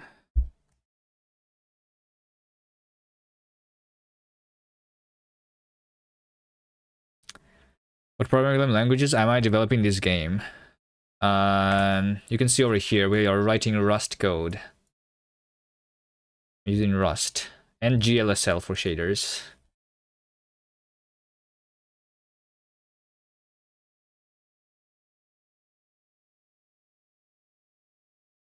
Some data structures like lists don't get cleaned up automatically by a game maker. Might have missed some cleaning. Interesting. I thought, what language are you using in the game maker? I never was paying attention. Isn't this supposed to be a garbage collected language? Whatever you're using there.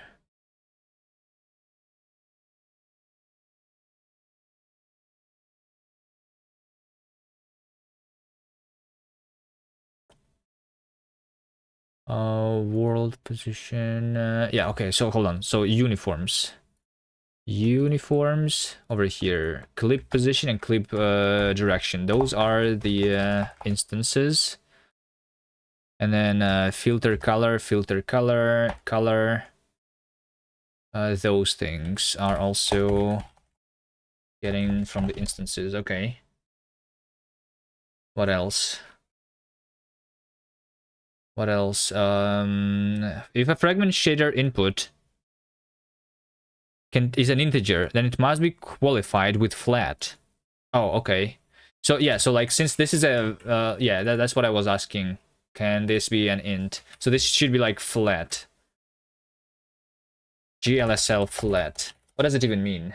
Flat qualifier in GLSL. I never used this one. Flat is like in the very beginning, right? Just flat like that. It doesn't get interpolated. Yeah. Is that how you write it? Shader compilation failed. Our operands must have the same type. Okay. So I need this to be uint instead of int. Because that's what I did. Okay. We don't see anything on the screen. Amazing. So how do I know what's wrong? Let's not discard anything, maybe.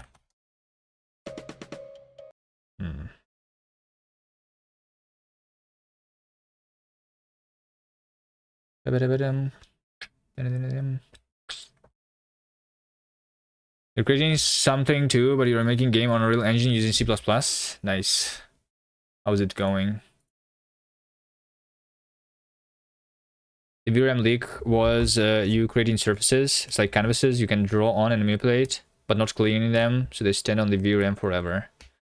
I see.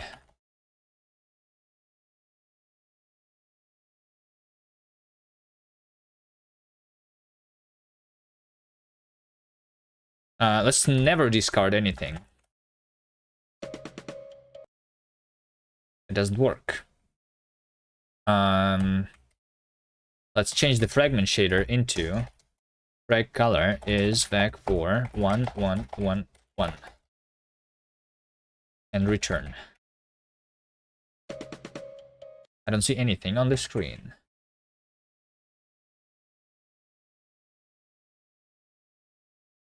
Okay. Amazing. Now I need to understand what I did wrong here.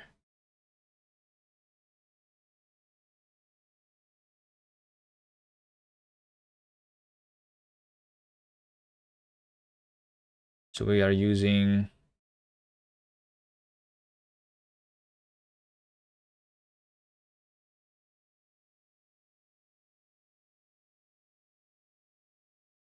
shaders, texture. Oh shit, I'm using them in two places, by the way. Which means that the background is not going to work here. Ah.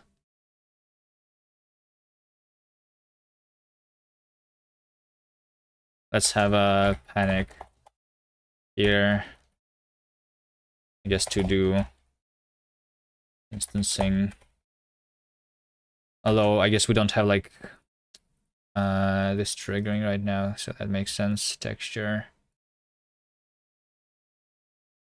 Okay.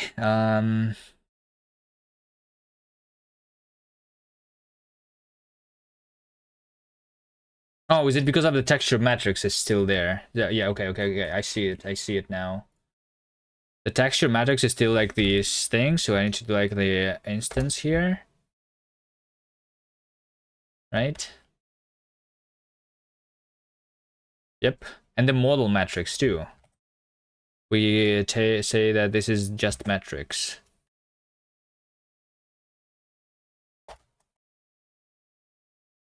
Okay. There you go. So this is matrix here, and texture matrix is so instance data. What do you create is you create 3D or 2D. You can see on the top right, we have the trailer for the game running all the time. It's a 2D puzzle game that I'm making. Okay, there you go, there you go. We actually see something on the screen. Now I can probably change the shader to like not do that and do the actual data. There you go. There you go. Okay, does anyone remember what was the times here for my stuff here, for my frames? How many FPS do I have now? Anyone remembers? What was my times? Profiling time. Let's go into the profile level. Like on this level, I did see the issue before, and the issue is still actually here, and actually also doesn't look correct. Fuck. +1 FPS. Okay. So I mean, technically, I see here that the actual rendering is very slow. It's very fast. It's like me preparing here. So like now, not the rendering is the issue, but maybe still. So 20 milliseconds right now for me rendering.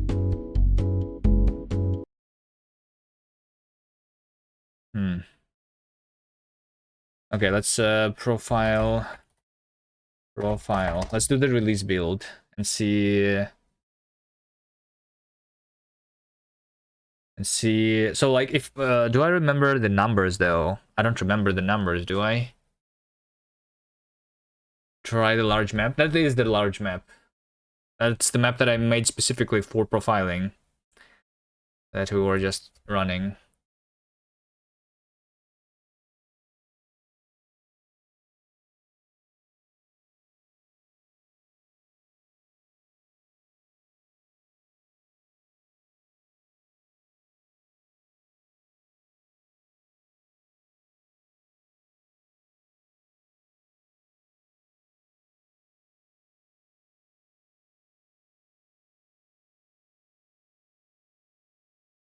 I mean, I do a lot of like conversion of these instances, so like, yeah, like I do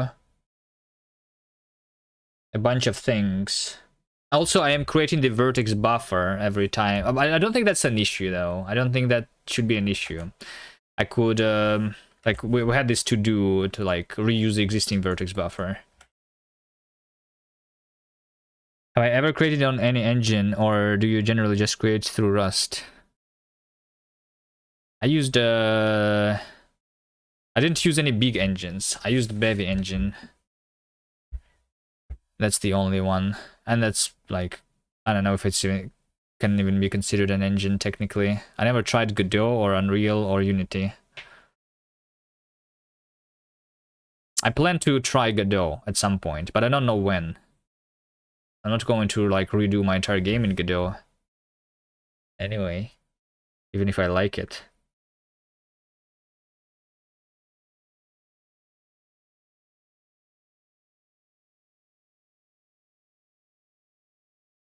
Which I probably won't, because they have Python as the programming language there. For you is hard Godot? You mean Godot is hard? You're using Unreal Engine using C++.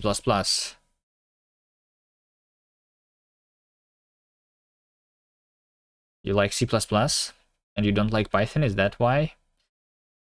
Or is there, I don't know how, or yeah, I mean, you say you're using C++, so you're not like blueprinting in Unreal, or do you?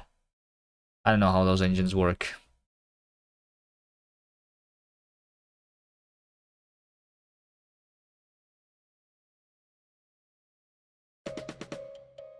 How many FPSs have I gained so far? Let's see. Let's see. My frame time is 8 milliseconds.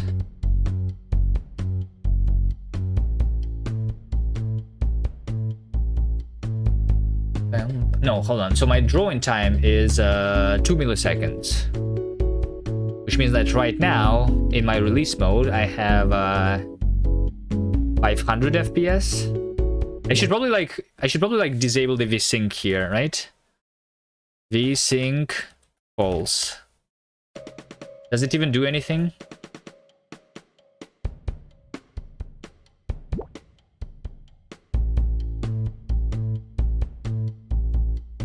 I'm not sure if like disabling VSync even works for me. Here, maybe it doesn't. But yeah, my draw time right now is like 2 milliseconds at most. It looks like. No, over here we have almost 3 milliseconds. What's that profiling tool? It's buffing.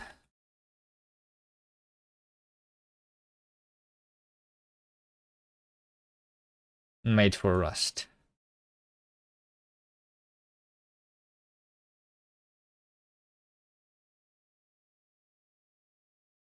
You can somehow program 20% Python, but yes, it's not for me.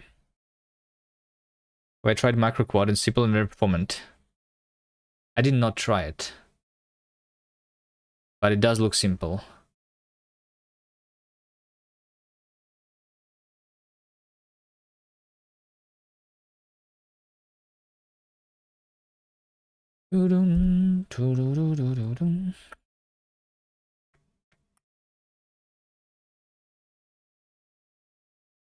What's the bottleneck now? I don't know. I mean, I have 500 FPS. I think.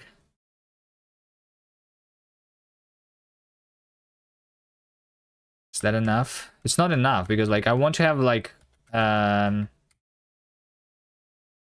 want to run this same level in debug build. In debug build, this thing says that I'm rendering in 20 milliseconds. So I have less than 60 FPS here still. But what was it before? I don't remember what was it before though. We can see, yeah, maybe I should like stash here.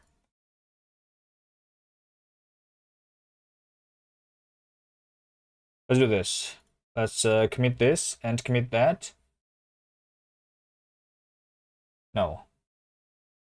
Hold on. First of all, I want to, you know what? Let me do this. U8 as attribute push.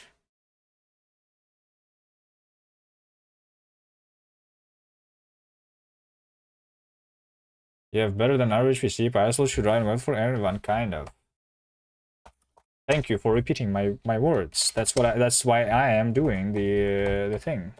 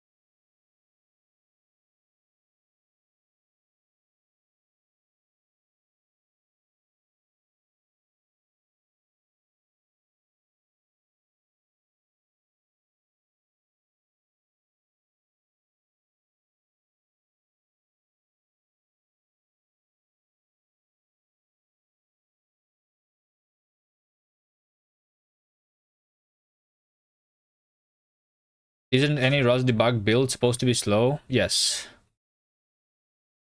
It is. But like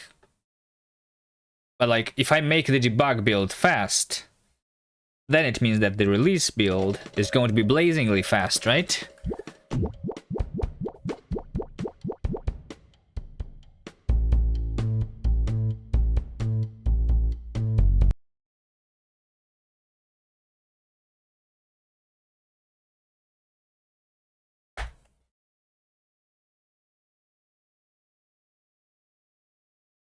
You can write what kind of game or you create, or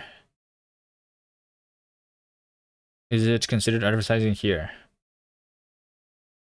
You can write about your game, sure.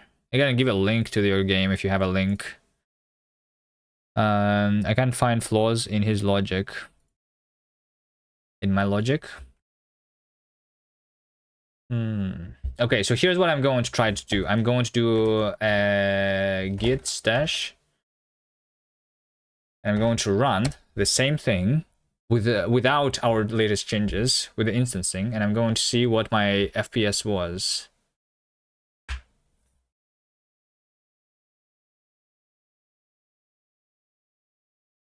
Does this profiler not show me the FPS, by the way? Because like on this UI, I never saw the FPS, right? Did I never see an FPS? I think I never saw an FPS. We only have like the frame times, which we can use to like calculate the FPS, but okay, let's see here. Let's see here.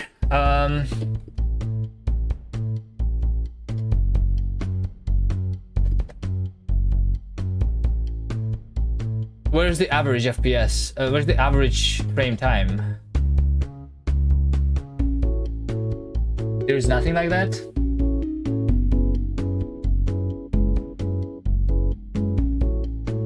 They don't even show me the average? But I can select multiple things. What does it even mean? Then I can crash. Amazing. Why did I crash even?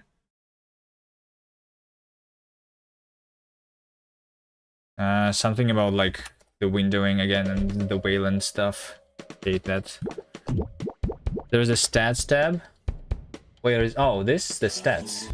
Oh, there is the stats tab. So what is the stats tab then? No, this is a different thing.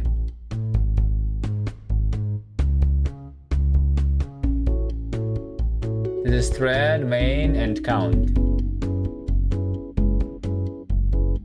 Total self-time, mean self-time, maximum self-time.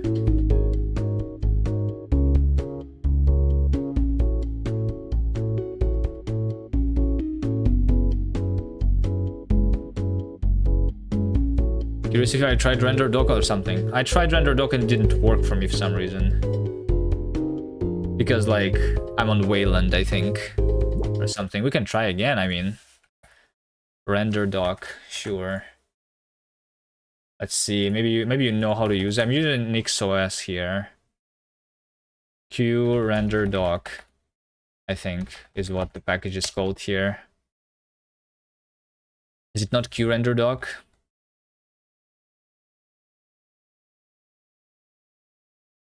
Render doc. No, it's just, hold on. Render doc. Hold on. Did we try something else before? Render doc. What is render doc? You didn't use it? Is that a different thing? Or maybe like the binary is Q render doc or something there.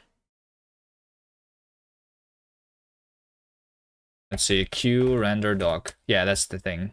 Okay. So there's that stuff, right? There's that stuff. Also for perf wrapper GUI hotspot. For perf, I tried to use the cargo flame graph.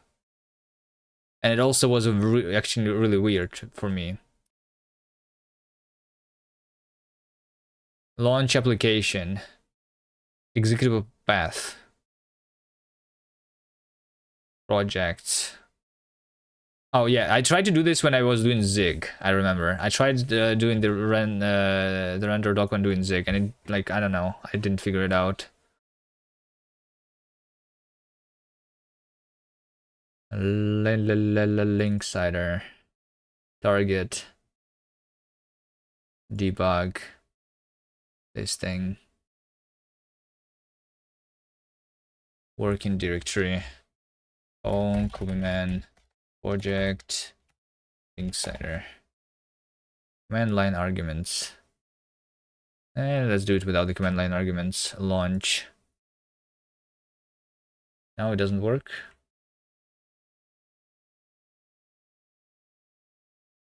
Capture in OpenGL. Linksider is over here. Something is not working here at all.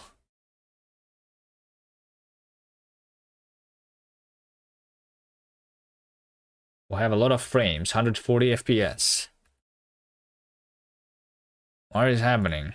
You use vTune GUI. Yes, I used vTune too. vTune... Does vTune work on Linux? vTune? I used it on Windows. It was nice.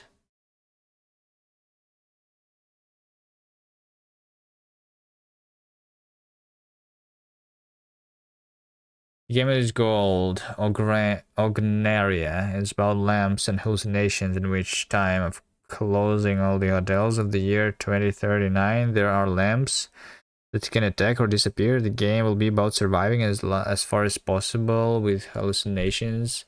You have to find your way to overcome it and return to the ordinary world. The game will have text, sci-fi, story, horror, and others. About lamps. Wait, are you a lamp? Are you playing as a lamp in your game? Lamp. Is this what you're playing for? Is this the game character in your game? Interesting.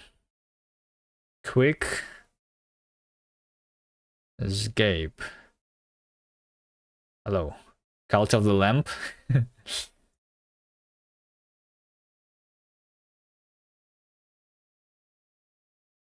Works on Ubuntu at least. It became free a while ago. I don't have it in the packages, which means that I probably like need to download it and like patch it for the Nix or something. Like, I don't know. So what's happening here? I'm launching my game. I'm launching the game and I literally don't see anything here. It just doesn't work.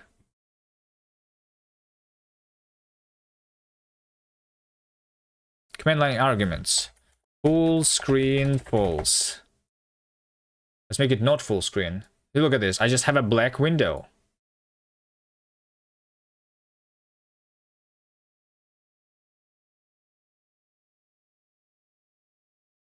What is my desktop environment? It's the GNOME.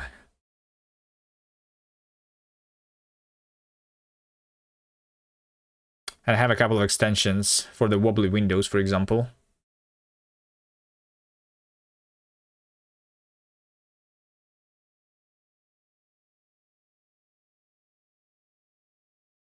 OpenGL is active. Connection status established.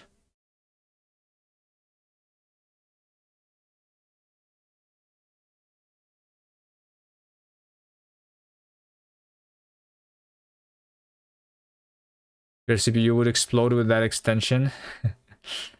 Is it paused or something? I don't know. How do I start it unpaused? I never used this program.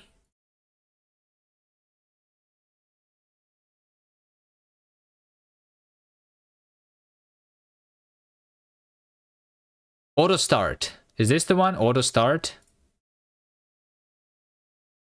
And then it closes. And it doesn't close anymore. Hold on. Now it closes. And now it closes. Can I see the logs of this? Oh, I probably can. Is this the logs actually? It probably is. Hold on. So I panic.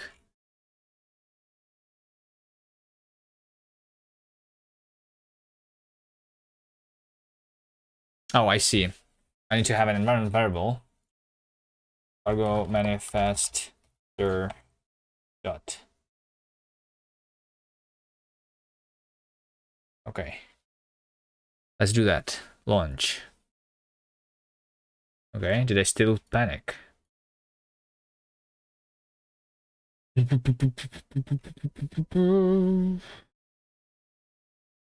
GL error, invalid value. Huh?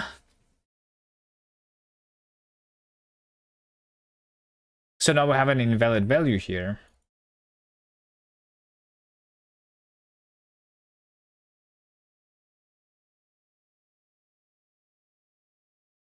Why do I have an OpenGL error if I don't have it when I just launch normally?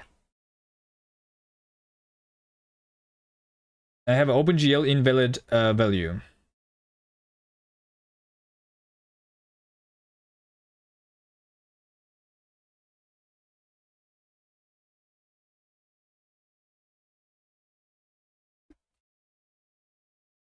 One second.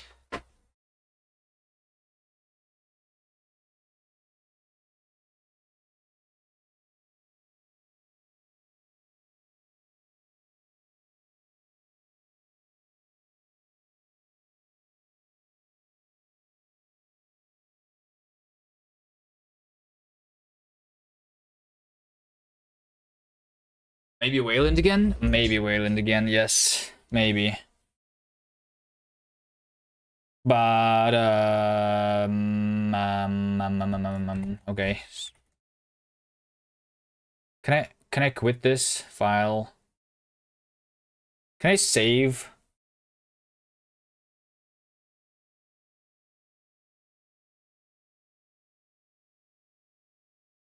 Exit. I can also like attach to running instance here or something. I think we do like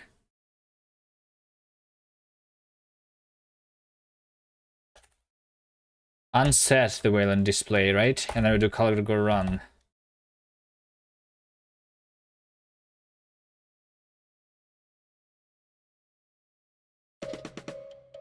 Okay, so like, I mean, it works, right? And if I do this in render doc, that work now. Can I like make this like the launch application stuff to be like saved so that I don't need to like set it up every time? It's nice effect on the shutdown window. That's another extension that I have. It's not the default on GNOME.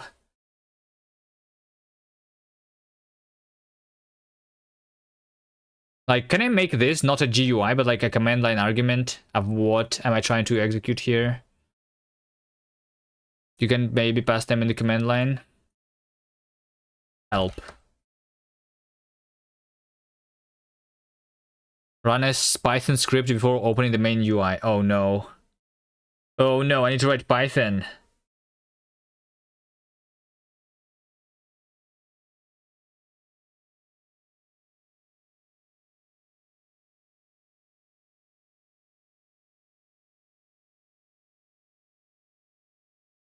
Python is nice. I don't know about that. Okay, let's do this. Cargo run. Like, I can... From what I understand, I can...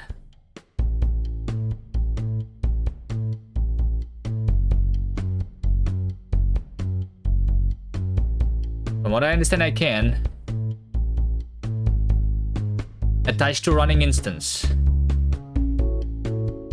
What does it even mean? Running instance of what? Can I not attach to like this thing?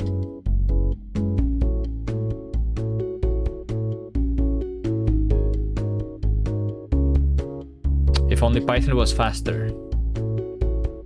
I would not use Python then anyway. It's not the problem with Python in my opinion, but okay.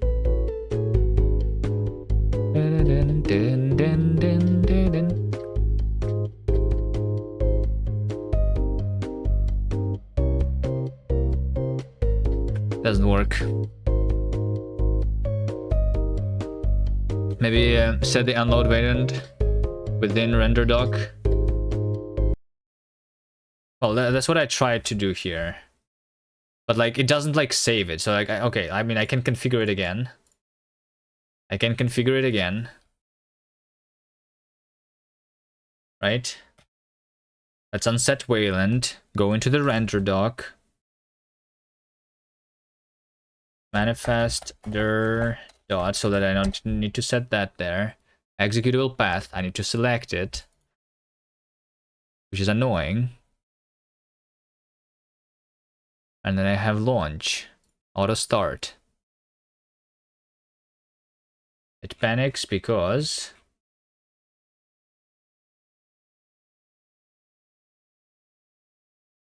oh yes, I need to like okay. Let's change the working directory then.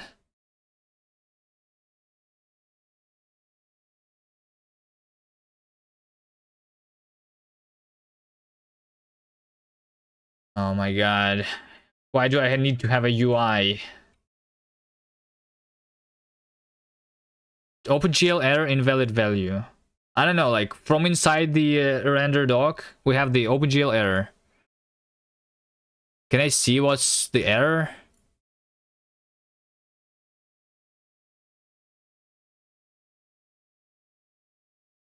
It makes this function to go to the next previous error in the compilation buffer. Want something like that for VS Code? I'm pretty sure there is something like that for VS Code already built in. Go, I don't know. Diagnostics. No. Next. Error. Go to next problem. There you go. Alt F8.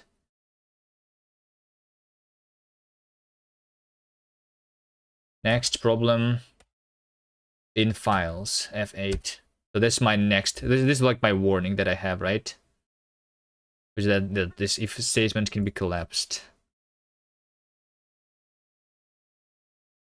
Is there actually a safe setting? There is actually a save settings button. Where?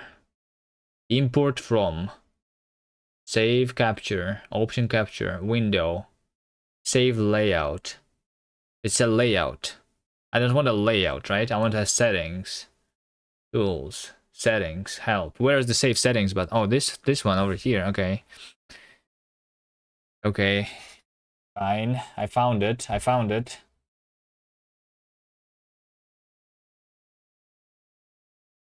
That was hard. Save settings. Oh no, I need to save it to a file. This is annoying. Render doc. What is it? A TXT file? Save. Launch. Okay, now the question is,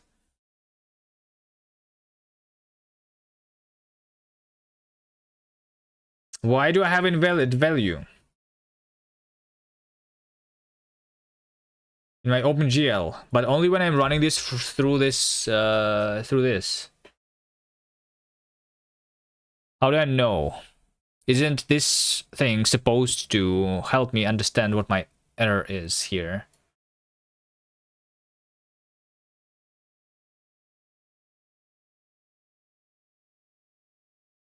This happens when I'm trying to create a texture and set a filter.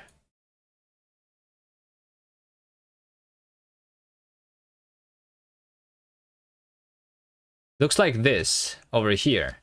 I'm doing the text, this over here. This debug check is failing for me here. This is calling GL error. I'm binding texture and doing text parameter for the mag filter and min filter. And my filters are GL nearest or GL linear. And those are the only things that I'm using.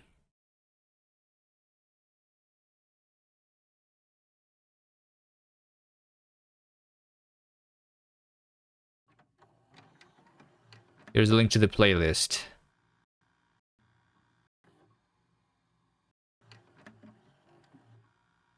Okay, there's definitely lamps here.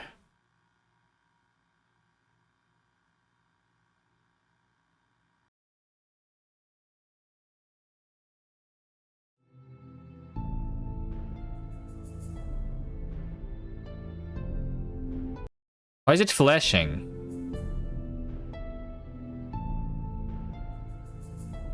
Is it a VR?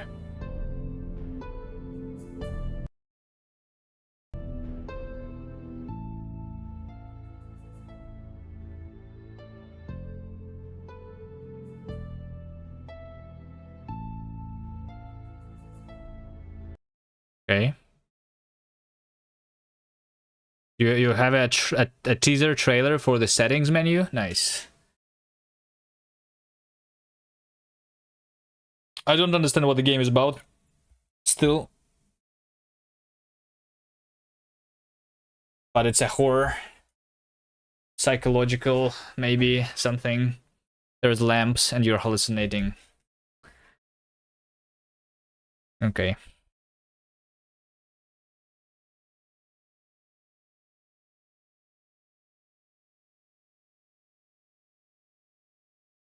Looks like you're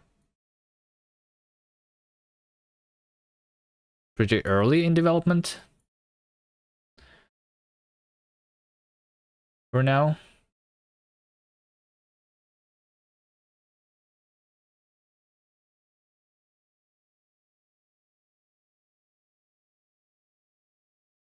There's Anvar options here. Maybe they do not pass to the sub process. Okay.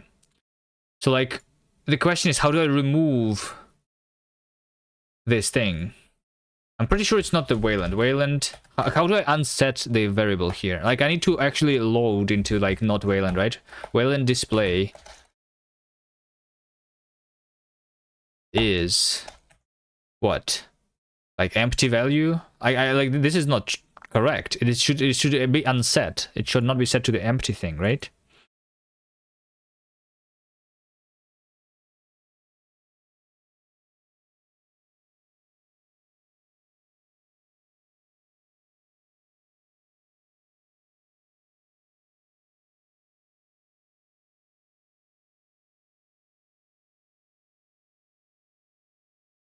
Wayland display 5. Whatever that means. Okay. Edit now, yes. Launch. Launch. Okay, so now the thing doesn't even launch, right? Because this is the incorrect thing, which makes sense. What if the value here is nothing? What's the value here is nothing, I said. And update. I hate the fact that I need to click the update button.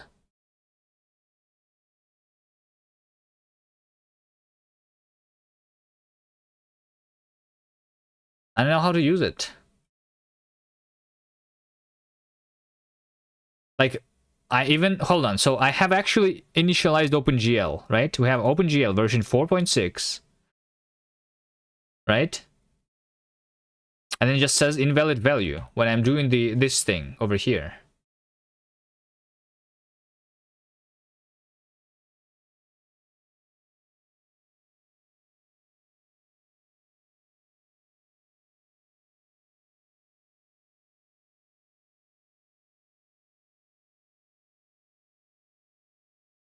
Do I need to change something here? I don't know. This is all like, I don't know how to use it. Help. Show tips. It's a labor of love. Nice.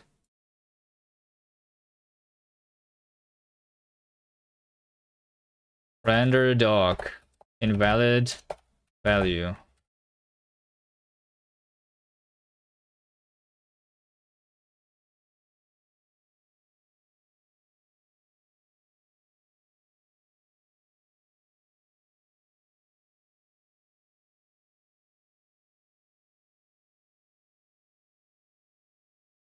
OpenGL error.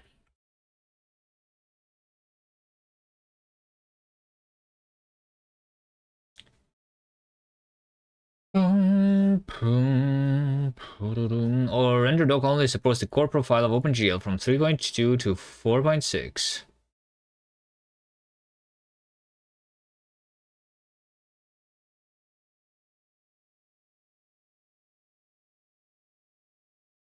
They have this quick start.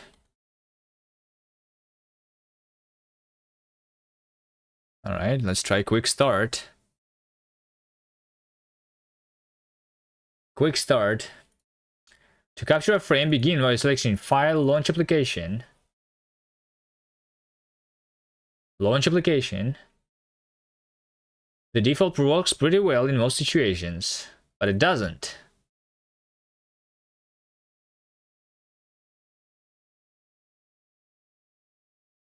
Like, I can't even launch my app, is the problem.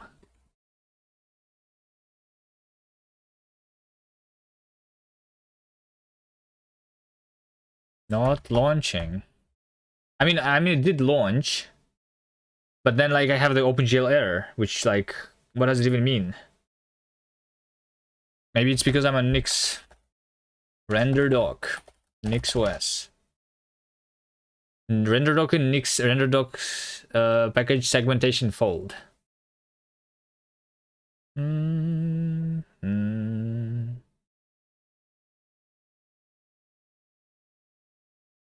Is OpenGL 4.5 or some other? We have in our logs that I'm using OpenGL 4.6 for profile.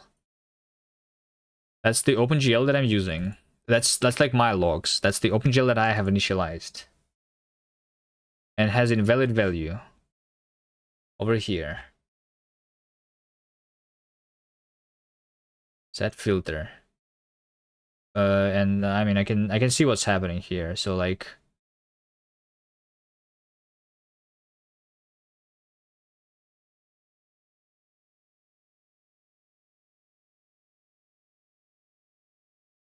over here. This is what's happening. I'm creating a new texture. I'm doing this. I'm setting the filter. This is literally when I'm creating a new OpenGL texture. It doesn't work anymore. Is it because I didn't upload any data and like, hold on. I mean, maybe it's like more restrictive than like what I'm using here. OpenGL. GL. Hold on. So like, which one of these?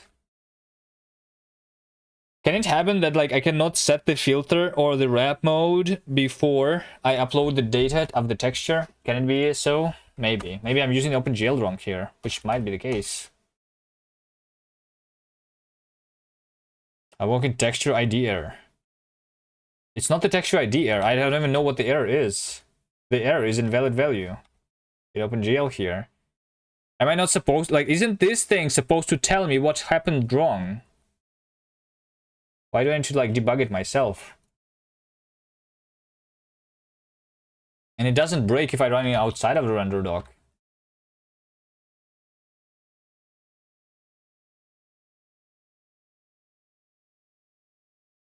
Boom, boom.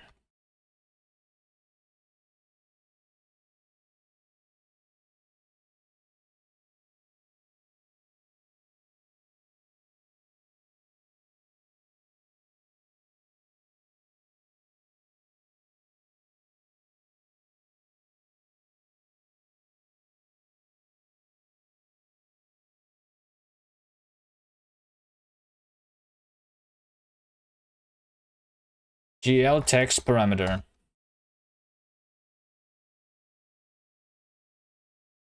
You're not familiar with the data types of Rust, but are you working with a signed in instead of an ng int value? I don't have the problem with the texture ID.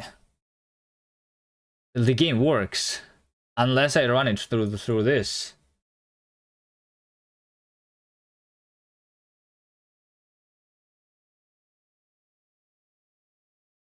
So let's see, this can say that errors. Where does that specify the errors here?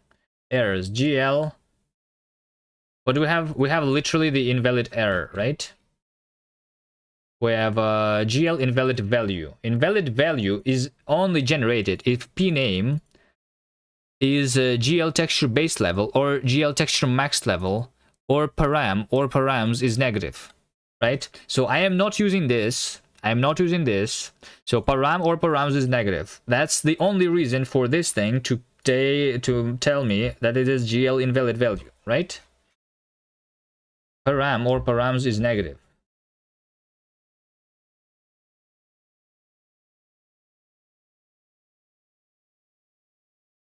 Param. GL linear. This is positive. This is 9729. Over here, I'm using filter as int, which is either GL nearest, which is 9728, or this, GL linear, which is 9729, which is also not Negative.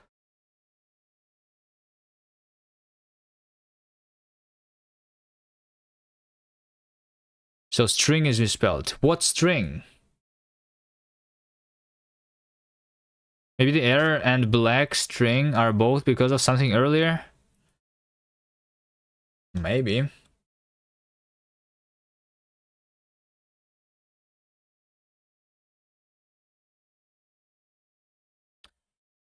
What's the pop-up extension called when you hover over the code? It's just called the language server. It's not even an extension. That's by default in VS Code. You just need to have the language server running for the language that you're working with.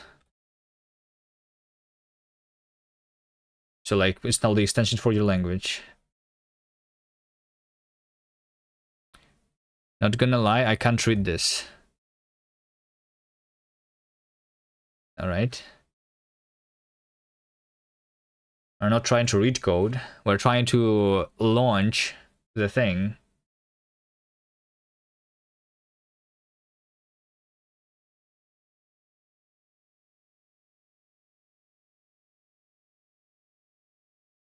Oh. Let's close it. Hi. Exit. I don't know what to do. Why is Rust so safe? In order to make it easier to work with. That's why. Let's oh, it's a JSON file, not a TXT file. Okay. Oh wait, hold on. Can I do render doc help again? I can I have the config file here? I cannot. Oh, the file to open. Can I open? Can I open the file render doc.txt? Is that the file to open? Would not open file. The magic number is that. What does it even mean? What's the file that you're trying to open then? Okay, whatever. We're going to... Let's try adding more checks, just to make sure, like, so that I know what exactly is the OpenGL function that is failing. Let's try that. I'm going to rebuild this. Before I rebuild this, I'm going to go here. Or I guess, I mean, now we can go into the texture. What is this? Found a swap file? Delete it. LSP Rust Analyzer error. Amazing. Attempting to index global nil value. Wonderful.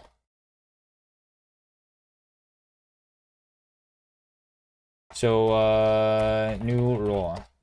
This is the function that is like breaking for me, right? Over here. Let's add a lot of checks here. Look at this. GL, debug check.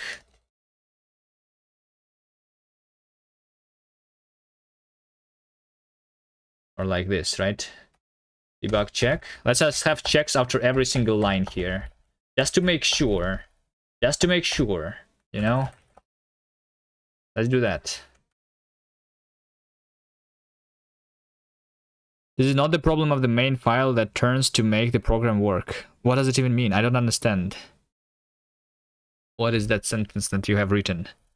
This is not the problem of the main file that turns on to make the program work. What? I'm sorry, I'm not a native English speaker, but I don't understand this.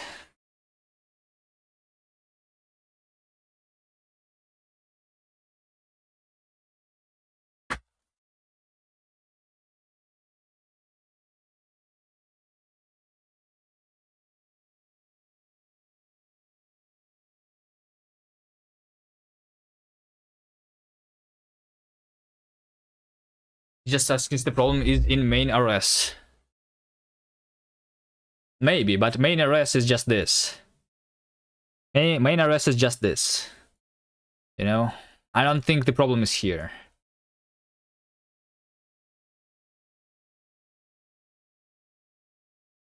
All right, let's run the render doc.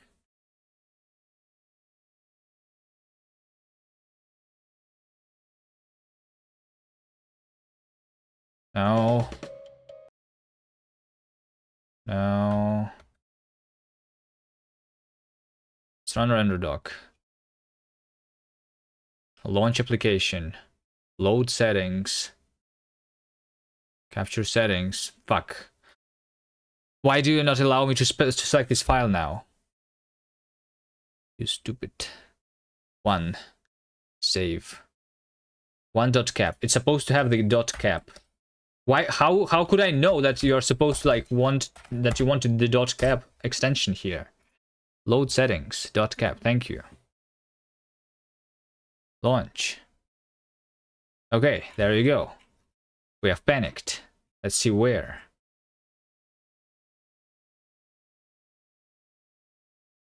We have the invalid value.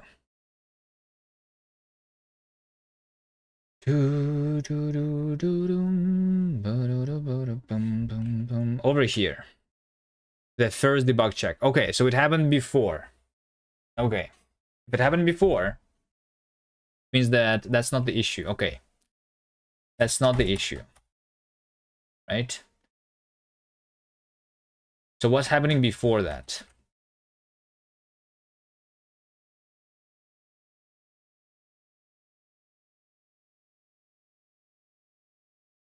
Maybe I have the OpenGL error in the very beginning. That might be the case. Can that be the case? Although I'm already like, I'm already over here. Which is weird. For an otherwise chill stream, there is a lot of panics.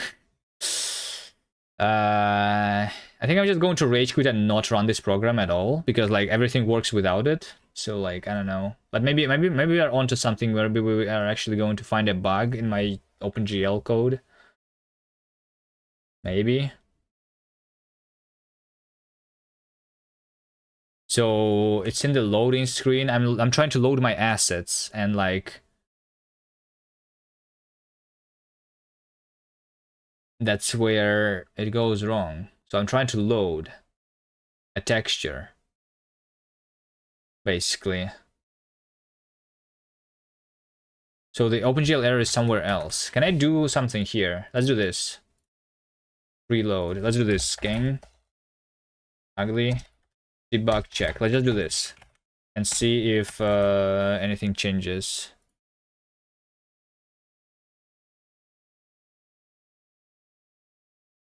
Hold on. Let's just open the render doc on the side here in another terminal, so I don't need to. I'm just going to rebuild. Relative dir run.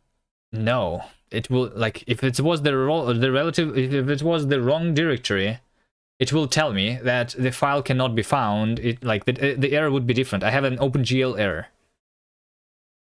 It's completely different error.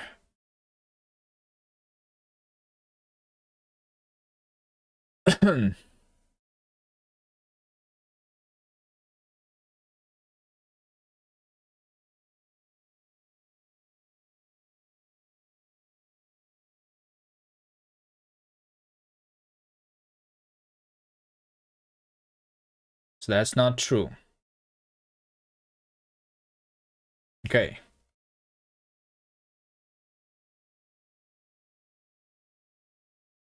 Oh my god. What do we have here? The textures. The textures. Let's see. So like the code, I'm panicking over here. Right? I'm panicking over here. Log info. Still not panicked.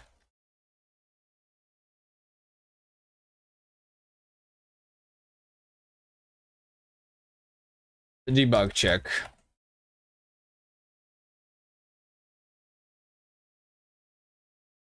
Print every single GL function when you call it. Hello? Yeah, that's what I should do. But like at the same time, I have already like initialized a lot of the things before that, so like it's really weird. Here, okay, right now let's just see that this debug check is going Hello to there. fail. Oh, hello. Launch.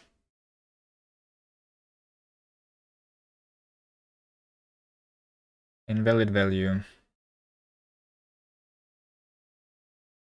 Dun, dun, dun, dun, dun. Hello. Hi.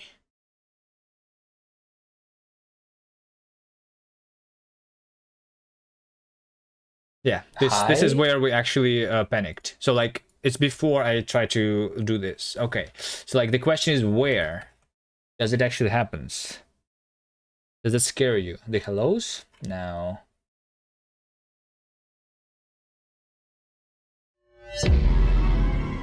Does that scare you though?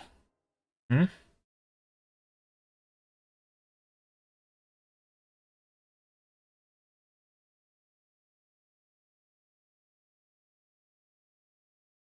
All right, so we have an OpenGL error somewhere. That's let's see. Somewhere I have an OpenGL error. This does not have the OpenGL error when I just initialized the OpenGL version. So like I do some things here, it didn't break or anything. Okay.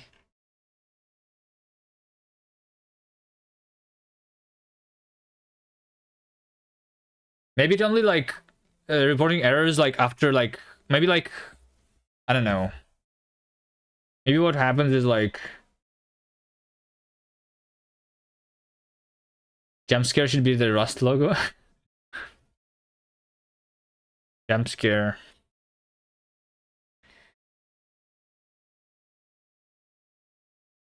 Should be the undefined behavior logo, whatever it looks like, which we might be experiencing here. I don't know, like I don't know what's happening. Hold on, is the OpenGL undefined behavior or something? I don't know. How do I even know what's wrong?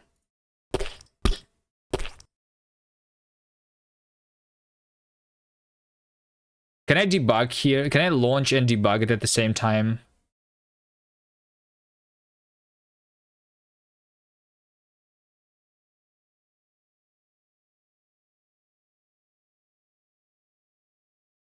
We have a soft memory limit to be 0. Maybe that's why? Maybe it's because I have the memory limit of 0 in the render doc. Is that why? 1 gigabyte. Launch. That didn't work. Alright, okay. Let's see. So basically, they are telling me that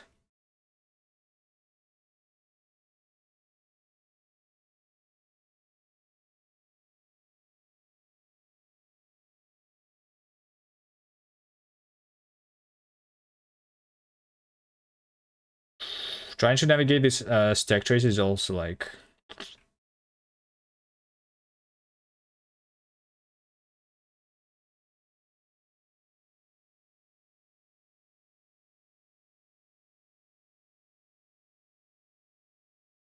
over here. Loading screen. Over here. This is where we panic. It's wait, hold on. So yes. Oh, maybe it's because I'm rendering actually something. Maybe because while I'm loading, something else can happen. I guess.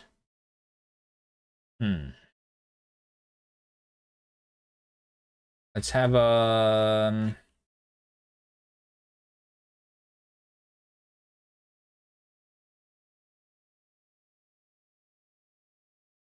draw. Can I go here? Oh, amazing. My Vim. This stupid Vim. Like, what happens to Vim? It just doesn't work. Look at this. I have syntax highlighting at the top, and I don't have syntax highlighting in the actual file. Why is nothing working? I'm just going to rage quit. I'm just going to continue working at like as I was before. File inject into the debug process, maybe. You could try queuing a capture, but probably won't even get there. Linksider SMH.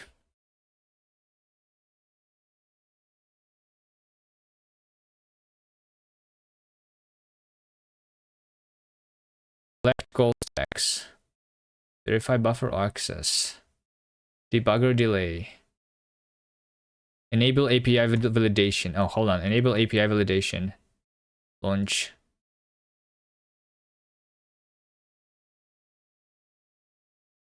Did it attach to this thing? It did attach. See, it was captured in OpenGL. How about you tell me what's happening here? Hello? Tools, window.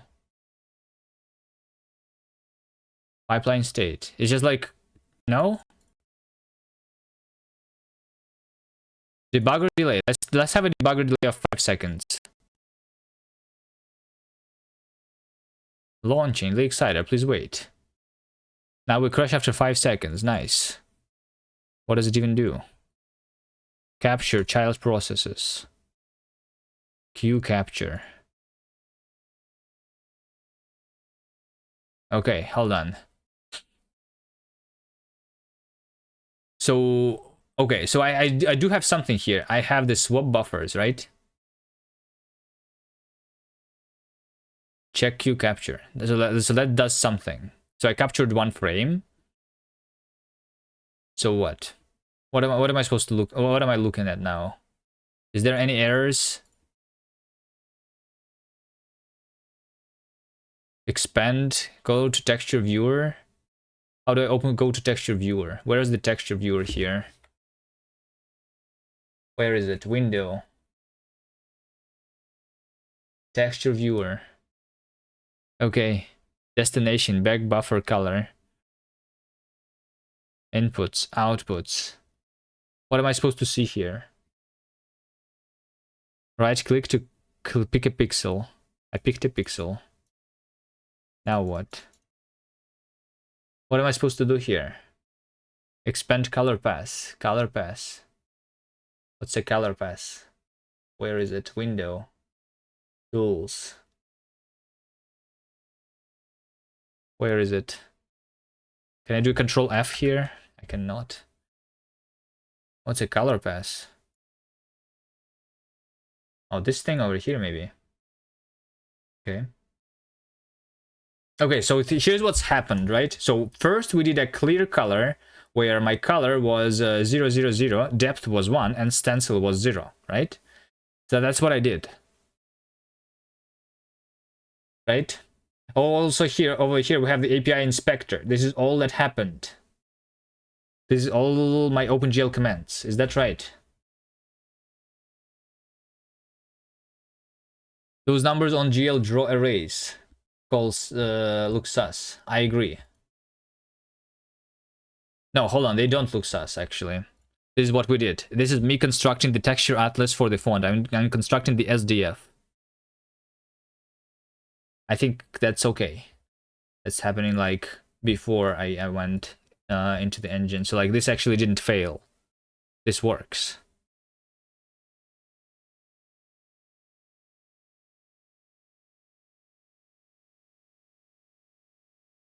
This one over here is a little sus.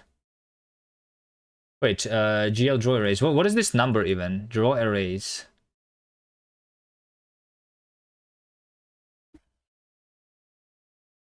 Hold on.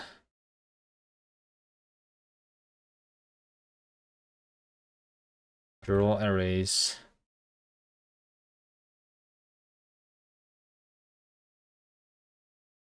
Draw arrays. Draw arrays is supposed to have 3 arguments, right? I think this number is like the GL triangles or something, maybe. Maybe that's what it means.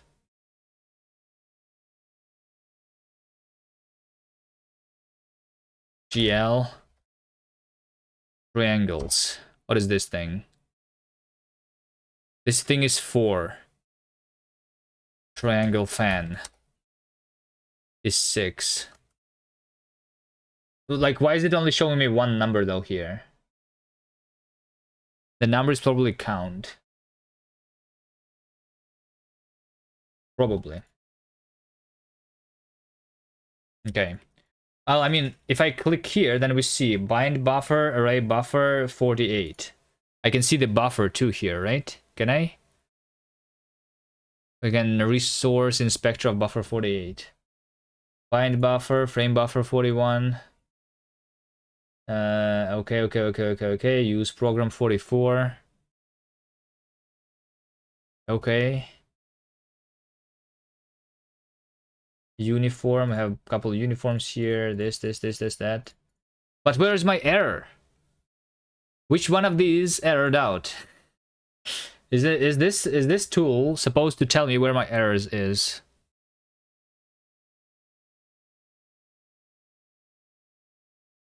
Pipeline state shows you a bunch of shit. What's pipeline state? This.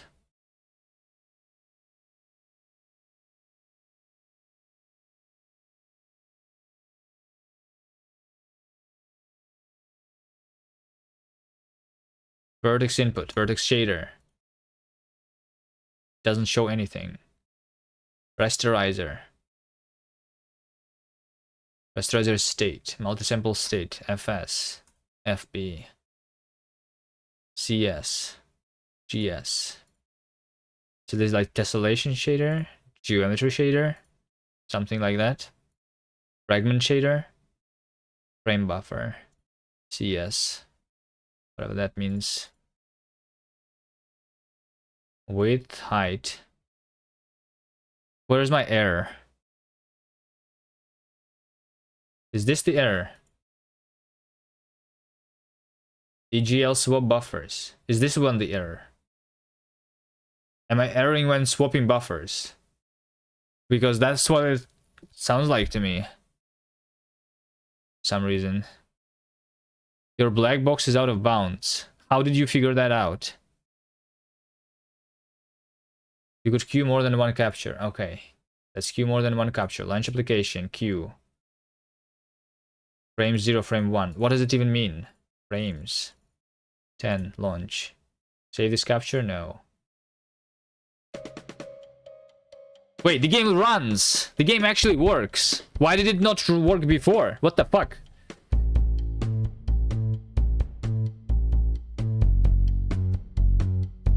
What is this application?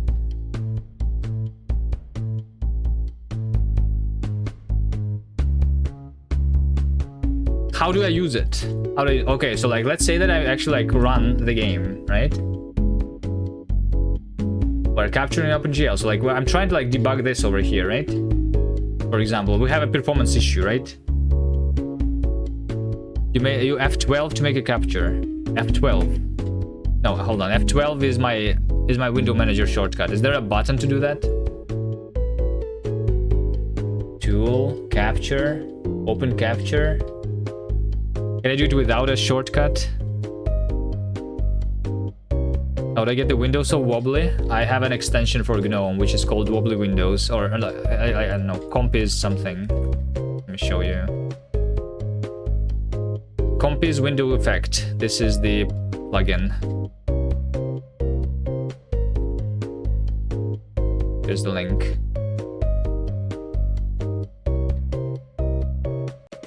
Okay, so what do we do now?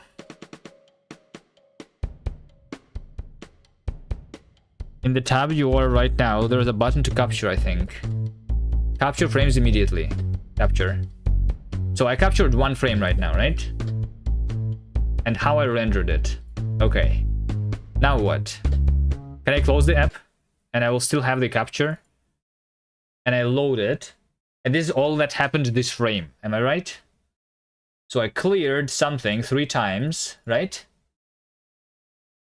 Clip top left. What is top left?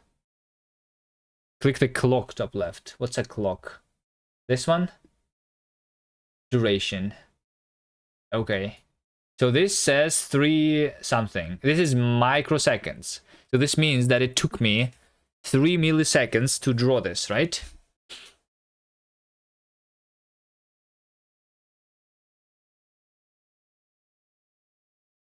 Okay, 3 milliseconds is a lot. Or not a lot. 3 milliseconds means that we have 300 FPS. But obviously, like, so this only is capturing the rendering, I'm guessing. It doesn't measure my time, like, outside of rendering, right? It's only measuring the actual, like, graphics things. Okay. Yeah, so, like, I mean, that's what I expected to see. Why did we even open render doc? Hold on. What did we want to do here? I'm confused. I forgot. What did I want to do here?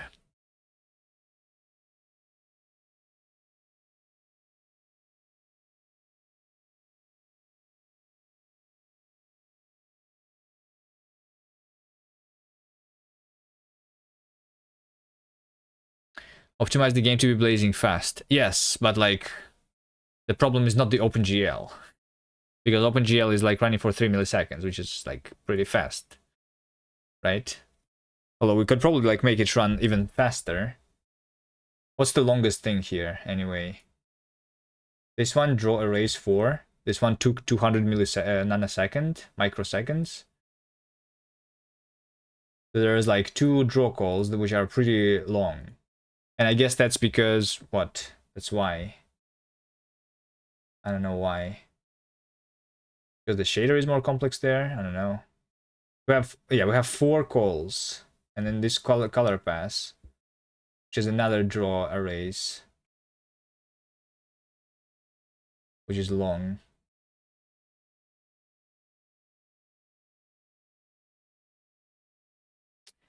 Lower the size of draw erase to improve FPS. You're learning OpenGL together with Rust. Text rendering wasn't as easy as suggested. Anyone suggested that rendering text is easy? Text is like one of the hardest things to render. Especially if you want to support all of it, like emojis and shit.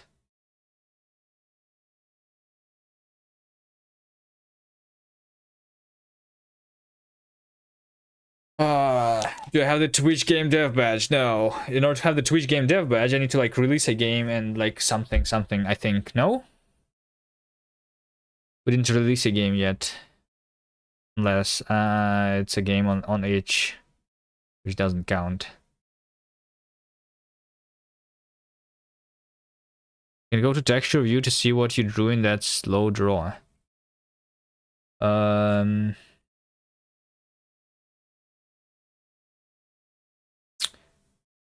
Over here. Texture view. Okay. This is what I draw. So this is the texture that I drew, right? So this is the thing without the background, basically, right? And this is the thing with all the other things on top. So like I do this, then I do that. Oh, hold on, this is the renderer.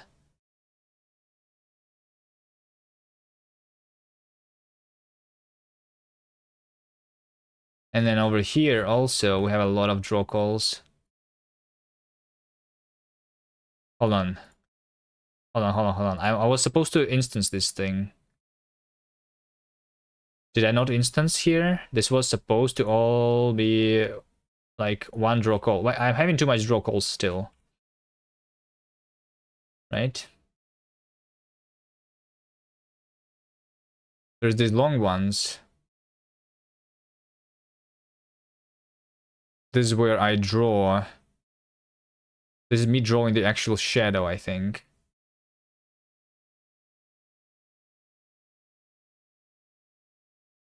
Right? This is me... I don't know. Can we like, I don't know. Can this thing support like somehow getting the source code and where I am? Probably not.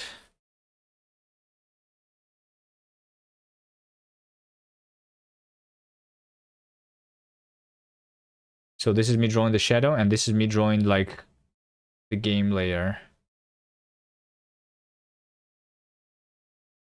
on top of a shadow. That's right. Color pass? What's a color pass? I don't understand. What's a color pass?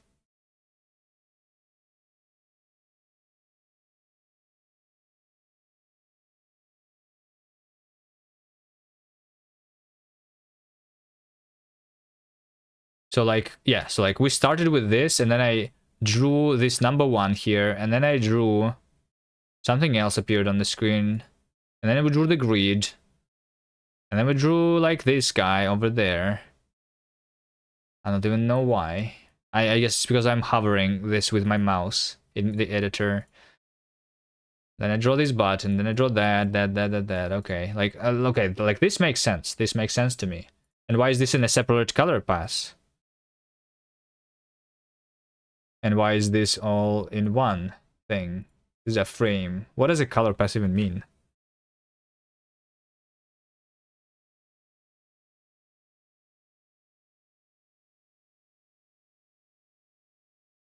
Okay, anyway. Draw arrays. We have a bunch of draw arrays and the texture is not changing here. Whatever is it here?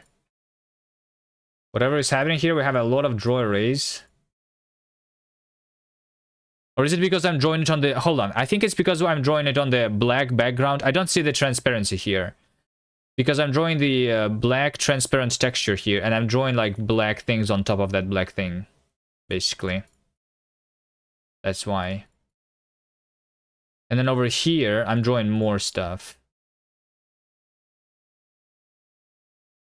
There's alpha button top center. Oh, there you go. Yep. Okay.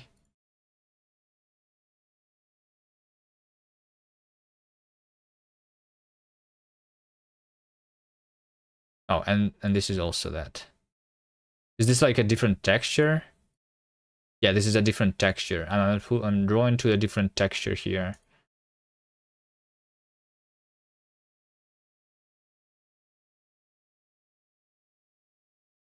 Hold on. Let's go from the beginning then.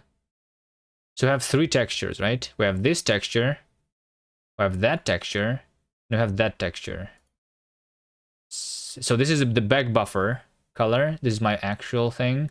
And then 2 textures that I'm trying to render. And then GL draw arrays here. This drew just one thing. And then this drew one more thing. Can I filter by the texture that I'm rendering into? Because like it's a little bit annoying. But I do see that I'm rendering things by one. Color pass. Like, is this telling me what the color pass is? When I render a capture that doesn't have any debug markers or all defining regions of the frame, it will automatically insert some fake markers based on which targets are bound. I don't understand what it means.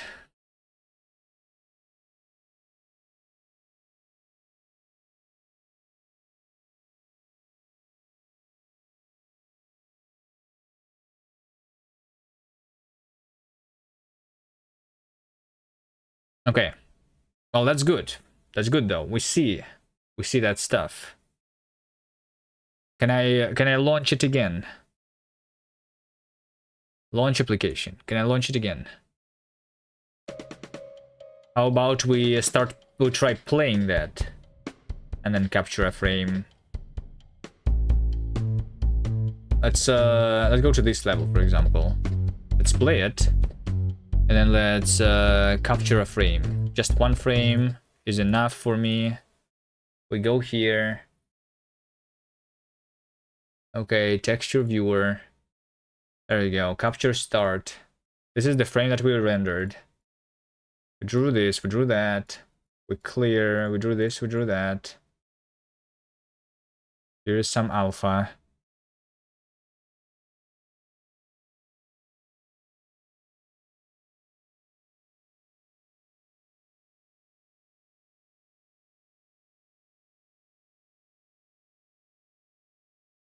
Color pass.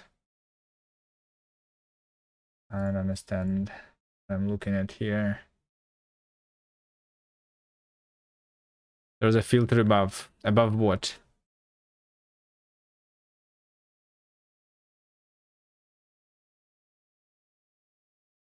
What is that? Alpha pick solid background color. Oh no. Oh, I see.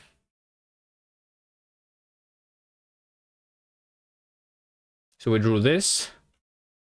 And then we drew that on another texture. Yes. Because this is drawn just behind. Okay. I'm drawing something like behind. Then this is drawing the water mask. And I drew something else. Oh, wait, hold on. Oh, this is another thing. So I drew this thing and then I draw that thing. So this is already a bug. This is already a bug. I'm supposed to draw them at once. Okay. Did I... Okay. Let's try understanding something here.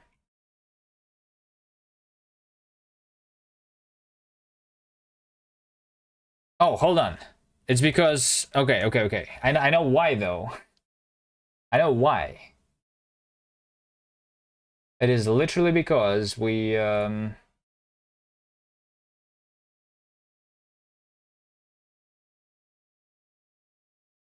I did a stash, right? Git stash pop. Because I was literally debugging the... when I did not do the instancing yet. Yes. I was not doing any instancing. I forgot that I stashed my stuff. So let's rebuild again, and this should give me like the build with a lot less draw calls, basically, right?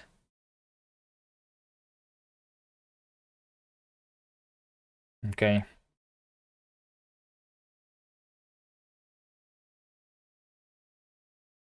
Classic. Okay, but even then, like the times that that render doc reported to me was like 3 milliseconds, which is obviously not what's happening. So like my problem is not like the rendering. My problem is like preparing for the rendering. I mean, I already knew that kind of. Launch application, launch. Let's go here. Let's go into this level. Like you can see that this is not super responsive, right?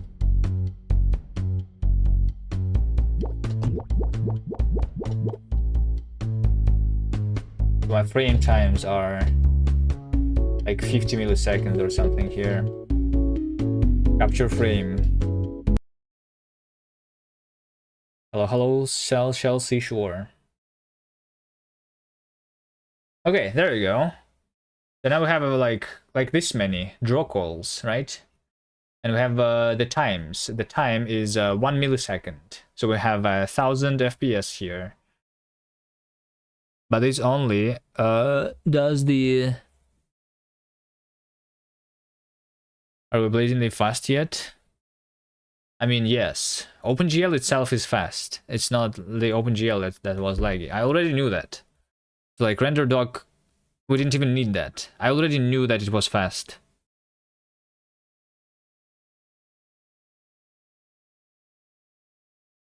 Capture this frame. No to all. No. This will discard, are you sure? Yes. Okay, quit. Quit, okay. Trying to switch to Vulkan for that 100,000 FPS? No. The problem is not OpenGL or Vulkan. The problem is like that... Let's just run here. Well, first of all, we're running the debug build of Rust, right? And here's my actual times. I'm also wondering what is all of this empty space here. This means that it's not like me rendering, it's something else that's happening for half of the time of the frame here, basically.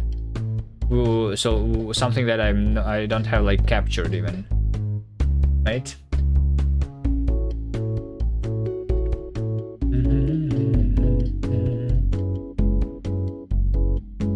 So obviously we have the prepare entities, which has nothing to do with rendering. I'm just preparing stuff for like 11 milliseconds.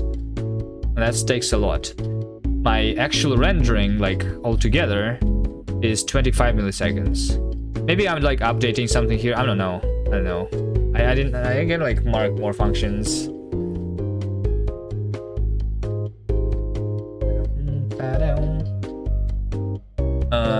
Okay. So drawing the shadow is 5 milliseconds, well, 4.5 milliseconds, and drawing actual game layer is 4 milliseconds. Let's see here. So this is me like drawing the entities. 4 milliseconds. Draw tile impel. Draw tile impel is having 2 milliseconds, although actually rendering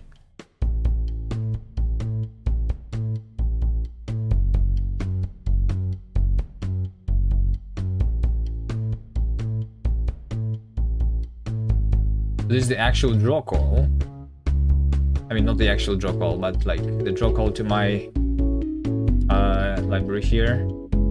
And this takes a very small amount of time. So we have a big difference over here, for example. Is there a hot sort? What's a hot sort? Maybe there is, I don't know. Hot sort. Maybe hotspot? Hotspot, a GUI for Linux perf. Yes, there is. Okay, you want me to try that? Let's try that. Nix run, Nix packages, hotspot. What am I supposed to do here though with that thing? You know how to use it?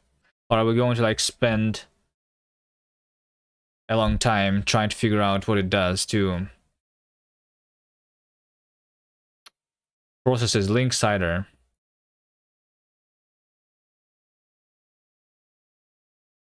How am I supposed to use this thing?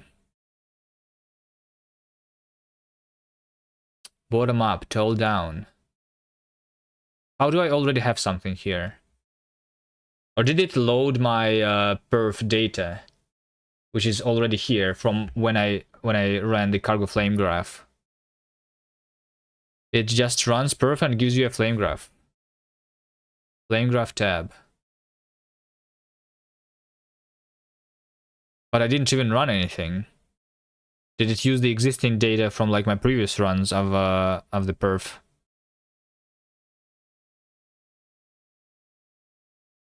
There's question mark, question mark, question mark, question mark, question mark, question mark. How do I get rid of the question mark? How do I even like figure out what this is? Old data probably yes. Okay, so how do I get the new data?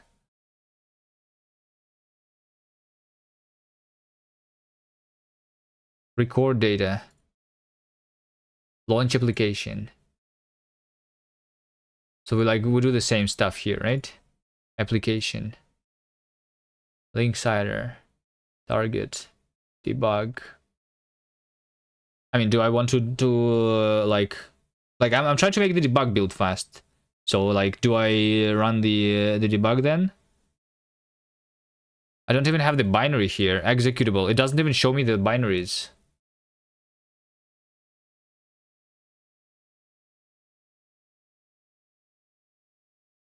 You can perf record, or you can use the GUI. Okay, I never used like the perf itself. Let's see here. Hotspot and perf. Perf is going to be like Linux packages. Linux 6.6 perf, I think. Is that so?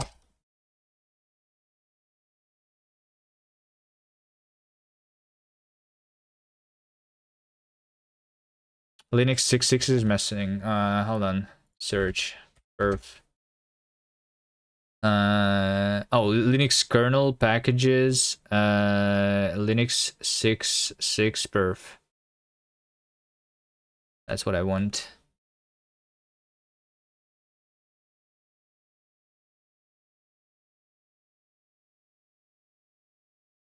Use both. It's the same. It would be easier if I used it on the command line, though, for me. Let's see. Can I do perf? So we do perf record, run a command and record its profile into perf data, right? That's what we do. Do the perf record.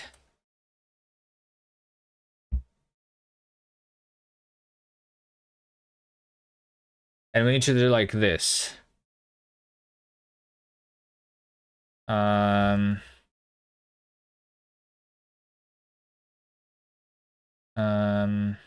shit. This doesn't work from inside this. That. No, echo -1.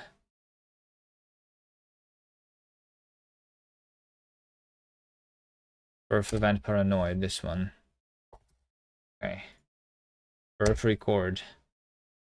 What is it recording though? What is it recording now? Okay.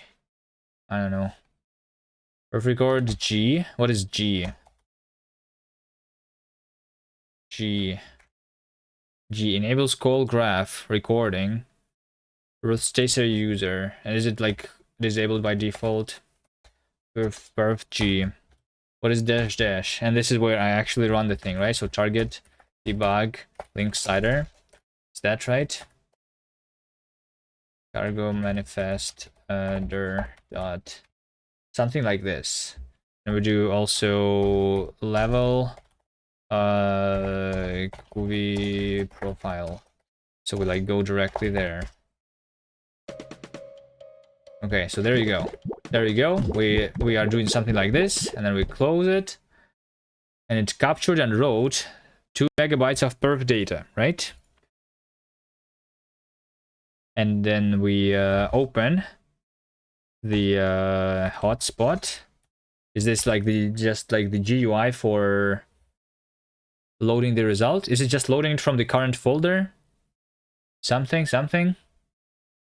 You also add sleep 30 attached to process ID to record mid-run. Can also sleep 30. Okay. Okay, so there you go. Top hotspots, it is matrix multiplication. Okay, so this is already better for me because I know that 3%, 4% of our time is multiplication of matrices, right? Let's see the flame graph. Okay. Bottom up view.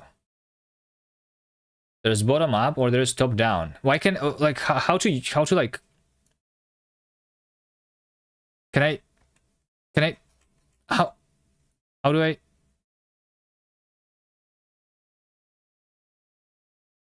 am I supposed to like hover on every single thing here?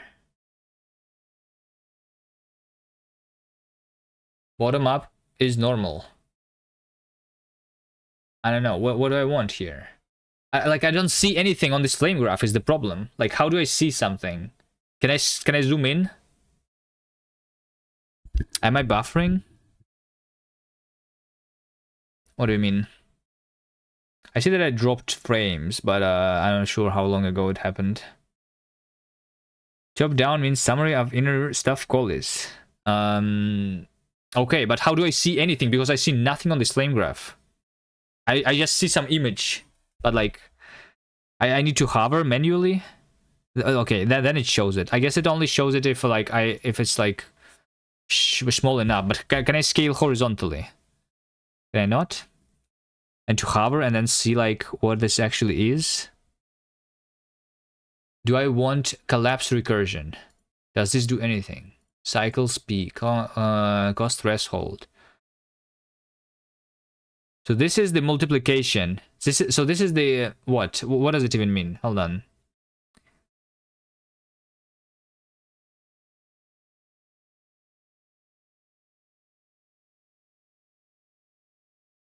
Why is it in the bottom up view?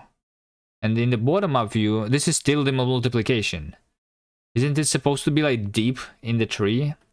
Tricolor tree also. Is this the one? I'm always confused. I never use these things. Top down. What's top down? So this is matrix multiplication. right? Which is like 6%. But is that big? No, it's not. That's not a big number, 6%. Is it a big number? Where's the actual times? Can I see it in percentages, in milliseconds? Where's my? Can I have like the total time or something? I feel like 5% is not a lot. Is not a lot. Like, because if my frame time is like 20 milliseconds, then 5% of that is like nothing. Can I have like the function that takes like 100% of time, which is the main? The main is the function that takes 100% of time, right? So why don't I see it here?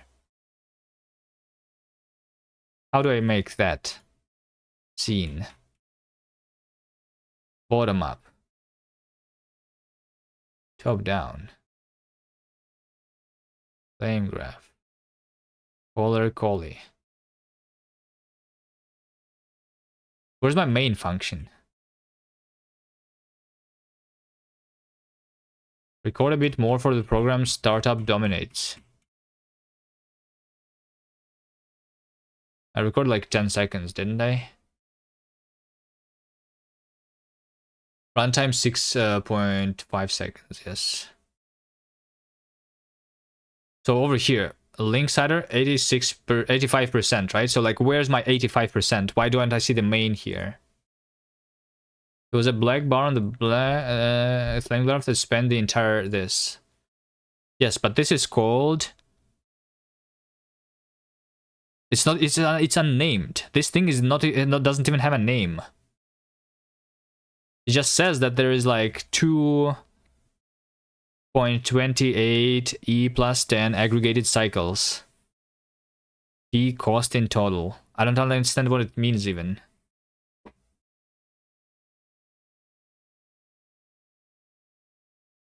What is this thing on the bottom?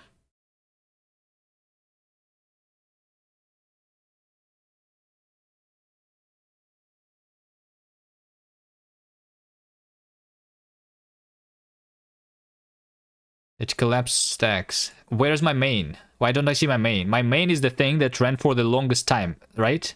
Did I run with G? I did run with G. I just want to see my main. Since my program ran for 6.5 seconds, I want to see that 6.5 seconds somewhere. Everyone should have their own profiler in the game. That's what I have. Like, that's the only usable thing, really. Unless like I just need to like know how these things work. Then it might be more useful. But the in-game profiler is the only one that is actually useful to me right now. How to use it? Do you have F no omit frame pointer? I don't know. Do I? Do I need to like do it when running perf? Is that what I need to do? I just did. Just perf record -g, just like you told me to.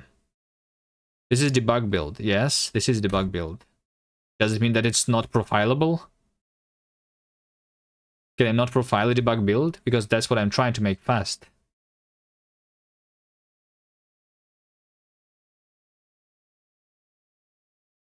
TCAF is like in Rust.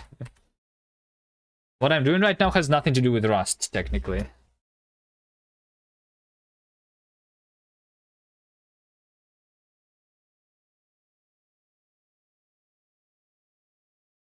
I'm just trying to learn this tool. And I don't know what it does. Maybe I need to like open. Let's open perf data. Is this the one that we have opened? Maybe it opened something else. This looks exactly the same. Yes, because this is the command that I ran, right? Yes, this is exactly the command that I ran. So, where? How to use this?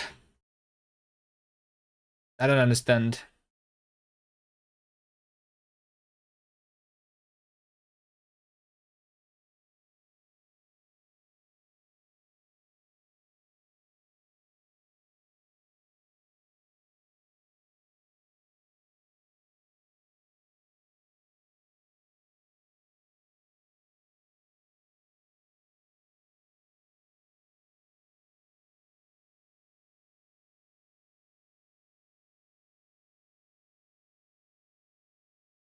Bottom up, top down. Why, what is this question mark?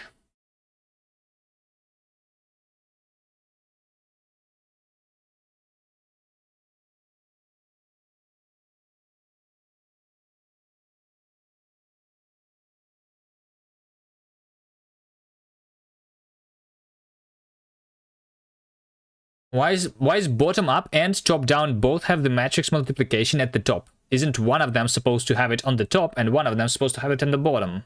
I don't understand what it means. Or is it like... I don't know. Where's my main? Like, that's the thing that I don't understand. Does anyone know? You saw main in C, but with C++ programs? You have no idea why there would be a diff?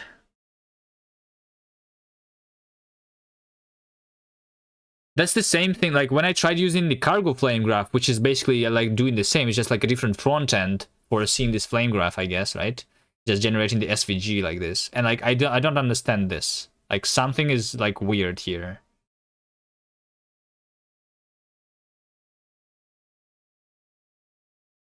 It's who calls versus who you call. So like my main function is calling the matrix multiplication, right? Am I not supposed to like see this somewhere?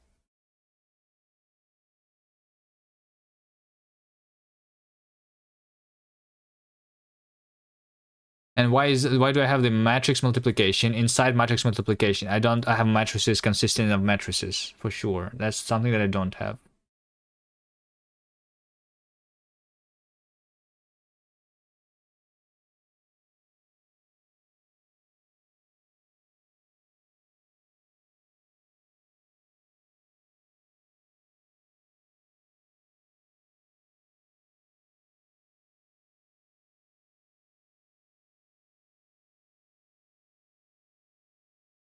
I don't understand this. This doesn't help me at all.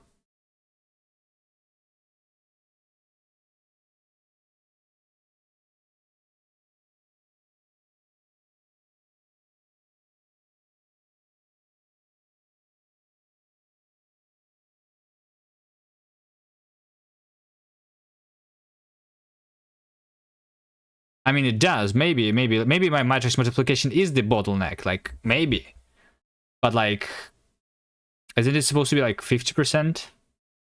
Let's try doing the, like, maybe stack on winding is weird with Rust. I think it's like because I'm using async. That might be the thing. But still. I'm pretty sure that I, like... Profiling async Rust.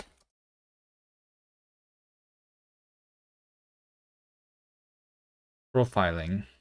Let's see.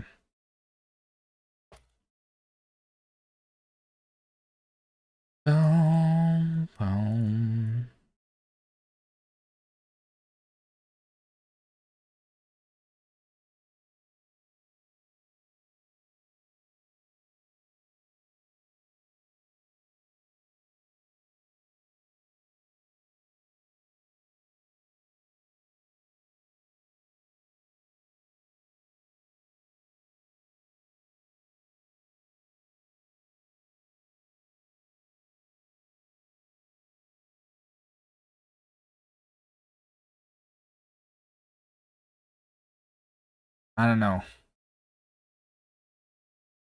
I mean, we can, okay, so since we have this, we can go back to this simpler project, like I was doing before. Fuck. I don't want to do that. Oh my god. But I need to learn how these tools work, right? And to learn. Let's see, I'm going to open this thing.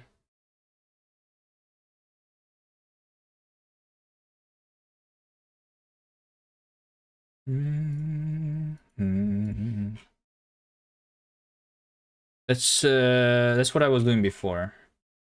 Let's see, we have some perf data. Let's install here again the hotspot, right?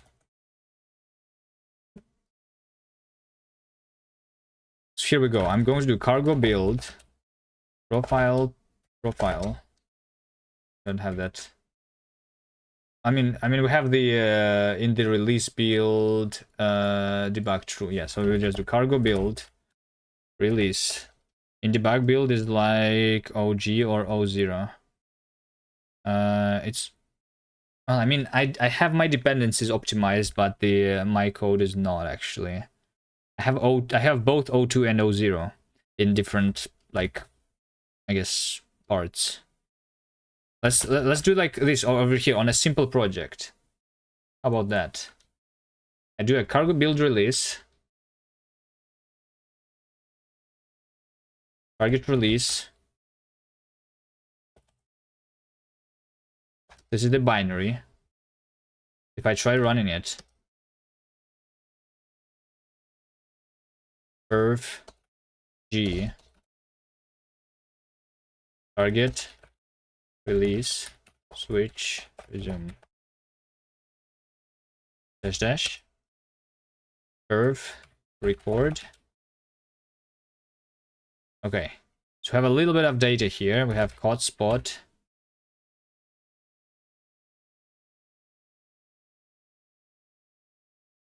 Okay, so there you go. This is a very, very simple program, right? This is a very simple program, which looks like this. We write hello into a file a million times, right? So where's my main?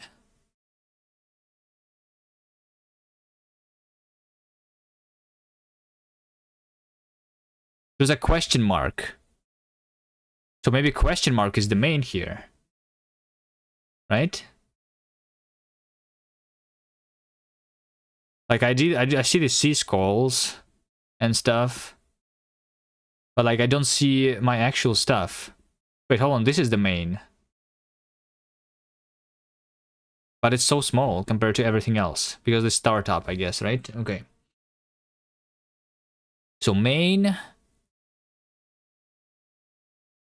And this has another question mark.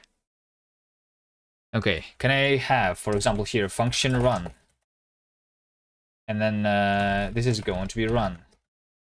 And we call run here. I want to see the run here, you know?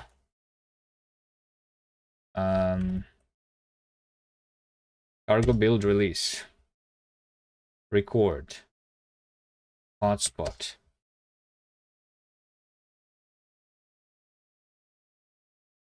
But it comes down to cargo compile flag. What do you mean?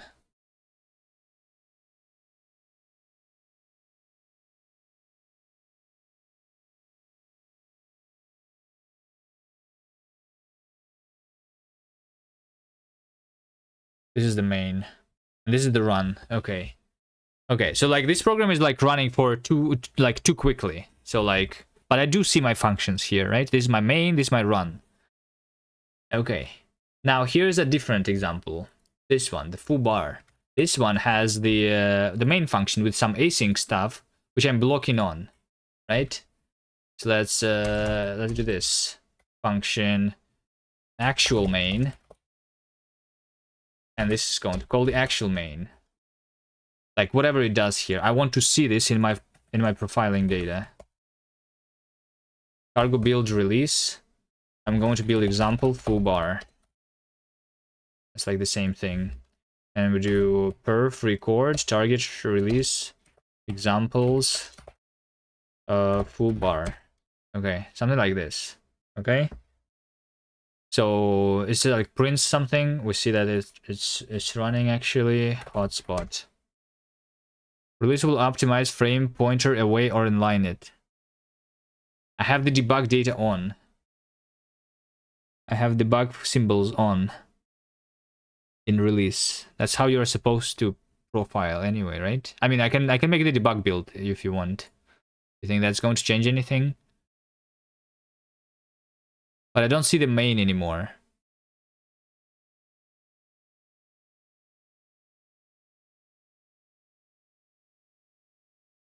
I don't see the main anymore. Okay, let's do the debug build. Fine. Cargo build. Let's do debug. Can we profile the debug here?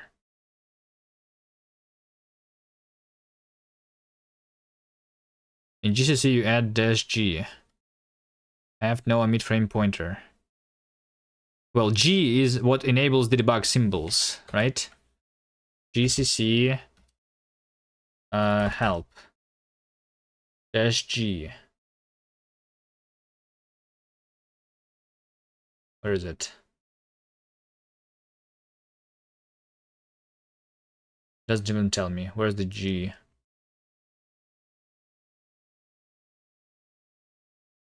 Option parsing starting with G. Automatically pass to versus subprocess by GCC. Okay.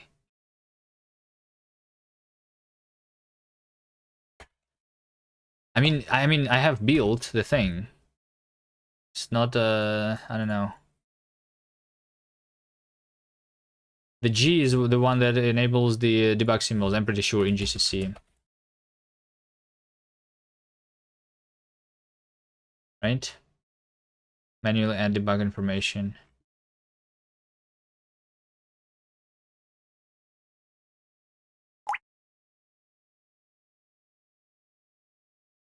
Yes, yes, okay. So that's what we have. For that, like, I'm building with cargo. Like, GCC is basically like Rust C.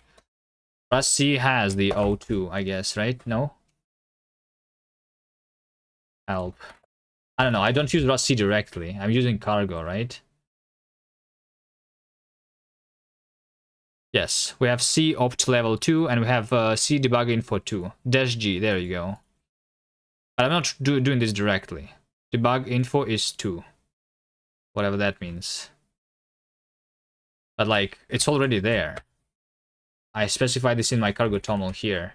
Specify debug, it's true. Cargo uses GCC linker and start a lib. Yeah. It does. I mean, I have the debug symbols on. Perf G target. So I'm going to do the debug examples full bar. Right? Okay. Can I do the hotspot now? Okay, where's my main? My main is not here. It's not like, it's not recorded.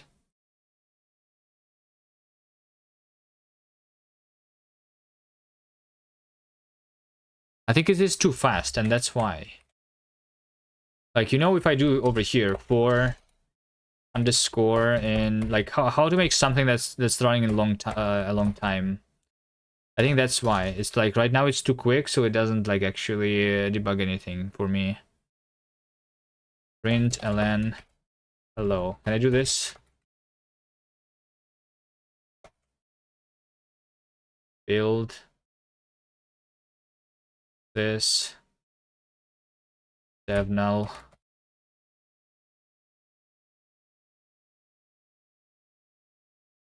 Where's the sampling profiler? Hotspot.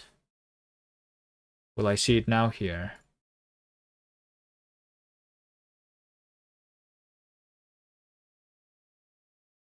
I see the right all. I don't see the main. I see some Rust stuff here, but I don't see the main. Oh, hold on, over here, actual main. Yes, it's very small here, but this is it. Yes. So, like, hold on. If it's a sampling profiler, what's the thing? Maybe when I'm debugging my game, when I'm trying to profile my game, it's not like getting into, like, because I have a lot of like small running functions, maybe, or something. I don't know. Is that what it means? But in my actual game, the main is like running for a long time. If I do a sleep, is it okay if I do it here? Does this sleep count in the profiler?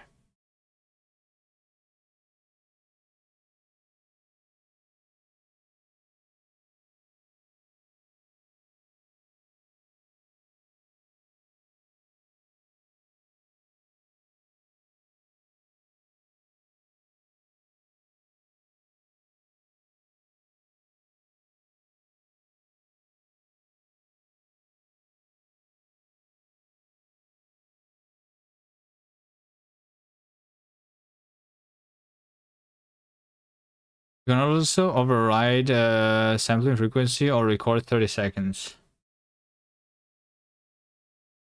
Okay, I don't know. Let's okay, let's go back to the Linksider. Let's go back to the game. And let's record like 100 seconds of it. I don't know.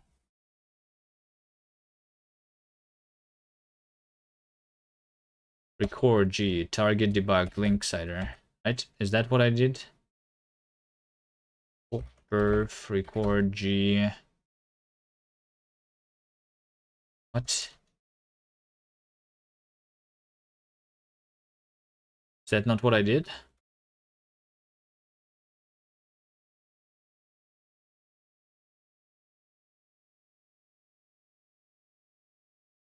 Level, profile.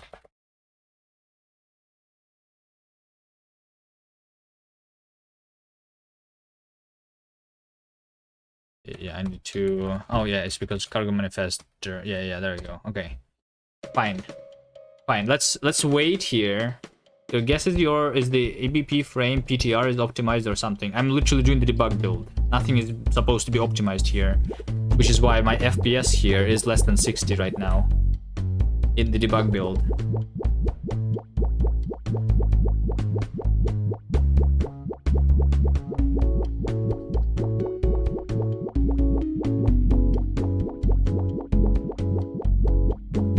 Is this enough?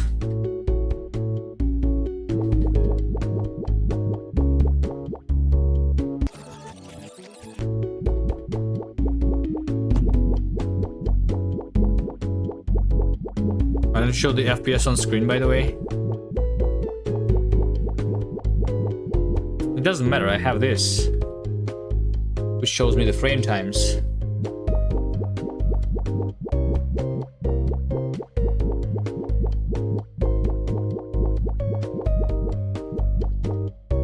Is this enough? Captured 17 megabyte perf data.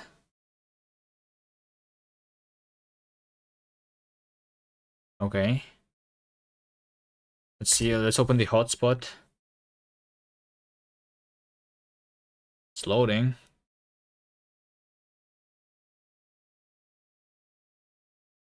Okay. So matrix multiplication, okay. Linksider is what took 90% of the time. I'm not sure what's like the other, right?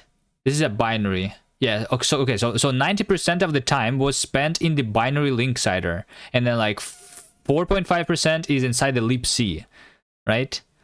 And then 2.45 is in question mark, which whatever it is. This is the audio convert, and this is the Crocus DRI, some driver. I don't know. Okay, so it's like I want to see this 90%, right? I mean, having like the information that the matrix multiplication is like okay, but like I still don't understand this tool and what it's showing me. How am I supposed to read this data here? Caller callie. Like where's my main? Why is it everything is inside the main, right?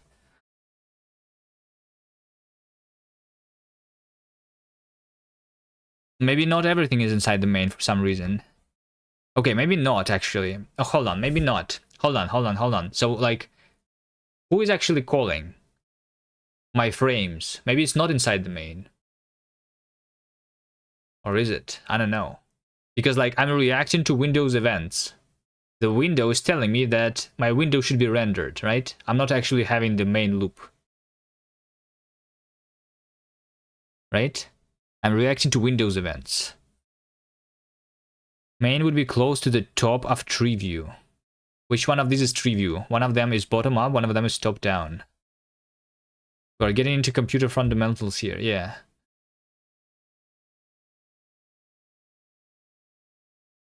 But in both of these, the matrix multiplication is at the top, and not the main, right? So like, what is happening here, actually? So this over here makes me sorted. It's showing them sorted by the percentage of the cycles, right? Sorted by self, maybe. What does it mean? Sorted by self. Cycle speed. The symbol self cost. Oh, hold on. Okay. So cycles inclusive cost, the aggregated sample cost attributed to this symbol both directly and indirectly. Hold on. No. It's supposed to be the including one. The self is like when I'm running some code inside the function, like without like excluding the inner function calls, right? So like the self is almost always going to be like near 0, right? It make, you know, we want the inclusive one. So like over here, for example, we have the matrix multiplications. Again, matrix multiplication is at the top of this list, right? But somebody is calling this matrix multiplication, so isn't someone who is calling the matrix multiplication supposed to take more time? So like, who is calling it? And what do I see here when I open this, like, when I click this? What does this even mean? What is this? Is this who called me? Is this who called matrix multiplication? Like draw entity impl, right? This is one of the functions that is calling into, that is doing matrix multiplication, right? But at the same time, hash brown raw table find inner. Like, why is this thing calling matrix multiplication? Why is a hash map calling matrix multiplication? This makes no sense to me. Then, so what is this then?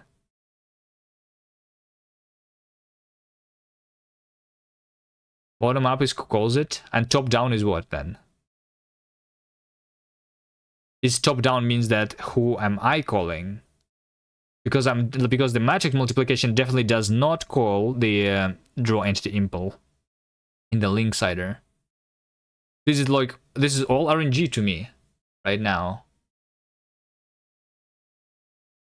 Bottom up is who calls it, right? Okay. So for example, this says that matrix 0 is calling matrix multiplication, but that is not true. That is not true. We can open the matrix 0. Let's see somewhere. Okay. How do I go to somewhere? Mat 3. I don't know. Let's go here. Maybe symbols are messed up. Why would they be messed up? Bottom up looks like parent calls child. Who is the parent? The matrix multiplication? Look at this over here. So we have the where is it? Matrix.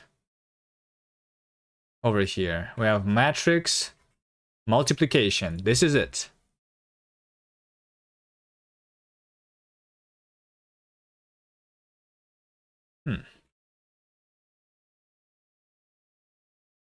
Oh, hold on. Hold on. Maybe it is. Matrix multiplication is calling the new. But it's not calling the 0. Hold on. Etc. transposed. Okay. But, okay, so this is 4.6% still, though. Okay, where's my main, then? Where's my main? Draw entity impl. So why can I not see who is calling draw entity impl? Because this is too small percentage? Is that why? So it doesn't know who is calling this function? Why can I go further over here, but I cannot go further over here?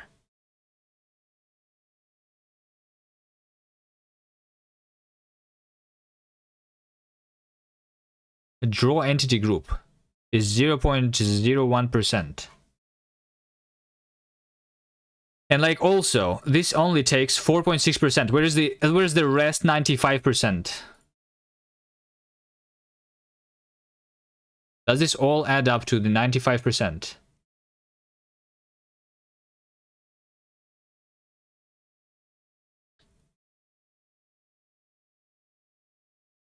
because I'm pretty sure that if I sum all these numbers up, this is not 100%.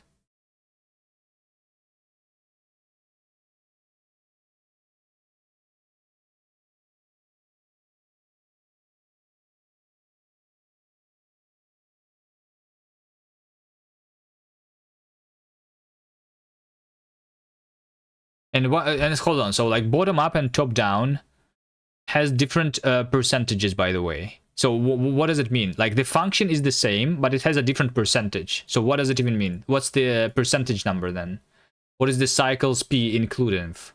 And we have the cycles p inclusive. The description of this column here is the same, but the number is different. So what does it even mean then? I don't understand this. Am I stupid?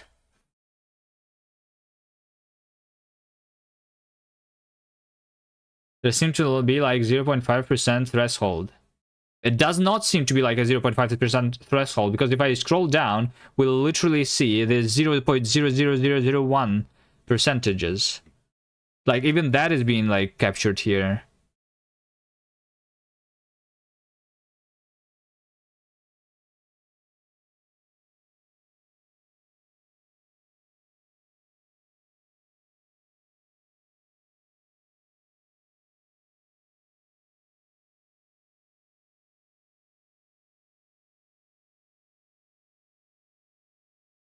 Maybe two different functions for int and float. What does it mean? What does it mean, two different functions?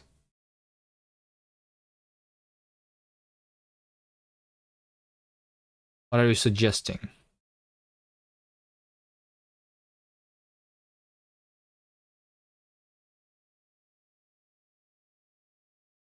So over here, for example, this is the thing. So like according to my in-game profiler, which is the one that the only one that's working successfully, it says that the prepare entities takes like 25% of my time, and over here it says 0.032%. So like the data is completely like different here. May or not be applicable. Old guy take 40 plus years coding. I always used own timers and calls around to get an overall feel. Yes, that's the way that the in-game profiler works, and it does work. And this profiler does not give me any useful results.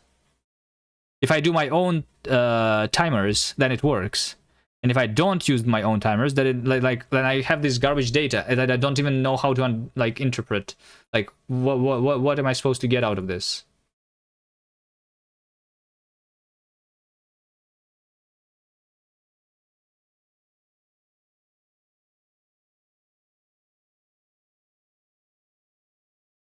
Pretty much what you usually experience with external profilers too. All right, so it's not my issue only, right? I'm not the only person which has a skill issue with the external profilers, right? Okay, so here we go. Here we go. We just go here and we open the in-game profiler, which is working like by actually like recording the times. And this one makes sense. Okay. Is VTune and perf at work? It might have been a better experience with something more native like C. The Rust is basically C. Just I don't know. Why would it be like any different?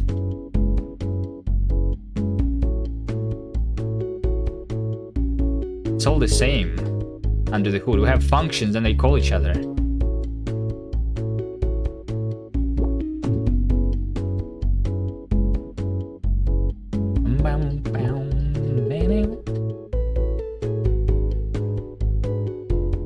Okay.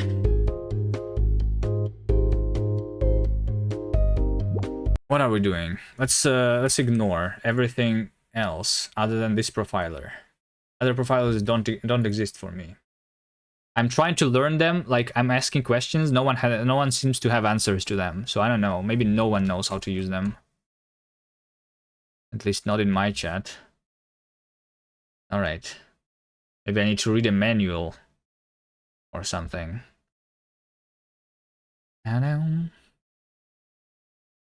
Use C++ and your budgets are tens of microseconds. Perf is great there.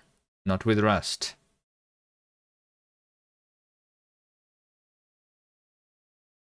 Like the funny thing is that like I used the profiler on Rust before and I had the good data, but I don't remember what was different. What was I doing different? Like I don't remember. Okay, fine. We can try like debugging something else. Let's try debugging not a game. Let's try getting something. I don't know. Like I was trying to get a simple example, but what's another thing? Do I have anything in my projects that can be like profiled? All of these are games mostly.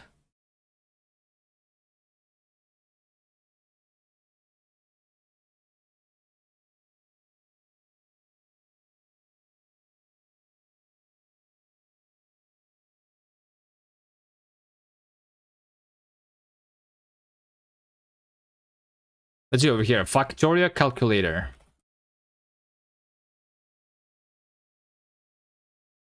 No. That says some Python. Let's remove. Remove everything that's related to Python, please. My computer, thank you. Factorial.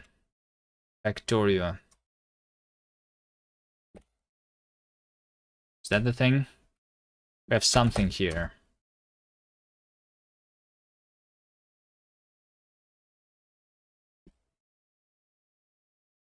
Okay, and the Rust Analyzer just crashed or something here. Because I'm in Vim. Let's open Helix instead. That thing works a little better.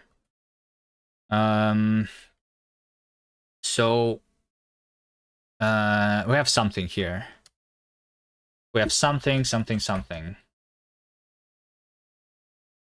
Cargo run. Cargo run. Examples. Test. txt. Okay, so as you can see, something happened. We have a factorial simulator written in Rust.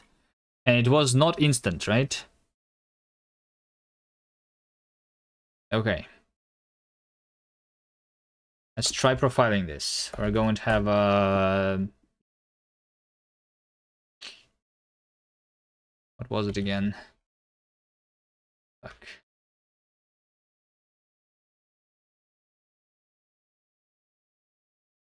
Let's have this here, and let's have hotspot.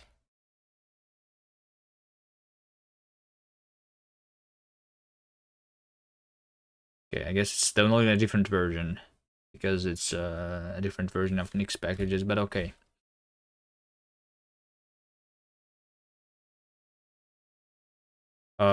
Cargo build, right? And we do, instead of this, so can I do like perf g, perf record g, target debug.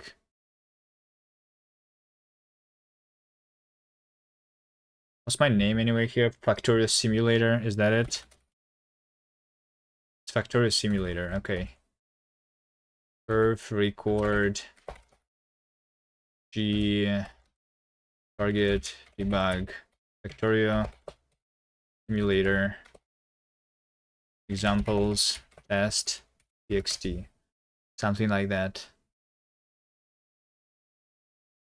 Okay.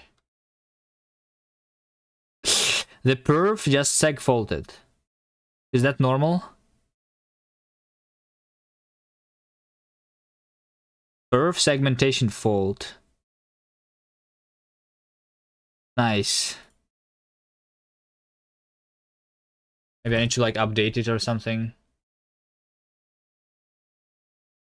I don't know, why would that be like kind of different? I redirect it to perf. But so are you saying that perf is not like giving me? Yeah, I was redirected to perf, but is it not like?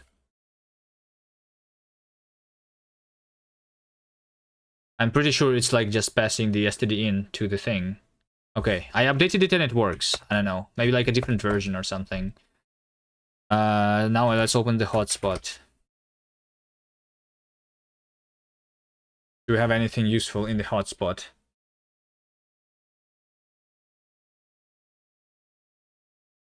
So we have the factorial simulator, which ran for 96% time. We have the flame graph, which doesn't have the main, also.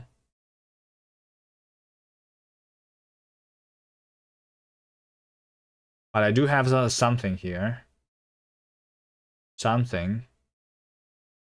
We have third adjacent deserializer, for example. Parse white space over here.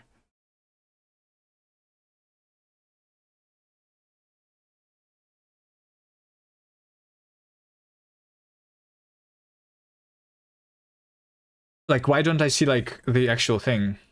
I don't get it. Let's see. No, that's not the one. I don't have the code open. Yes. Like, do I see anything useful here?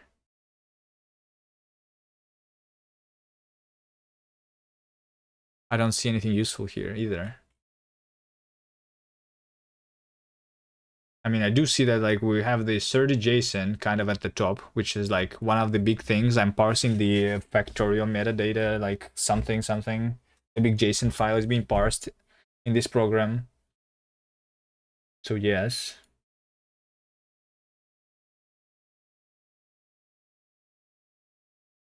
But where's my main? Do you have something like debug info level 1 that enables line debug info in the TOML? Trace is another sampling for Fire if you want to try it. Have no idea if it's going to be better. Am I just using this thing wrong or something?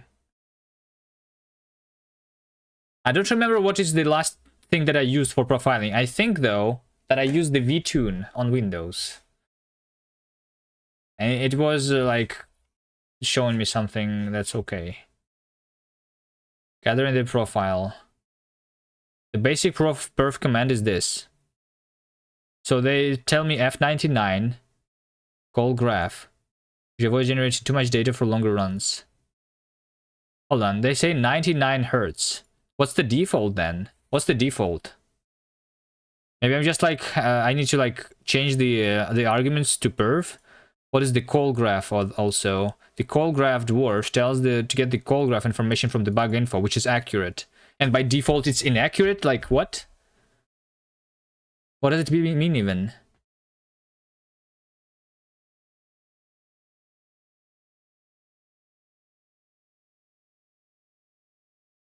$1K. 1K what? 1K. There is no 1K on this page. I don't know. Bitune would probably have the same issue. Just use perf as a backend on Linux.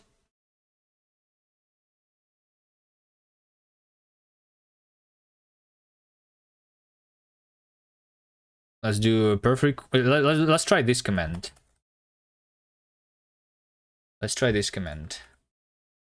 So I'm going to do perf record G, but I'm going to like not even G. What is G?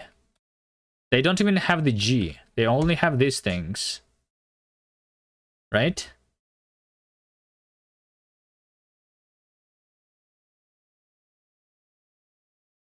Okay, I have 3 megabytes of data.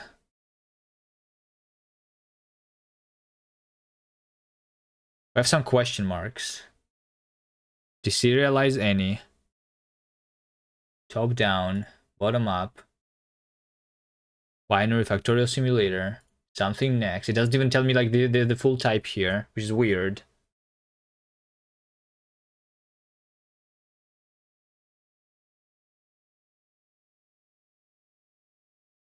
Why am I still doing this? How long have I spent like trying to make this work? It just, I don't know.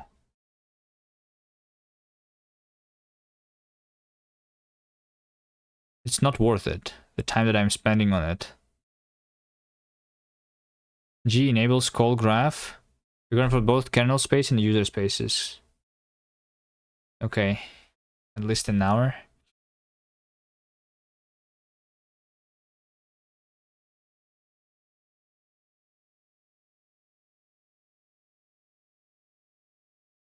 Let's take a look at the code that I'm trying to like debug here. Main. I'm like going over the lines that I'm doing something. We just have normal code here. We just like call some functions. But I guess it makes sense that like most of this part is maybe actually like parsing. Yeah, I think like parsing the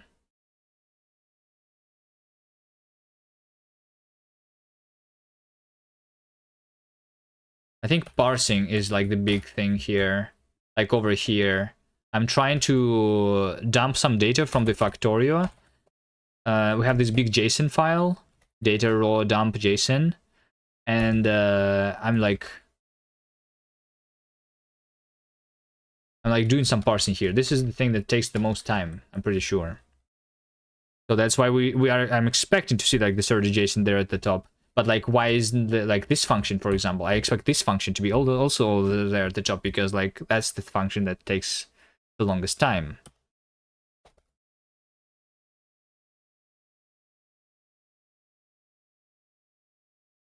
You went to another streamer and told him play 3 different browser games with viewers, and he played like 10 times. That's how long you are doing this.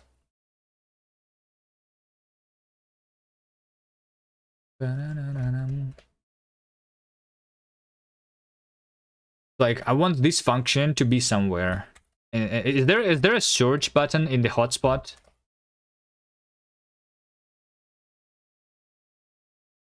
This is the JSON file that I'm trying to load. The file is too large to preview even. It doesn't even highlight the JSON file here. It has a million lines of a million line JSON file basically is what we have here.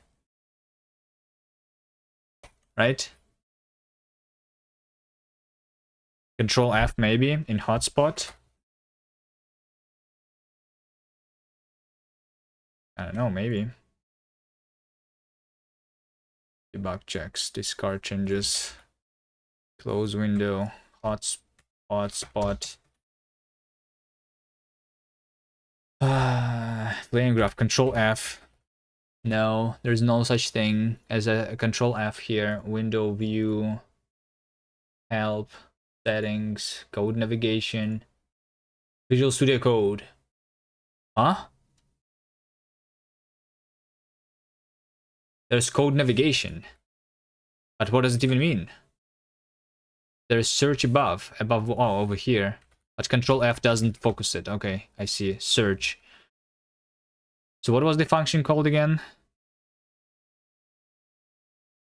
I know, we have search JSON from stir. This is like the function that I'm, or like from reader probably is what I'm calling here. Maybe try Tracy out. You remember it being much more simpler than this. Okay, let's try Tracy. Let's try Tracy. Do I just install it and it's just Tracy? Is that it? I'm downloading Tracy. Tracy. Error. Wayland, the platform does not support setting the window position. Fail to initialize OpenGL loader. Segmentation fault. Tracy. Maybe I unset Wayland display. Maybe it only works on Xorg. Maybe something. Tracy. No. Fail to initialize OpenGL loader. Next run. Next package is Tracy. Is that going to do anything else? Is it going to download like a different version? Now we have IoT instruction core dumped. That's a different thing.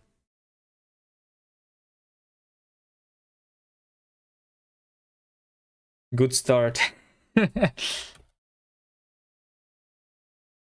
Next run. Next packages. Tracy.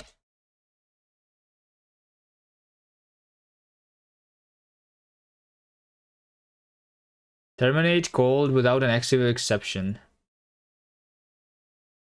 IoT instruction. What does it even mean? I have no idea. Failed to load GLX. Oh, it failed to load GLX. What does it mean? Do I do install GLX or something? Is it supposed to like have it there already? Hold on. Tracy. Fail to initialize open. Now GLX is also the loader, probably, right? GLX. OpenGL. Is that the loader? Is an extension core platter? Yeah, something. Tracy. Fail to initialize OpenGL loader.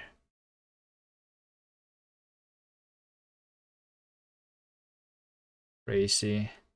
Frame profiler. I already been here. I've been to this page before. What does it mean? Issue. Failed to load OpenGL loader. Closed. Memory tracking woes.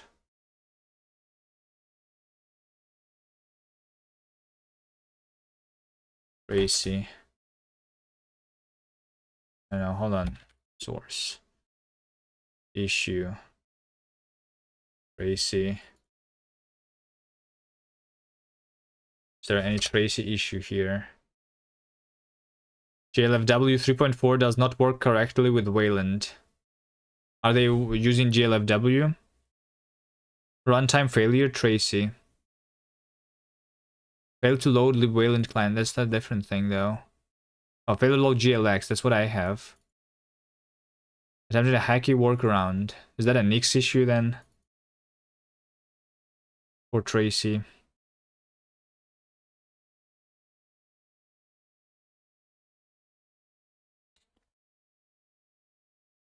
I was looking at it a few days ago before I used Puffin. Okay, let's close everything.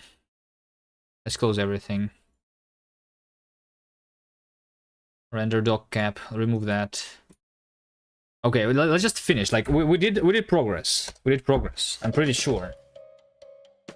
I just don't remember what it is. Or did I not do the progress?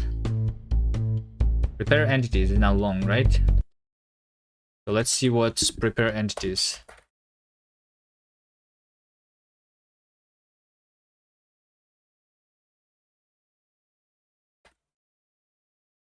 So this is the function that is running for a long time. And we like calculate stuff here. For all the entities. Let's do push-ups.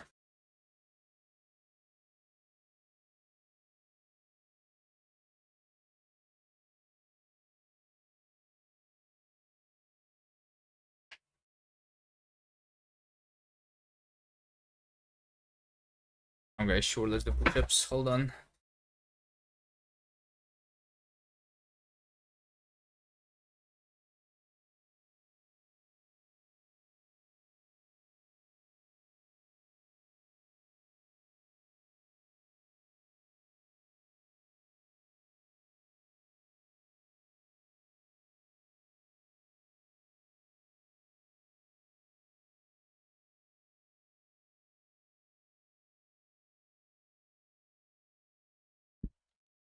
Done.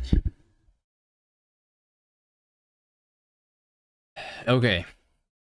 So we have this big function. This big function is like what? It looks like it's 200 lines, and we have a lot of time in this function.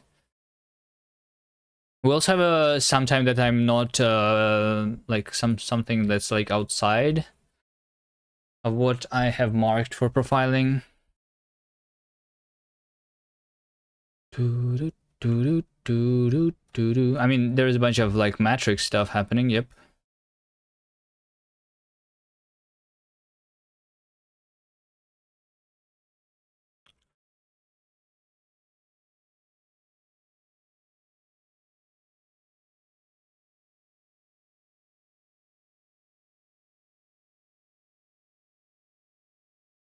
Like over here, for example, this is what's happening, right? That's why we have matrix multiplication at the top.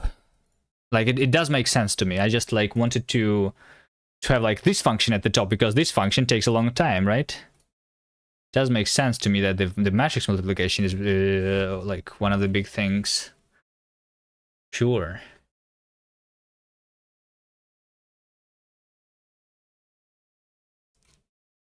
Okay, here's another optimization then.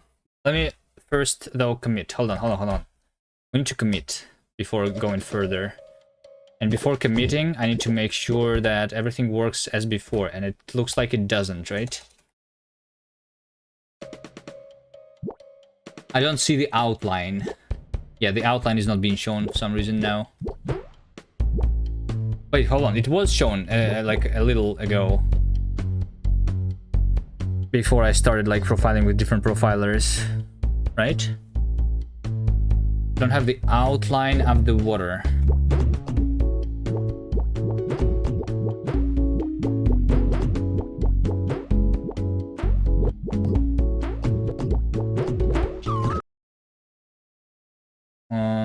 Okay. To do instancing. Yes. When you did the stash. Did I like stashed and then unstashed something and something was deleted or something? Like, or what?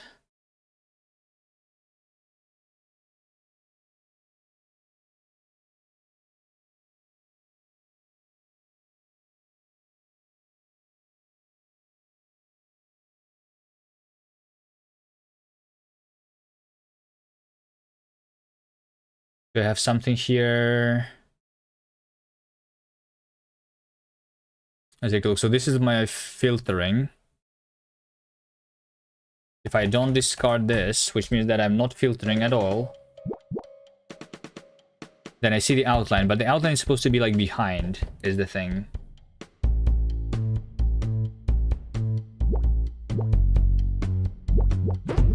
This is what that was like the original idea. So so the filtering works, right? Right. This hold has file change history. Yes, but like hold on. Game. Prepare entities, draw and prepare entities is called here. Okay. Is it maybe because of the cache? For some reason.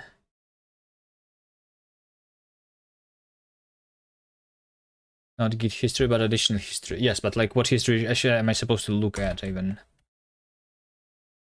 I don't know. I don't remember anything anymore. The profilers, they broke me, I think, completely. I don't know what I'm doing anymore. Let's do a continue here so that we don't cache anything, and let's see what's happening then.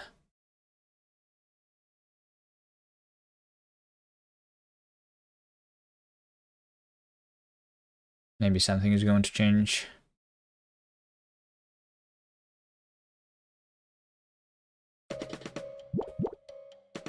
I still don't see the outline. Hold on. The shadow is using that, and the not shadow is using that. So like the shadow is not using the auto tiling, and this thing is. What's happening right now? Oh, it's draw. Oh, I see. Yeah, because that's the shadow. Okay. Yes. The not shadow is over here, and over here we're doing this. Let's do continue here.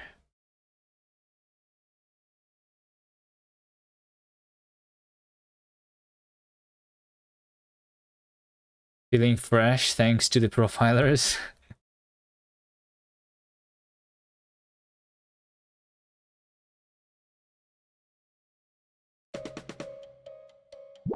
Okay, so yeah, it doesn't matter.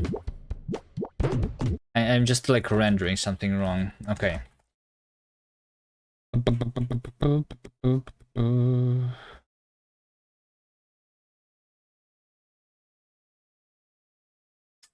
So it's somewhere here. Right? Actual game layer. We go here. We draw entity group. With the entity IDs.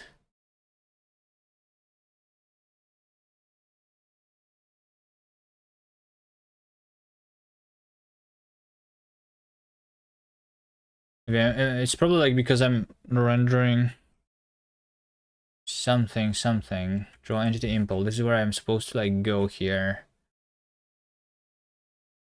Above water. Is it above water?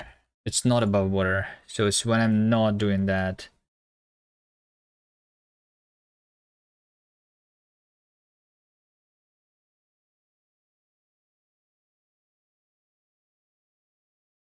Above water is false. Water mask is that. Blacklist. Okay.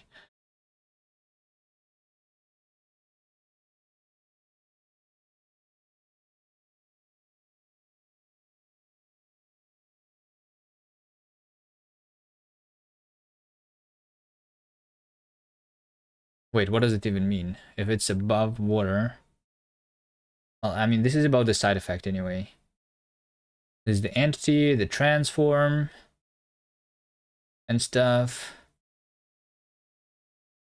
This if we're in the selection. This is the actual thing.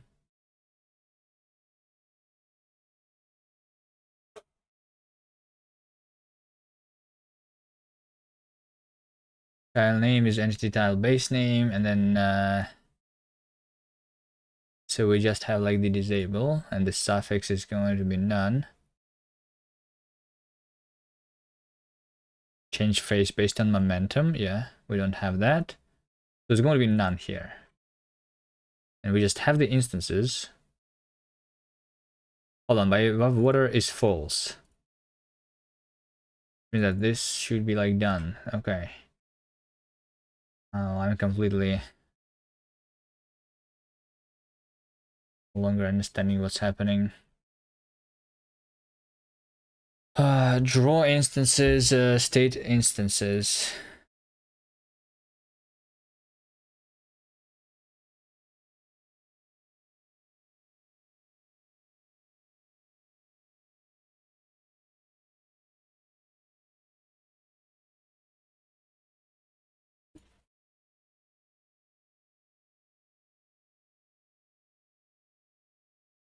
Do, do, do, do.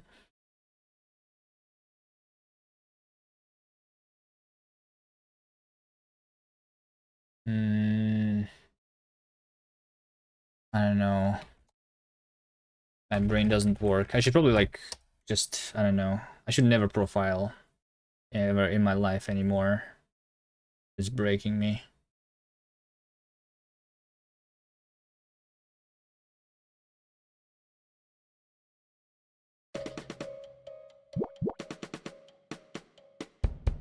This also doesn't change anything.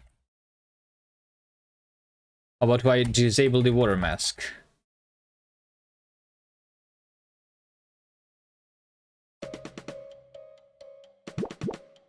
Then I see it. Okay, I do see it here.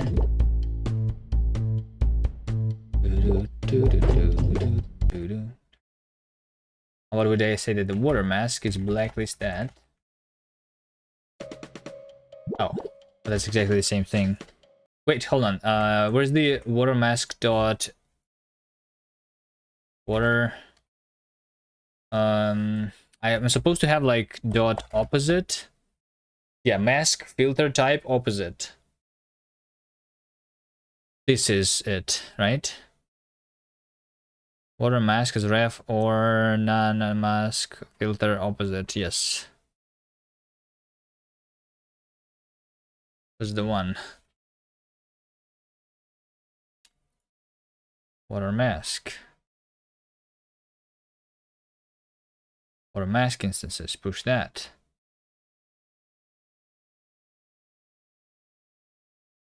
Let's comment this out. Let's not draw the water mask. Let's only draw everything that's not supposed to be the water. Maybe it's something with my shader.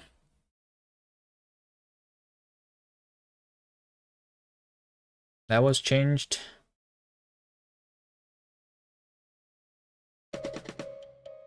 Like, so like over here, I'm supposed to see it. The outline, but not the water. Right? Let me try right now. Having that disabled. And now I see it. Right? So the problem is that this thing does not work. What is 0.2 here? It's just the difference, which is supposed to be like different. Texture color, RGB. Divided by texture color A. We do this because I want to unmultiply the alpha.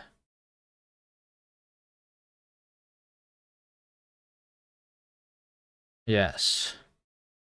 Although because of that we have a lot of like error. How about we instead do texture color RGB?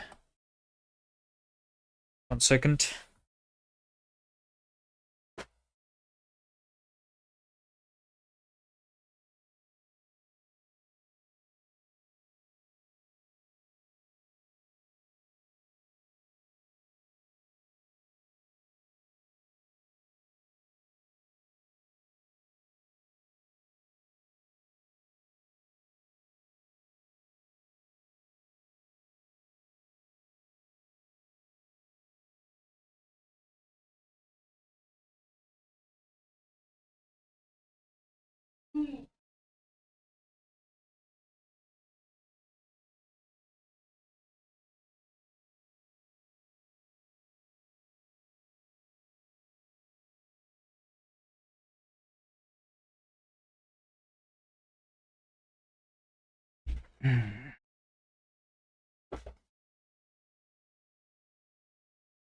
Why do people use Nix when they can just use just git init on slash?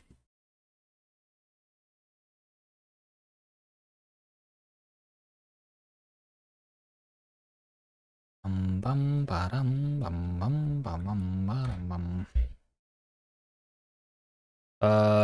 want to do this RGB times texture color dot alpha, so that I multiply that instead, and then the error should be like a 0, 1. Be good enough, I think, but it doesn't really change anything. The problem is that it's like you are saying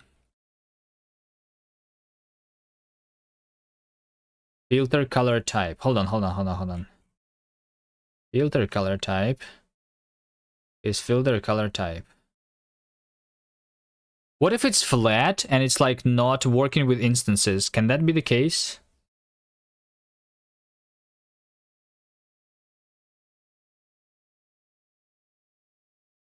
What if I don't use flat?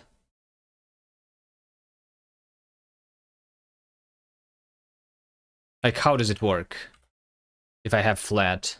Because like, if it's not being interpolated, then what is the data that is actually being used?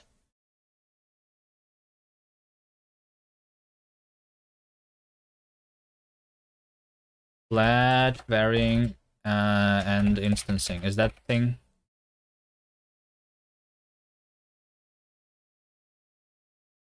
I don't know. Let me first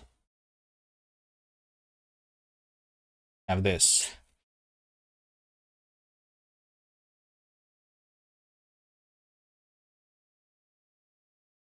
By the way, max should not be related at all. Yeah, I don't think so. It doesn't make sense.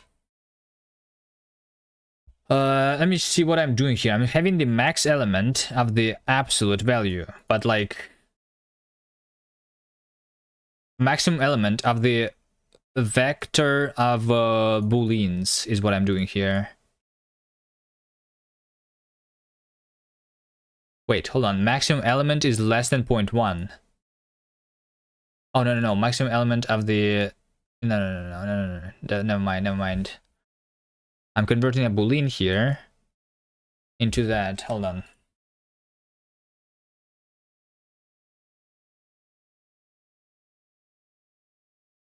Let me comment this out. Do that instead. Discard. Let's see if it's discarded or not. It is discarded.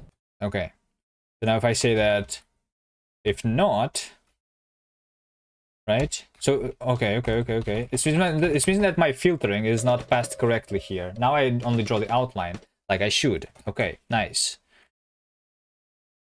Nice. So if I, once again, I uncomment this, I think I see the error. So like my filter color type is wrong. Maybe I named it incorrectly. Maybe I have like...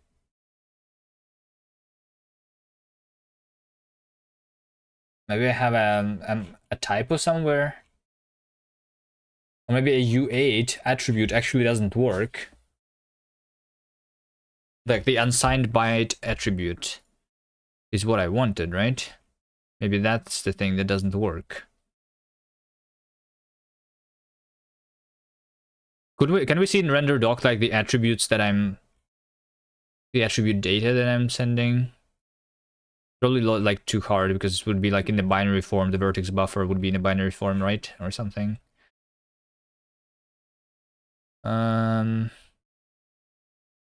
Filter color type. So like I want whitelist, so I want 1 here. If I set this to 1,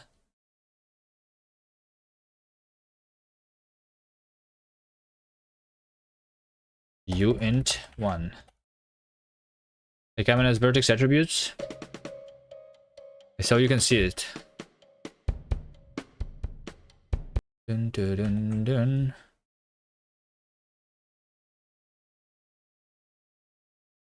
Can you pass instance data somehow else other than through the vertex attributes?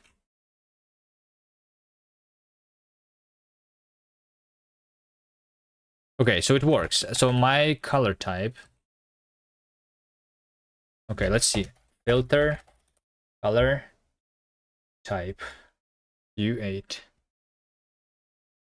That's the thing. And it's supposed to be 1 if we are whitelisting. Right? Which is supposed to happen.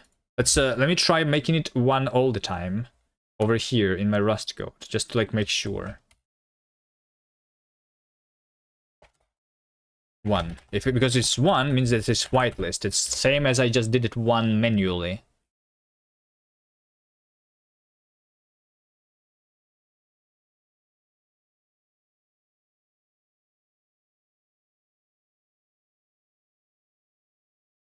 In the shader. And now I just don't see anything.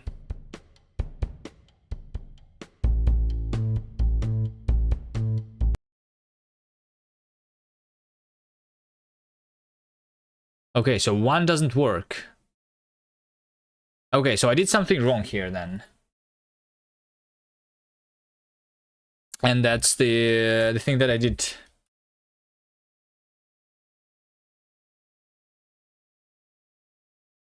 Here.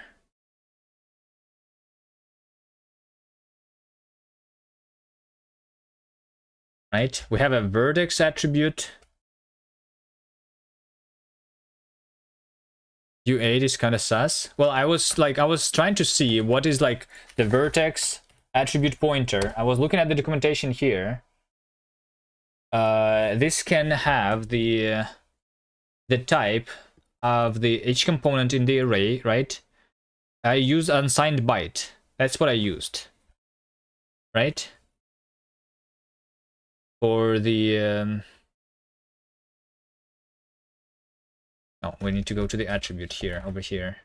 Fuck Vim. Why is Vim not working? Why is the Vim broken all the time? Let's go Helix. Over here, U8, we use the unsigned byte. Am I adding the I after the attribute pointer?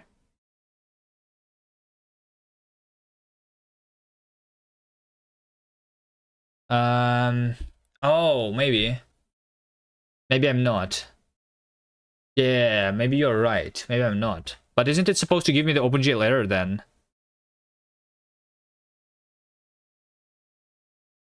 Vertex attribute pointer versus attribute I pointer, right? So that won't be like...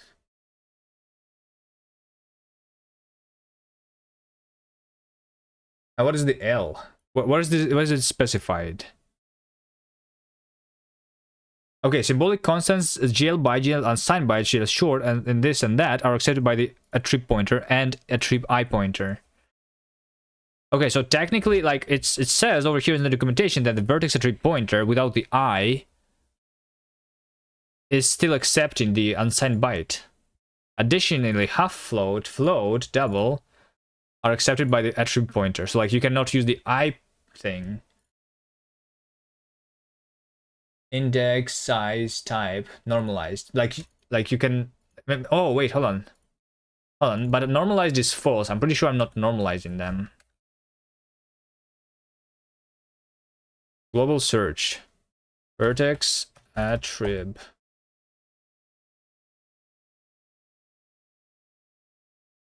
Is it like GL vertex attrib? I need to like see where this thing is being used, right? The attribute type, this thing.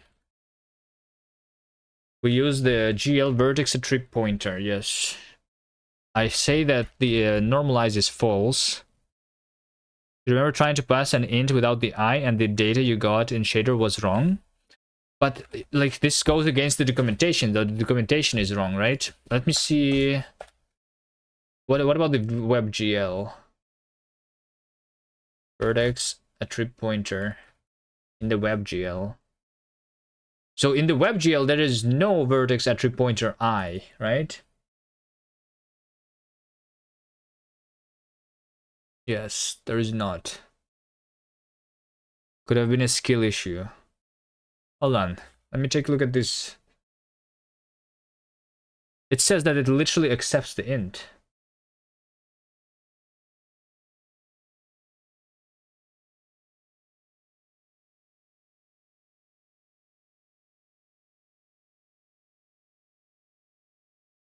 Oh, hold on. I think I know why.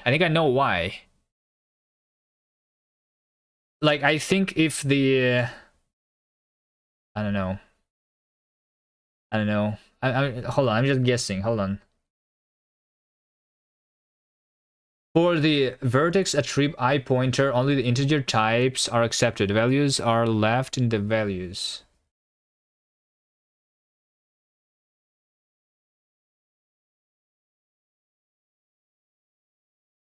Like, attrib I pointer. Starting with 3. Like, well, okay. I mean, maybe that's the actual thing.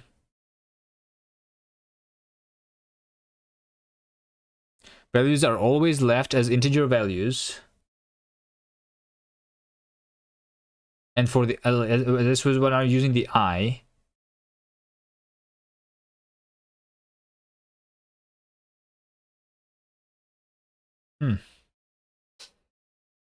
I don't know. I mean, I guess we need to like change this.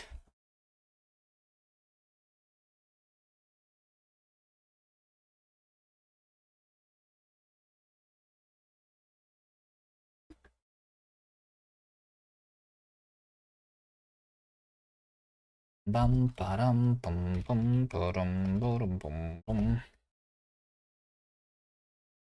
U8. Okay, well, I mean, okay. Okay. Let's have a match here. A match on a primitive type.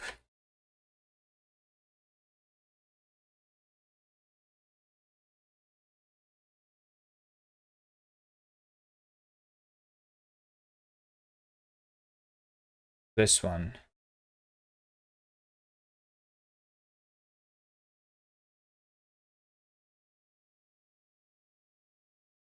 Match. Yes. Will match arms. It's either a float or U8 right now. So like for the U8, we will need to use a different function here, right?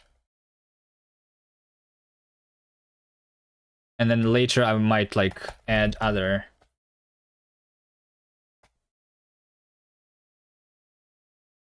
things here. Other types. So for the floats, we use the vertex attrib pointer, and for the U8s, we will use the vertex attrib, I don't know, int pointer, right? And we don't have this, then the normalize is not there, right? And that's the difference. Now we need to go here, and we need to have the same stuff. Vertex attrib I pointer, int pointer normalized is not used here, so we just don't do the normalized. Vertex attrib I pointer, right?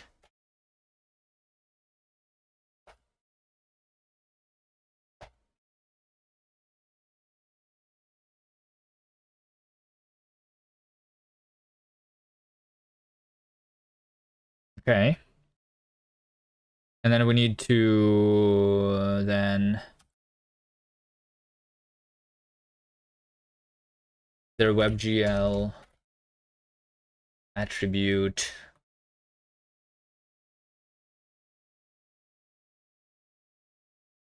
We'll need to do like the same. The vertex attrib pointer with the int on the WebGL is literally the same function then. I will need to test the WebGL too. Int pointer, this one doesn't have the normalized, but we still use the same but normalized. Hello? Then it's going to be false here. What does it say even here for the normalized? For types GL byte and GL short, normalizes the value to -1 and 1 if true. Hold on, this actually is specified for the integers here too. For types float and half float, this parameter has no effect. Wait, what?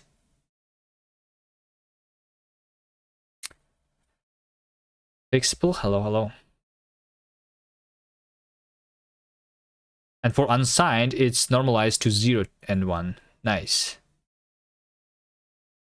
What if GL byte here is 0? Is it going to stay 0? Alright, anyway, I'm just going to send false there. Which I'm assuming is how it works in the OpenGL here, right?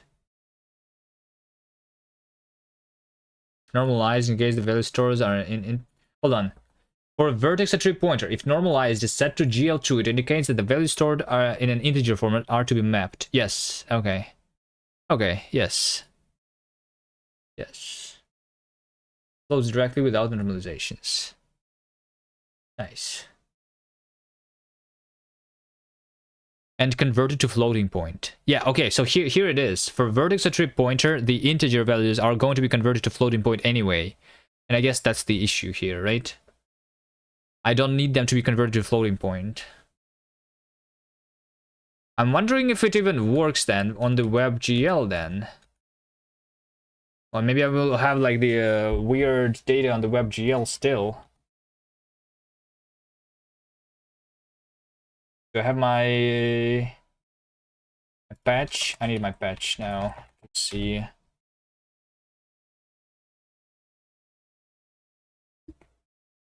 It still works here.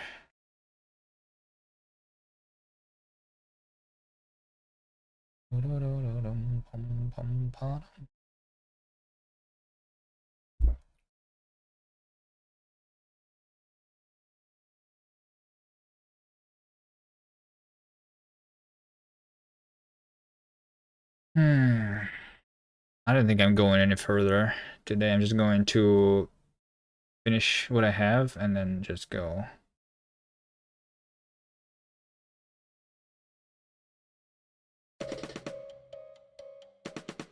I see something on the screen.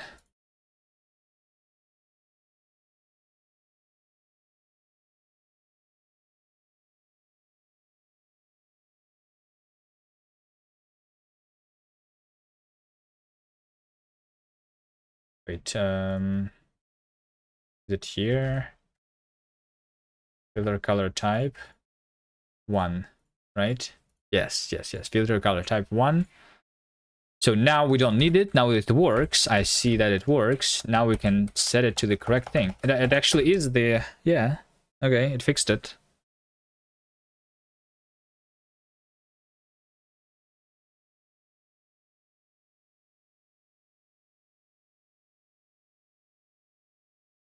Easy. I would not have guessed that just by reading the documentation here, though.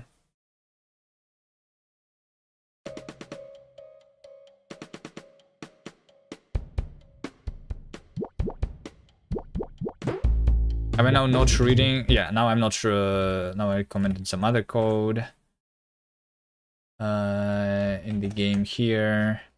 This over here, the water mask.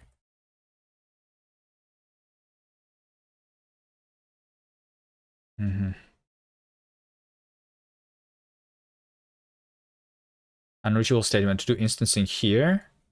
I didn't do something.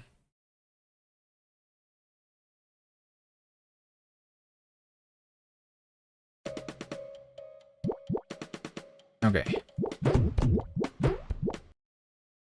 So now if I try, open the game, click play. Okay. Well, I mean, I don't panic, but I guess... I still see something. But I'm seeing the wrong thing, I think.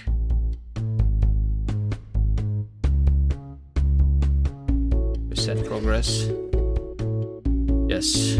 Over here we say we have something wrong. Actually, I don't even see like the numbers here, and I was supposed to see them. So this is the level selection item. Somewhere above here, right? If some item is the level selection screen. And we do this, we do that, we do that. We do this. We do that.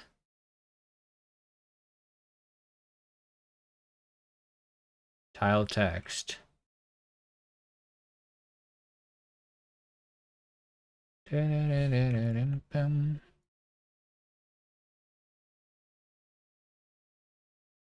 do have the tile text.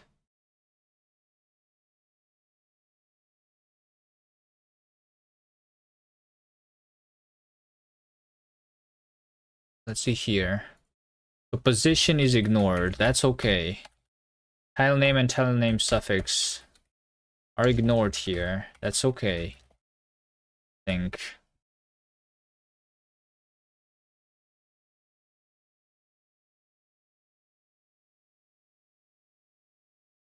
And then unused variable mask.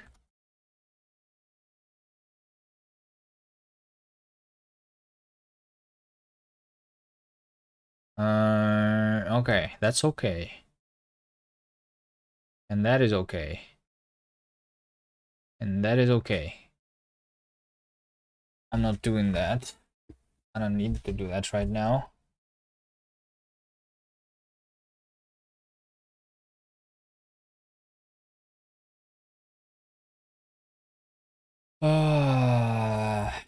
So now we go here.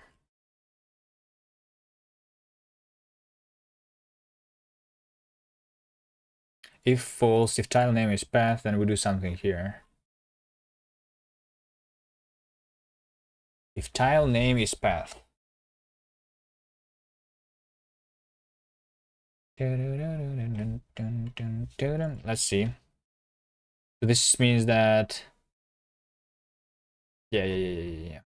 I guess we don't do an else here, we just do this. I'm going to comment that. Or rather...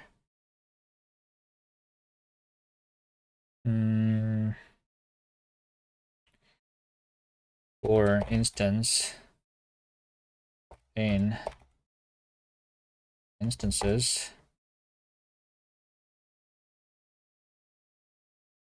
instance dot file name is path. That even work?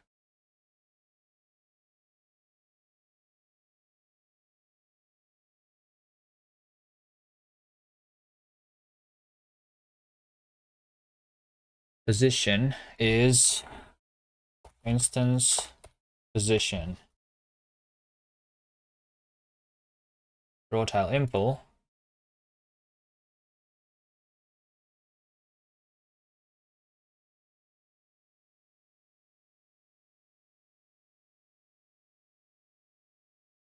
Bum, bum, bum, bum, bum. Actually, no. Let's have this still commented. That's not the thing that's breaking, right?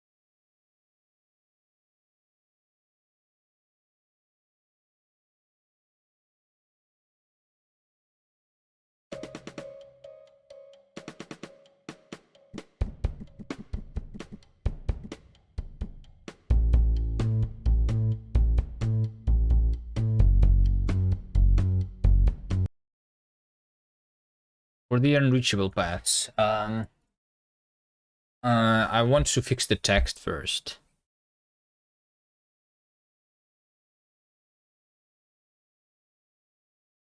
Tile impl instances. If we have the text,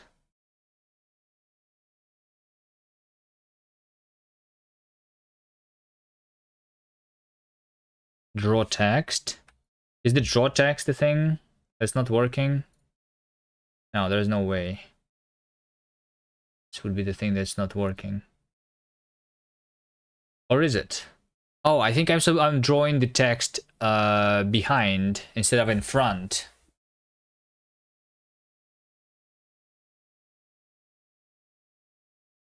That'd be the thing here. I think it might be the thing.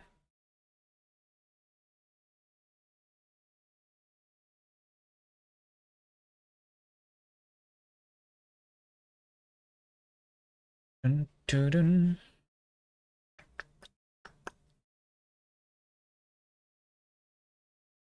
I think it might be the thing here.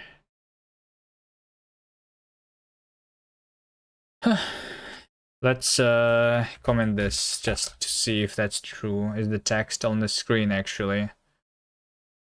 Because I changed the order now, right?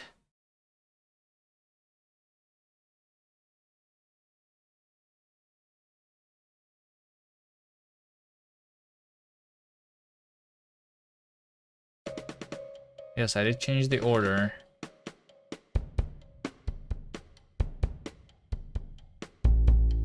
I do see the text.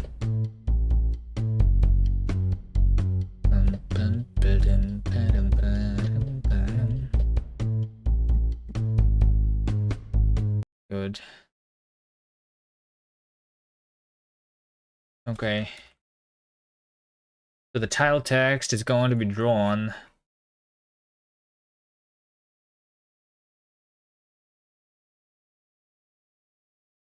on top later.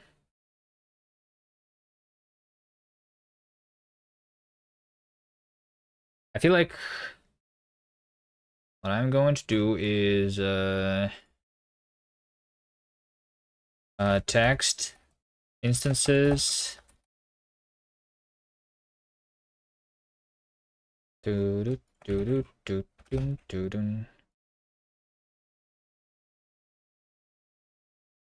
I'm just going to like yeah, like make it go there.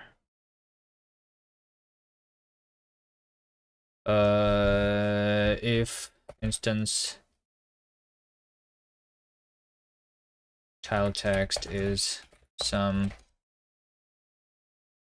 am I using anything there else from the instance? I only use the full tile name, right? So I guess if let some tile text is instance tile text.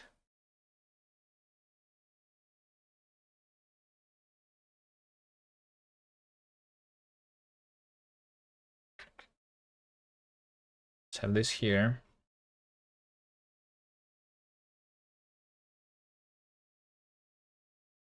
Let's some tile text. This tile text. Then text instances push tile set and tile text.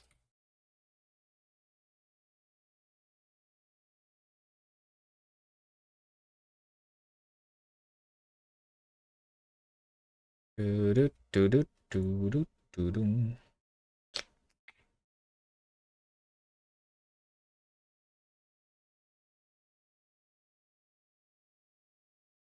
Tile set and full tile name.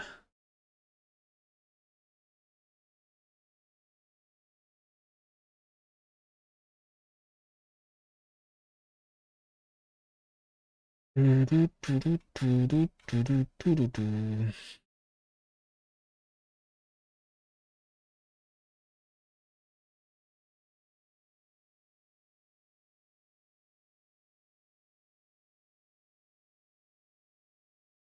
For tile set and tile text.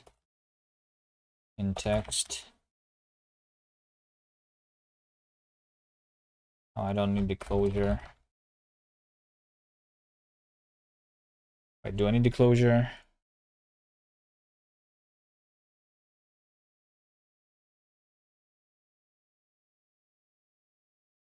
Unwrap. Just unwrap here. No, I need to transform.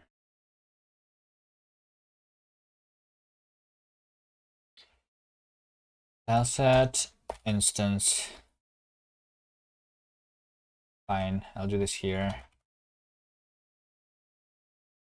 If instance tile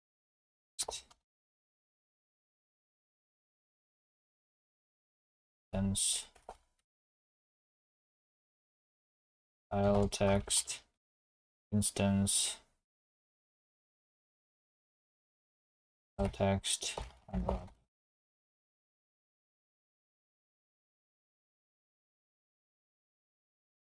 Full tile name is instance full tile name. Does that work? What do we have here? Can it move out?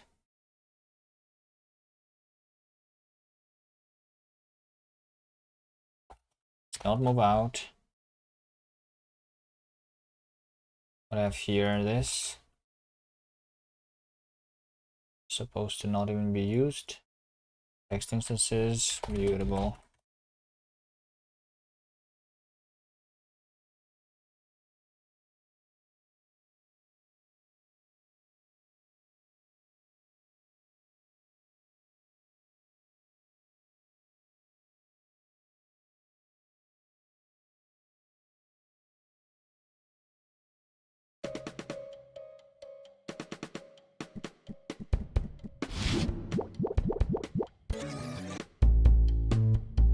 Okay, text is here.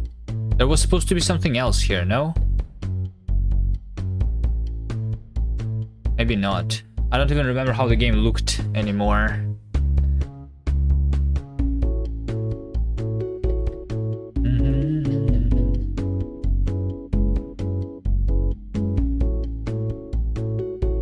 Let's take a look at the last web build of the game.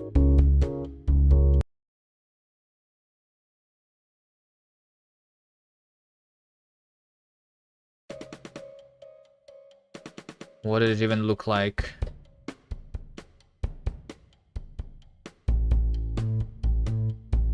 Okay, can I reset progress? Let's start from the beginning. Okay, no, it looked like this. Okay, so the only thing that's different then now is that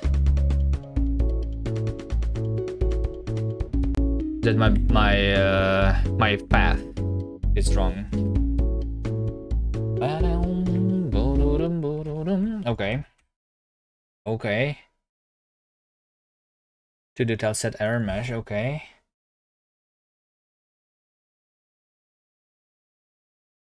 Text is fixed, kind of.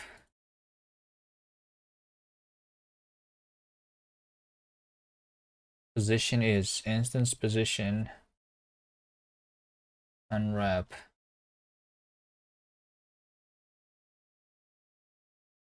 So I'm drawing this thing.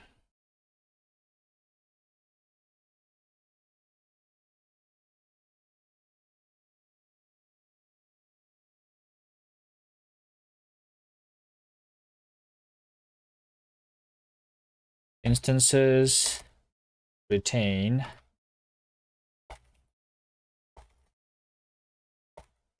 Instance file name is not equal to the path. And over here, I'm just doing only the paths, right? Okay, so what am I supposed to say here? We are drawing the unreachable. And this is the data, right?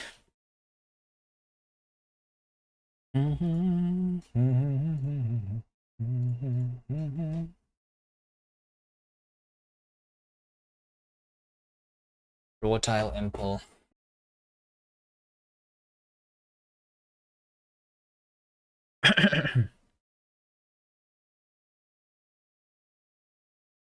Tile mesh. I don't have the tile mesh anymore, right? Wait, hold on. Where is the tile UV? Yes. It is directly here. Okay.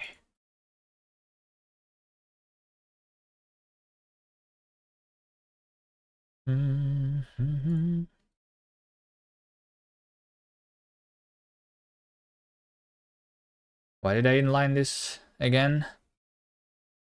Where am I right now? This is a cache.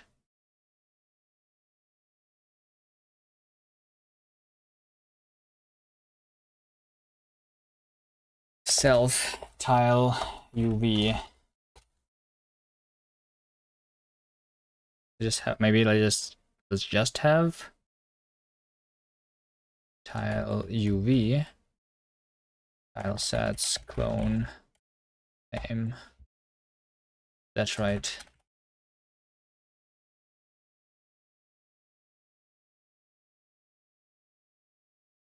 Function tile UV. Tile sets.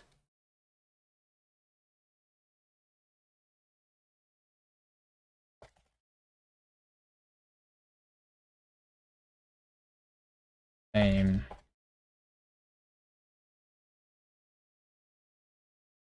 That what you want?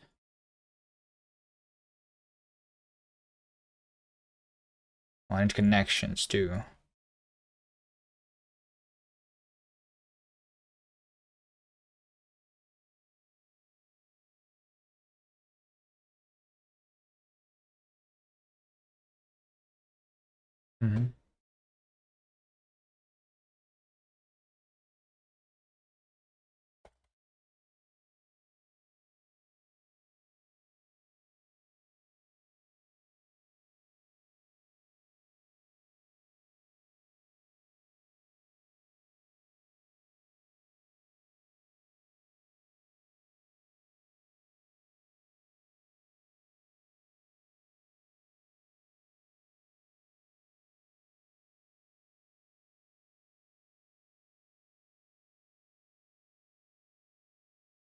Connections is that.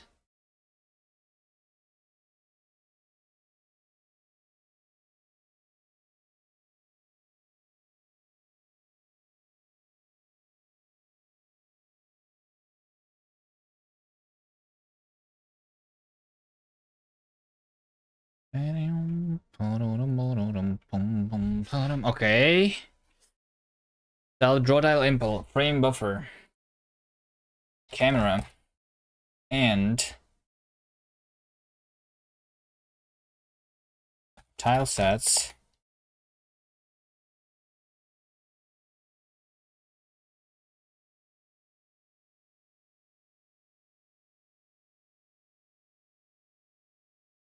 Camera. Draw error. Well, error was true, I think. I don't have a vec. Oh, and this is like the instance that we have, right? Instance.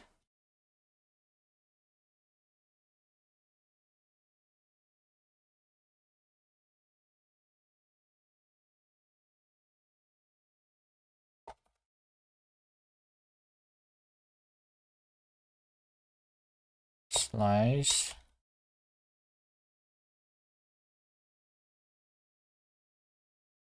From ref.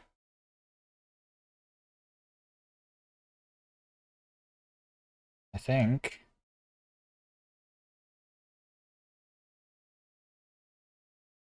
And this is the UV then. Is like cached or something here.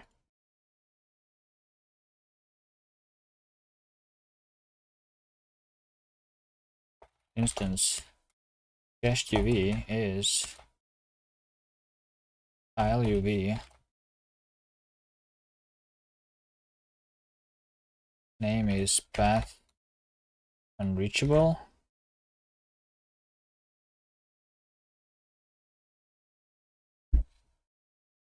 It's the name. It's over here. Is that right? Expected vec. Found reference. Right.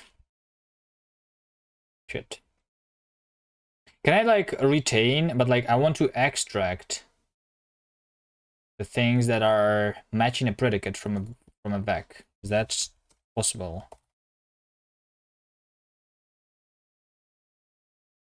Rust split vec into match versus not match predicate.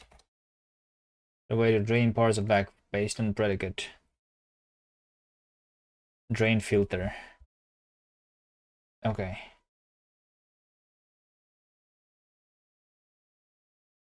Drain filter instances dot drain. No, hold on. Drain filter is still returning all removed elements as an iterator. Drop the remaining moved elements. Alright, it's just like drain. No, hold on. Drain is taking a range.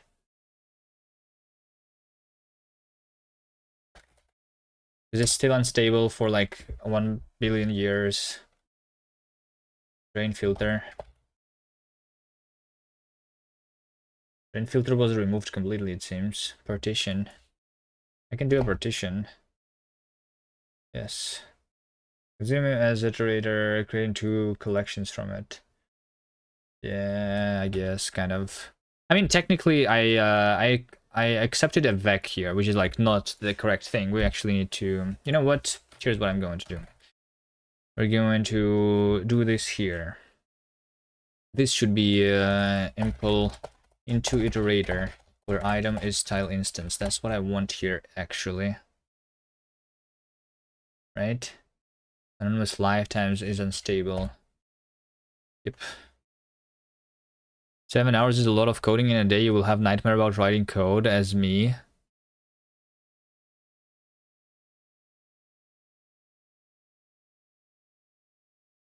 Hold on, I will just change the API here. It's okay. And then I will like, yeah, but over here I cannot take the thing. But it's okay. It's okay. So we just do instances into iter partition. And partition gives me like 2 iterators, is that right?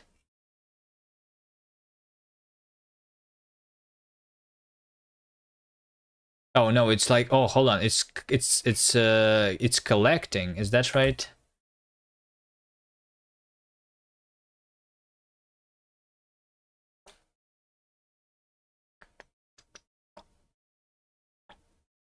Yes. Yeah.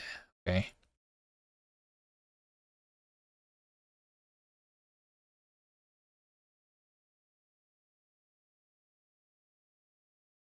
Would you try an hour-long break to try filers?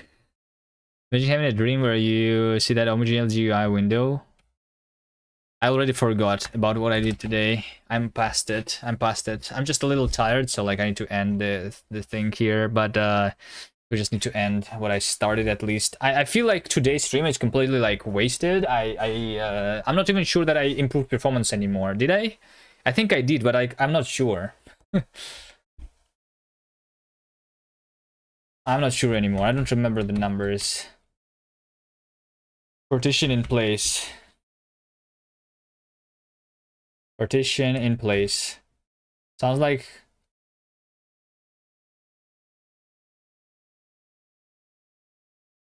a nightly only thing.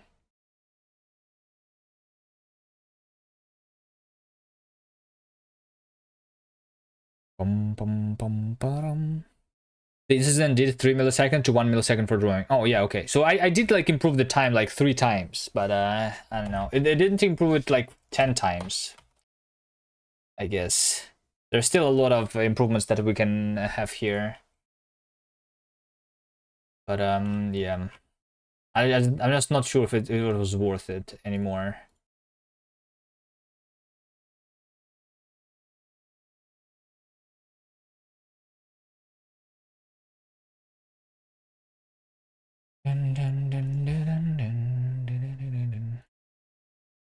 I mean, I can choose to do like, I don't know. Hold on, split off.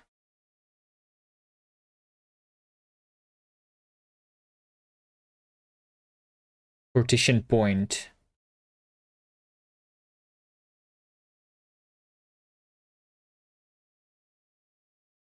The slice is supposed to be partitioned.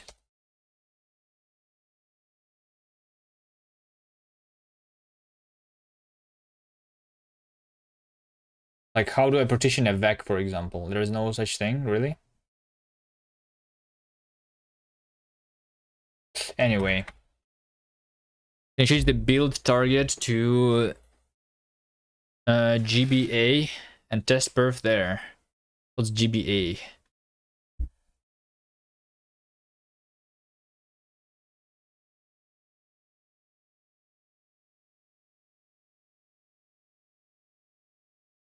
Instances.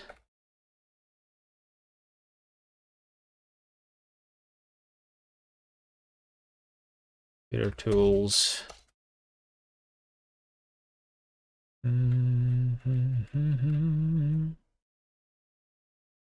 Dedupe. Exactly one. Duplicates. Partition. Map. Partition max. Partition max. This iterator elements into one of 2 partitions. Like this, each partition may have a distinct type. Oh, nice. But we don't want that. No GL46 there or anything? I don't need GL46. My game is working on OpenGL ES 2.0. If you have it there. Yes.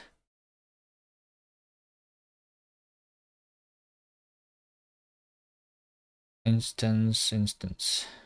No ES there either. Okay. Well, not then not, I guess. Wait, I rarely do this, but there's no way. There's no way. Rust. Partition a vec. How to partition vector? You can partition by using the partition method. Partition a vector. Like, I don't want to construct a new vector, right?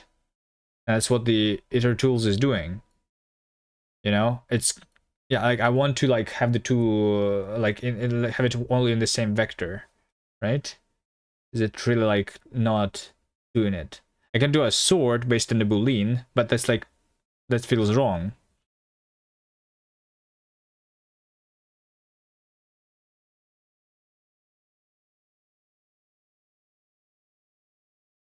just filter probably.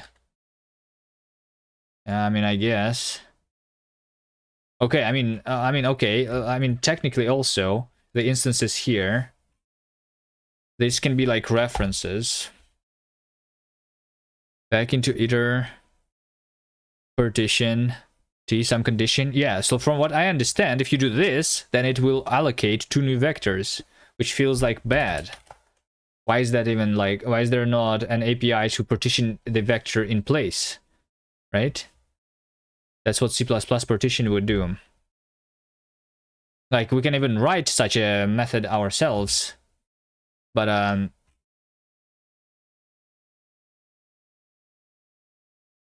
it's weird. I mean, that's the partition in place that's in nightly, I guess, right? But it's also like based on the iterator. Partition. We have oh, hold on, slice partition dedupe. It's probably, yeah, it's probably like a method on a slice. I would expect it to be that, yes. Moves all consecutive repeated elements to the end according to that. But I don't want to dedupe, I just want to partition. There's no way they didn't do it here.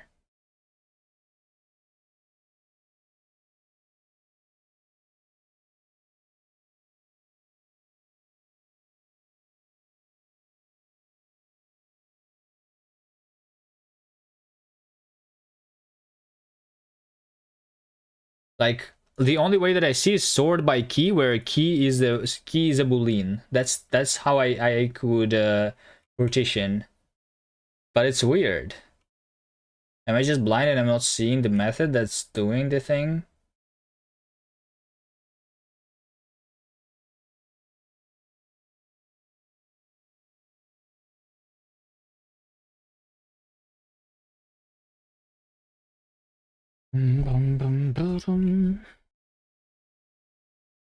Okay. Instances. We're gonna have a reference here. It's fine. Retain.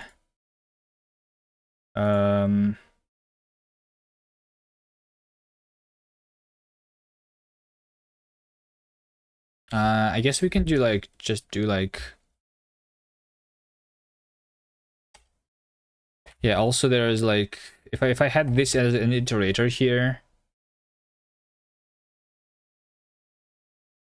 technically I want to like have a filter here. Let's see.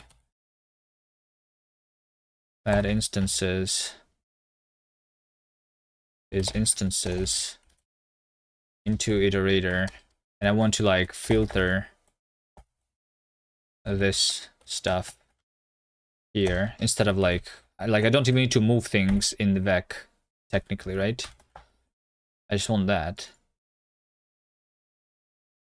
It reminds me of that cute little tools for mem access pattern optimization. D hat mem access pattern optimization. No, that's not interesting. I'm not even sure why I'm doing this. It's like the profiler broke me. Now I want to like optimize stuff, and then we like want to use arenas instead of like those vacs. They are like allocated using the global allocator. We want to use like an arena instead, right? I'm not going to do that. No, I need to stop. Hold on.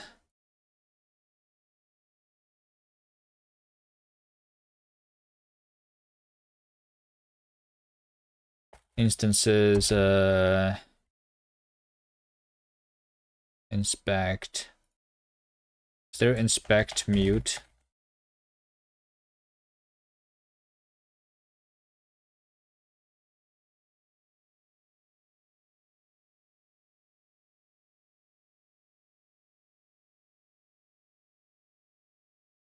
Oh, hold on, no. Yes, this takes a reference.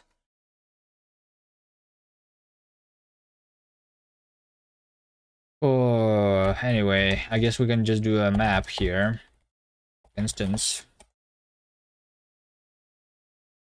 Mute instance.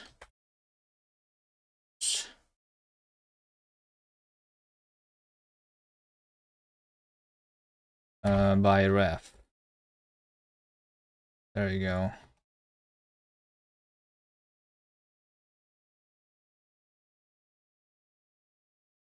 Instances by ref.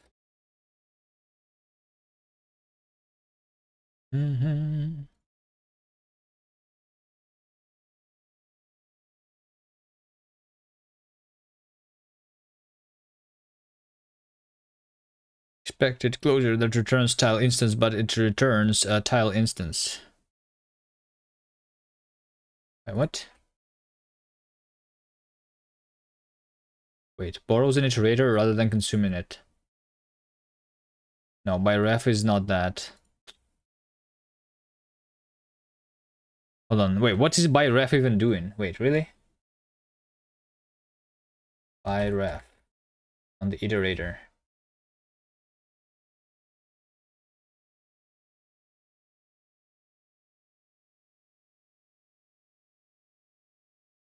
Iterator.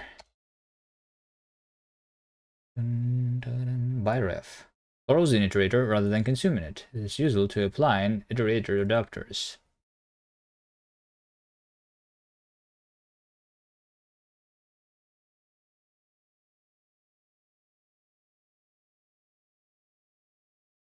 Okay.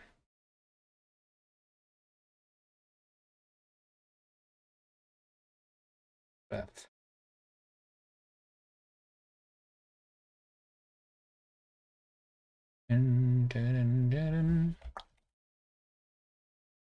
Wait, I cannot do that then, right?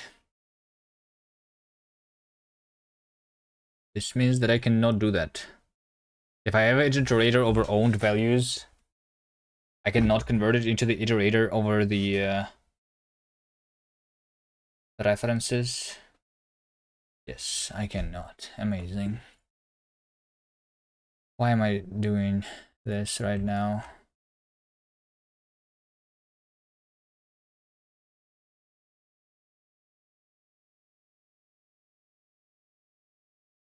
Okay, let's do this. Just the iterator without references.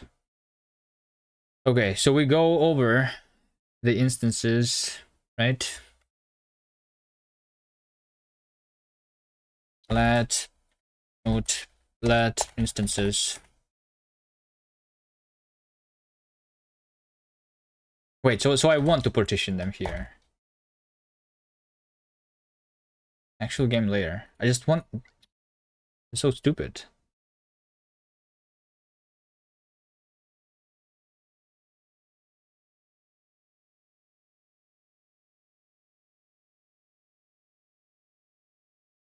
Is this clonable? No, it's not.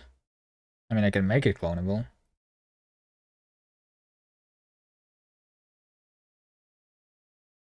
Okay, I'm just going to do that. Instances, sort by key, instance, file name is equal to path. That's all. That's how we partition it.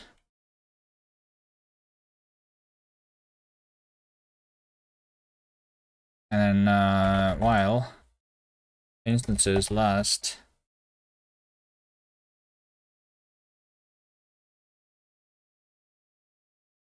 also not partition, but keep them in separate arrays. Yeah, I could do that like initially in separate arrays. Yes, I agree. I don't know. We can like rewrite like all the code to yes. I don't know. Last file name is path at old instance instances pop unwrap. There we go. I'm just going to do this, you know? That's what I'm going to do. There you go. So I know that it's the path in the end, and then like I remove it from the end of the vec. There you go. It's whatever.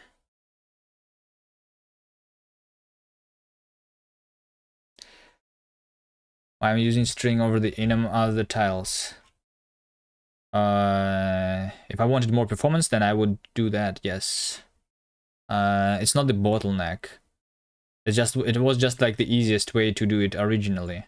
It's because the enum means that it's static list of all possible enums. We want the I don't know, like it's basically it's part of a configuration. It's a runtime configuration of all of like what's the different tiles that can be in the game.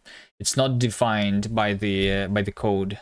I can easily add new entity types without changing any code, basically. You know. So like it should technically be not a string though, but there should be like a string mapped to ID, and I should prefer using IDs. That's like the idea then for performance. But it's not a bottleneck anyway. But yeah, I'm using some stuff that's not like super great here. Shit, instance. And this needs to be okay. You know what? We need it to be clonable. I'm to okay, derive clone. Can we do that? Is that clonable now? Tile text. Tile text needs to be clonable. Derive clone. And one has a string inside. Yes, let's clone stuff. Cached UV. Instance clone. Let me just do this, and then I'm going to say here, position cell, draw tile impl. We're drawing the normal tile. This over here is my UV. This, draw tile impl, tile sets camera, and then instances. It's going to be the same, instance.clone, but I'm going to change the instance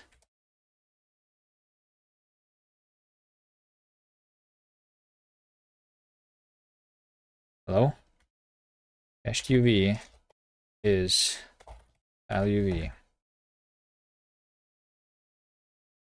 Name is the last argument instead of the middle argument here. Name is path.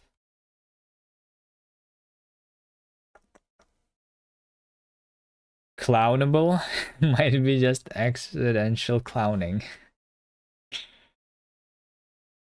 Okay, it takes 5 arguments but 4 were supplied. Draw error. Oh shit, was draw error true here? I will assume that it was true. Okay.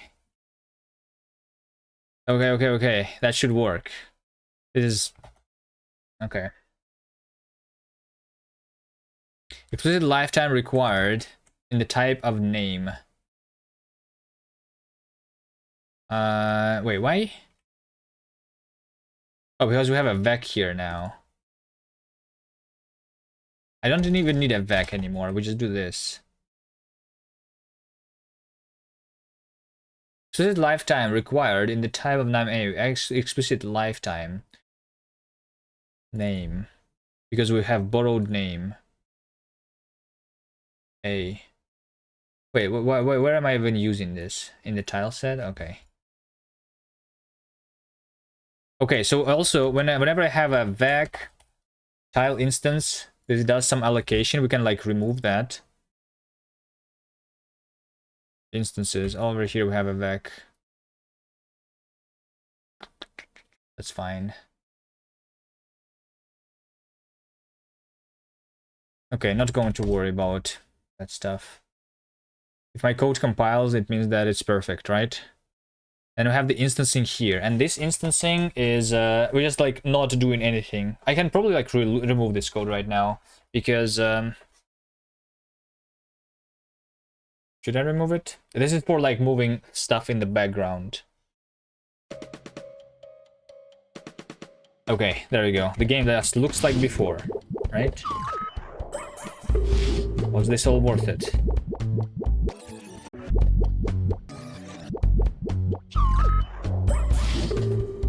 Let's try opening some weird level. See if it still works. For example, this one.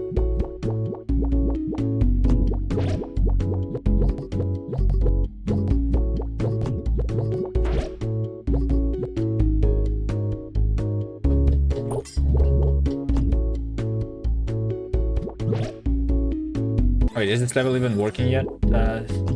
Still.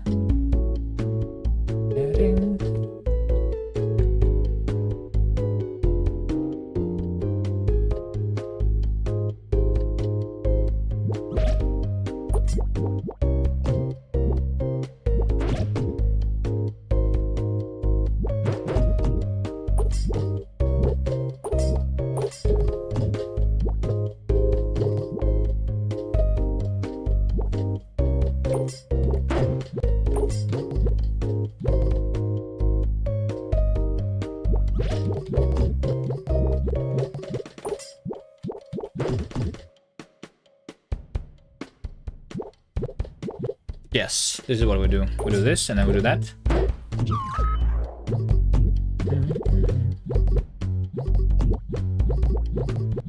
And we need to get at the correct location here. Okay. Looks like the game is still working.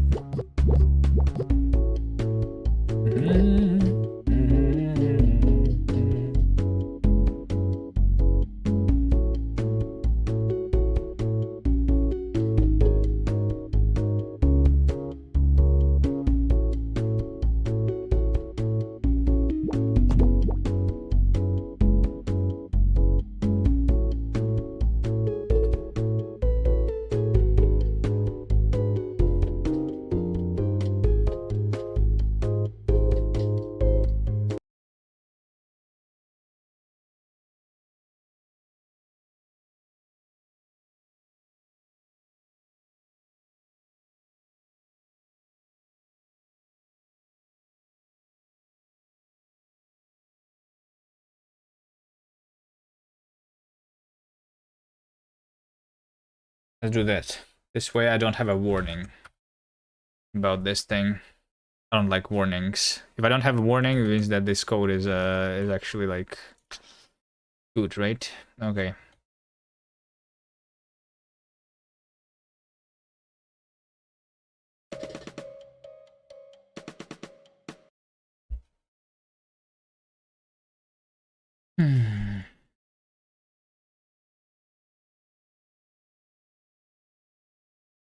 Okay, so now... Oh, yeah. Let's also like make sure that the game still works on the web. Run platform web. Can we do that?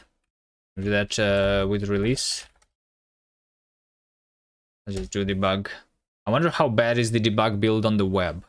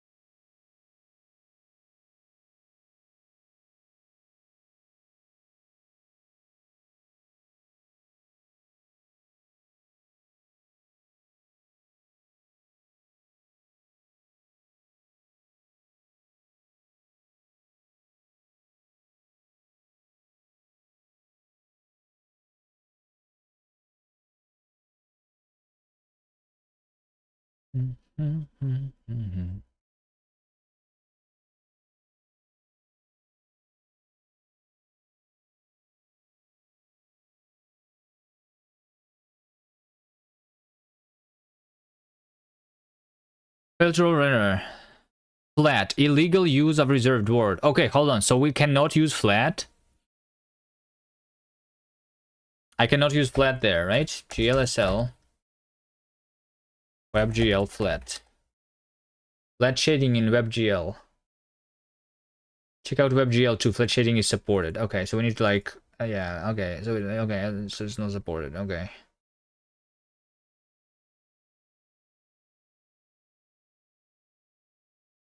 Alright, that's fine. I'm just going to use a floating point there. Am I using Gleam somewhere? No, why would I use Gleam?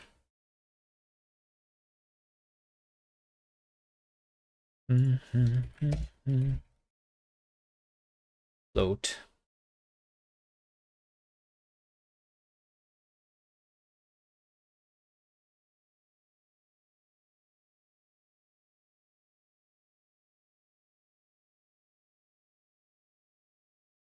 in one tab of the browser? Nah. I just like looking at different programming languages, although I didn't try Gleam yet. There's another language that looks more interesting, but from what I understand is the vaporware for now. It doesn't have like the implemented stuff. The Mojo programming language for all AI developers. That one looks better. From what I understand, it has progressive types, zero cost abstractions, ownership borrow checker, portable parametric algorithms, language integrated auto tuning. Whatever that means. Looks like Python, but it's with borrow checker and other stuff. Get started.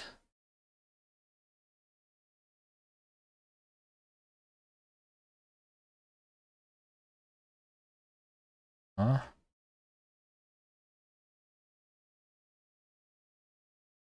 I don't know. Python, but faster.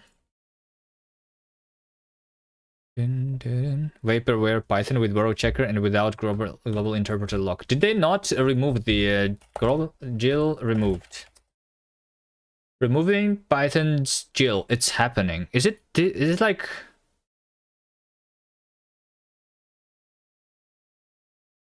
Did they not remove it already?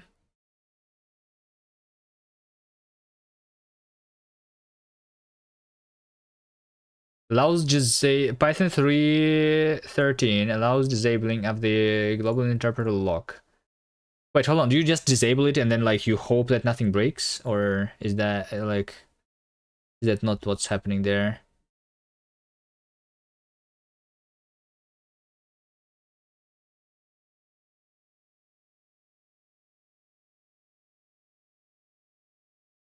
I don't know, but I heard something about the removal there.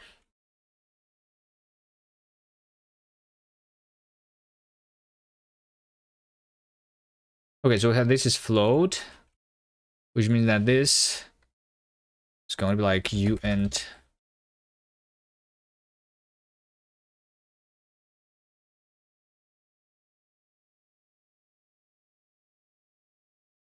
Read my message, please. I beg you. Syntax error. I filter color type. Syntax error. Wait, what? Why do I have a syntax error?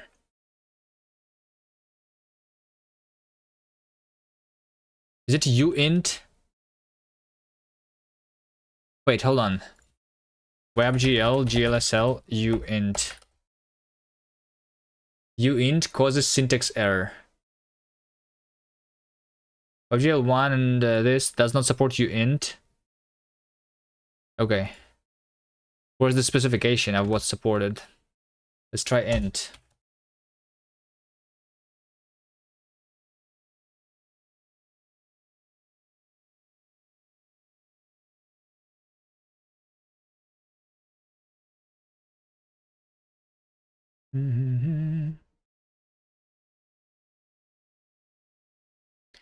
Attribute cannot be bool or int. Oh wait, hold on. Attributes cannot be bool or int.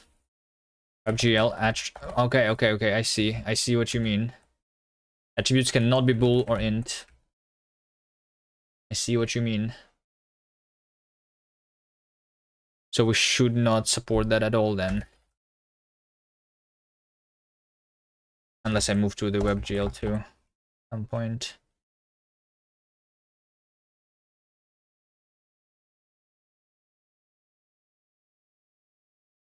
And uint also is not a thing. I'm using this library which... Oh, wait, hold on. Hold on. Please read my message, I beg you. Was not about the message that was highlighted. I didn't realize now. I'm sorry. I was trying to read the highlighted message.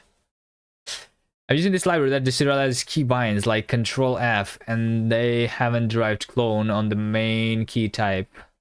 Does it make sense to open a GitHub issue about that? I don't know. Maybe. Key map, struct key map. Key map is key event. Key does not implement the thing. The source code. We have event T and node option node. What the hell is node? I don't know. This seems more complex than just like the key that's being pressed for some reason.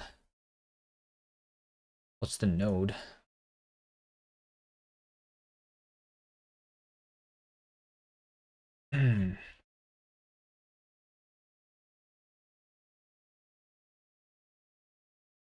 Okay, by the way, this means that vertex attrib int pointer should not even be a thing then. So I actually need to remove that. I actually need to remove the thing that I have done here.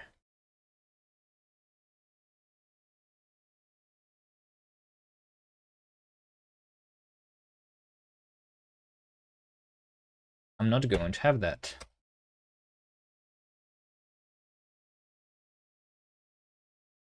I guess I will not going to do this either.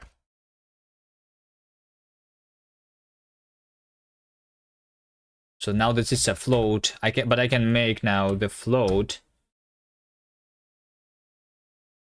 I mean, in Rust it can still be a U8, I guess. But it will be converted into a float, maybe, potentially.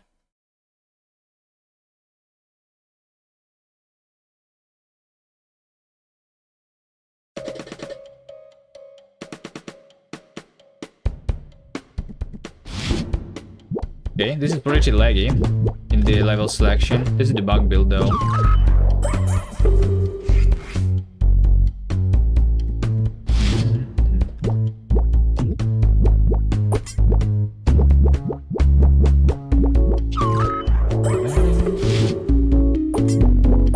Shit, I wanted to see a disabled block to see if it works or not.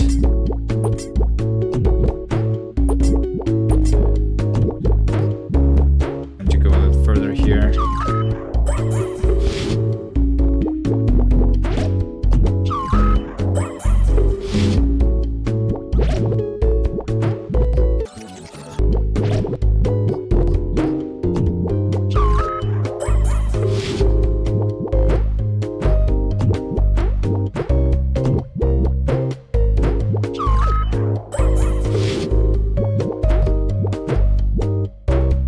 Alright, hold on, it's over here.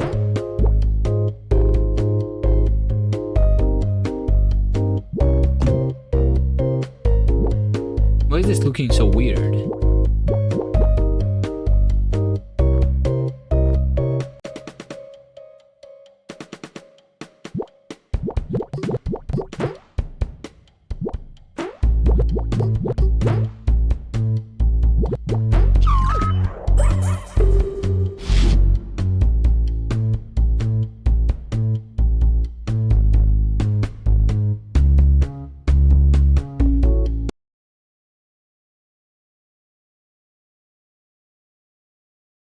Cargo run. What if I run it natively?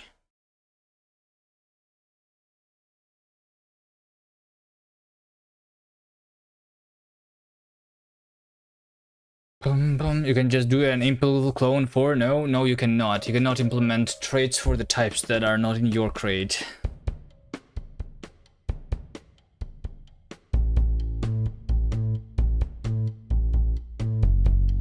If something wasn't meant to be cloned, you cannot clone it.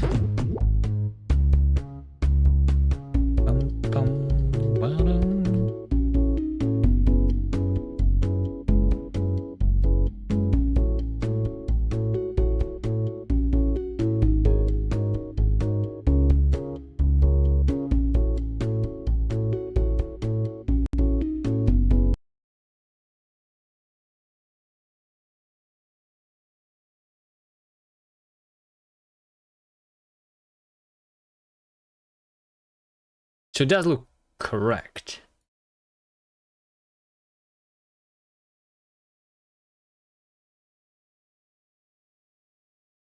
Not here. Less than 0.1.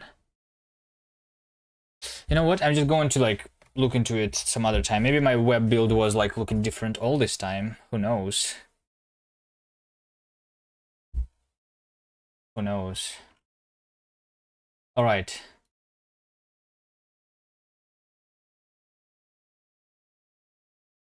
Can we commit everything? Except for those two files?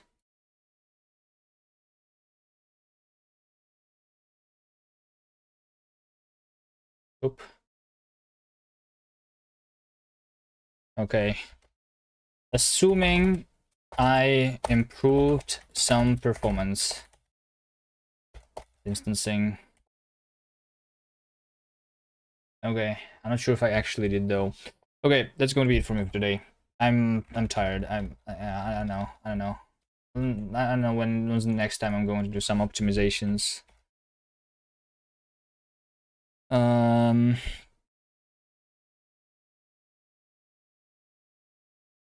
It's not very fun, you know. All right. Okay, we have over here the stream. Rust mentioned, Nix mentioned, everything mentioned. Let's go here. See you guys next time. Bye.